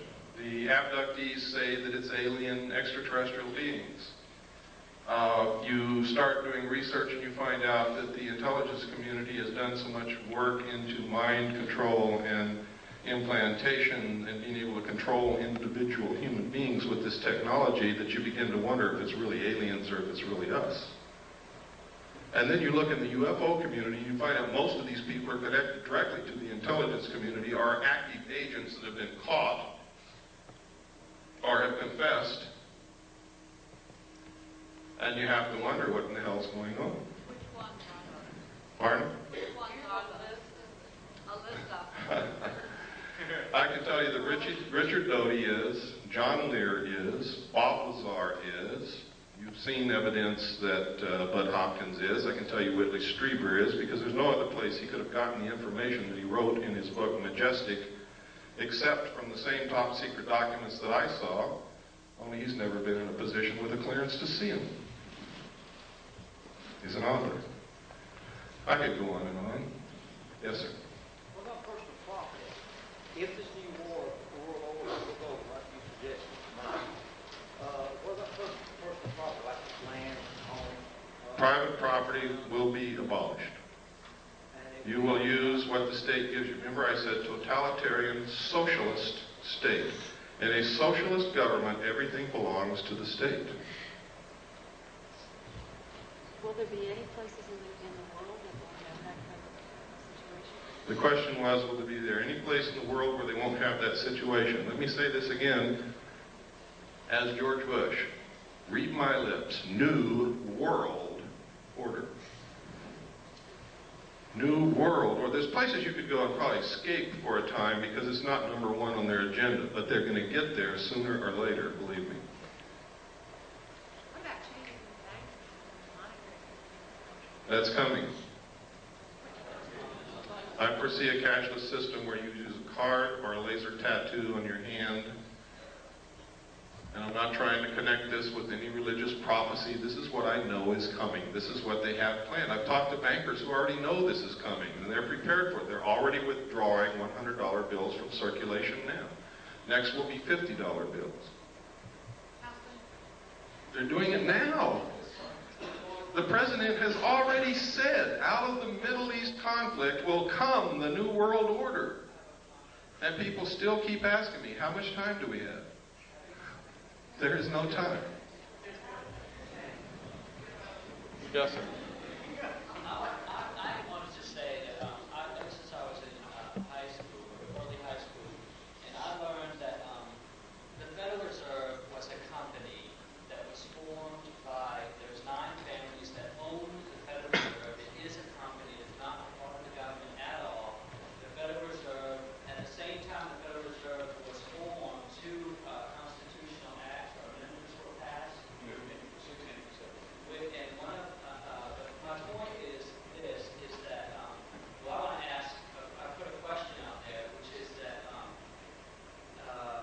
Bush made a comment the other day on the news. I think I've followed it for years. It's very interesting to me. I watch the Federal Reserve, the news that comes out of the Federal Reserve. I understand. I'm not trying to rush you, but could you get to the point because we're running out of time? Okay. I have 2 points. One point is that Bush made a comment that this war will not create any trouble for the banking industry, which leads me to tell that as soon as the war is over is when they're going to call the notes due and we'll go to a cashless system with a card. And my comment about that is that I don't see how people are going to, when you go to somebody and say, okay, give me your money and here's your card, this is where you are today, you're a negative $500, or you're a plus 2,000, whatever. The people are so attached to their monetary value in life that I find it really difficult to see American people to battle that. In other words, that in lieu of, oh, give me the card, let me be able to sell my future and give me this card, and it's okay if I can't have a car right now, or can't, you know what I mean? It's like, I see the money thing as being another piece of the picture of going towards a totalitarian type government, because you're taking the money, your money is not yours. A cashless system literally is slavery, and I'll tell you how that works. First thing. As it stands now, the money in your pocket is not your money. And you're going to go to the bank one day and they're going to say, I'm sorry, we're not taking this anymore. It is not yours. It belongs to the Federal Reserve. And you'll see that on the note. The Federal Reserve notes in your pocket are actually instruments of debt. And one way that they're going to get your property away from you is you can't pay for something with a debt. So you don't own what you think you own right now anyway, legally, under the Constitution. And that's the truth.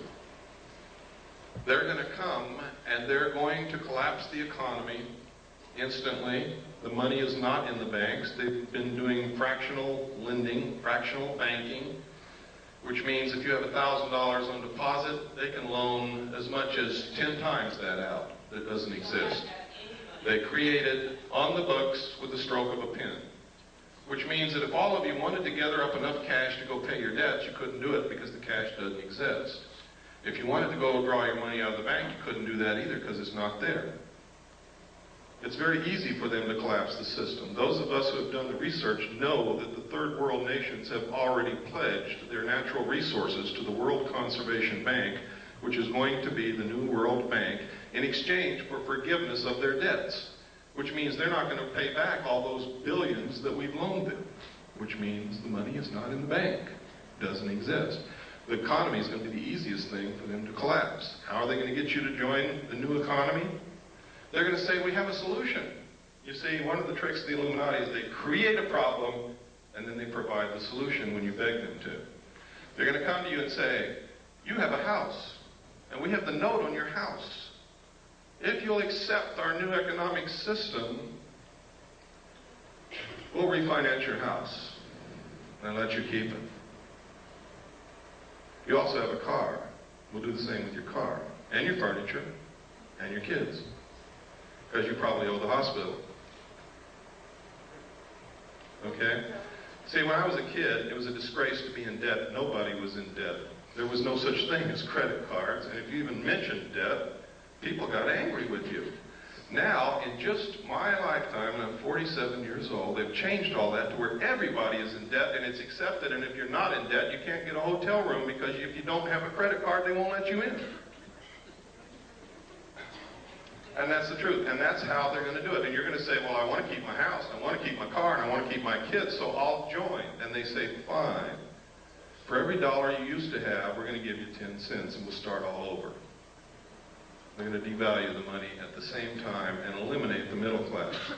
And there will be two classes of people, the rulers and the rest of us. This has all been public knowledge for years, but people have ignored it, and they've called anybody who tried to educate them a conspiracy nut, an idiot. But you can see it coming through true right in front of your eyes now today. Every day you can see this happening. You can no longer call these people conspiracy nuts. I didn't believe it either until I started looking into it, and by God, they're right. Yes, sir.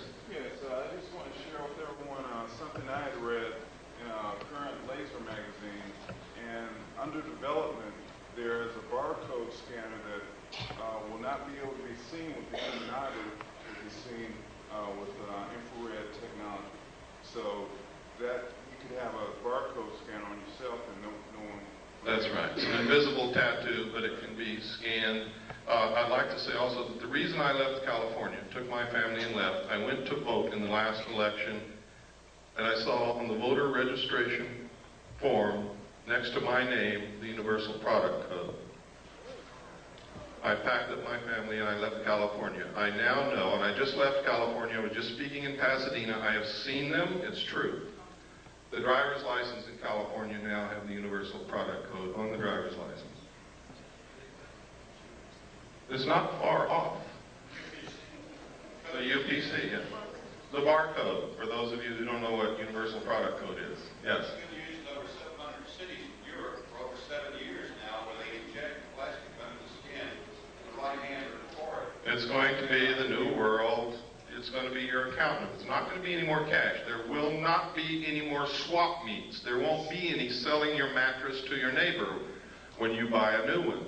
Everything will be registered. They're already starting it in Oklahoma and 21 other states. You will register all your property. If they come to your home and something's missing, you're a criminal. There will be no black market. You will not be able to work. You will not be able to buy. You will not be able to sell. You will not be able to get medical care. You will not be able to do anything except with your number through the computer. This is the truth, folks. I'm not making this up. If you have a banker that knows you well enough to be honest with you, he will tell you this. I don't know, man. I don't know. But I do know that Star Wars is not what they're telling you it's for. Star Wars is the satellite computer link-up between the nations to make the one world banking and economy system work. And it's paid for by American tax dollars. If they want to imprison you in a 2-square block area, all they have to do is zero out your computer account outside that area. And you won't be able to live if you walk off your 2-block square area. If they don't want you to leave your city, they can do the same thing. Your card will only be good in your city. Yes? Is it possible that they have developed this kind of system that is very similar to what's talked in the Bible as a psychological effect to get people to sort of... Of course. It's like I said a while ago, they're following the book of Revelations like a script to neutralize opposition against them. If you believe that it has been prophesized and is ordained by God, you won't oppose them. I'm a Christian, and I'm not buying it. I'm going to oppose them. And I don't think that God or Jesus Christ would be very pleased with me if I didn't, even if it was God bringing it to pass. Because they're not going to like it. Let me take 3 more questions, and then unfortunately we're over time. I'd like to stay and talk to you more, but we really can't. I have a brief question. Okay, and your hand has been up for a long time. I'm sorry. Go ahead. I really came here for some answers, as this is the one question I really would like to know because you've been going through such a learning experience through your research. When you saw that large ship come out of the ocean spread that came up, this day, do you personally think that came from outer space of this earth?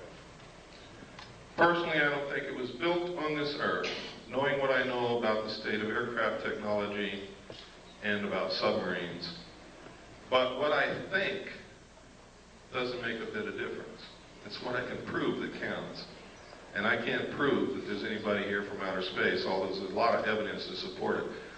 What I can prove is that there's a lot of manipulation to put us in a one-world government and destroy this nation and enslave all of us in a cashless economic system. That I can prove. And that's what we better be looking at. Yes, sir. You seem to think a lot of people earlier that see they're involved in MUFON or some of the other organizations. Every time that we run into any of them, they all seem to be ex-military people. They seem to have an incredible amount of insight. Is it basically just staffed by military people that are just here to tell you whatever you want to hear? I don't know.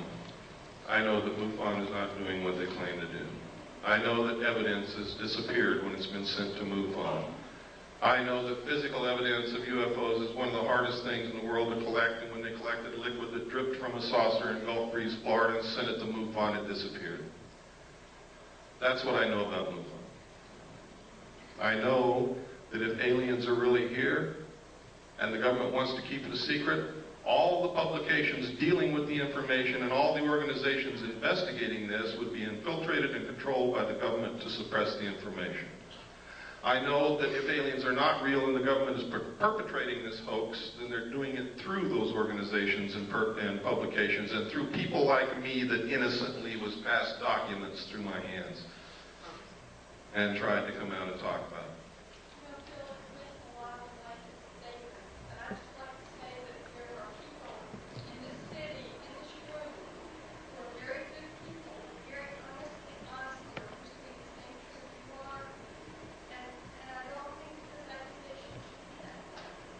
I don't know what you mean by blank. When I say MUFON, I'm talking about the people who run it and control it and finance it. I'm not talking about all the people in the little towns and stuff who are interested in UFOs. It's too late to be careful. I'm fighting a war and I need people on my side. And damn it, if somebody's on the battlefield in front of me, I'm going to run right over them. I am sorry, but that is exactly what I'm going to do.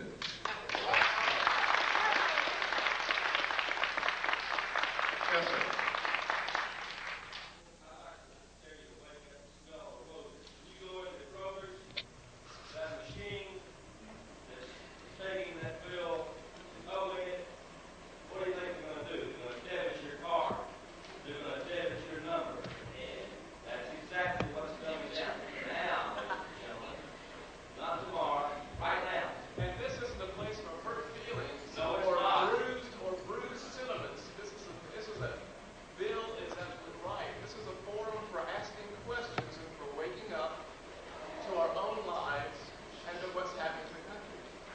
I also know that not everybody's going to agree with me, and I don't expect you to, nor do I want you to.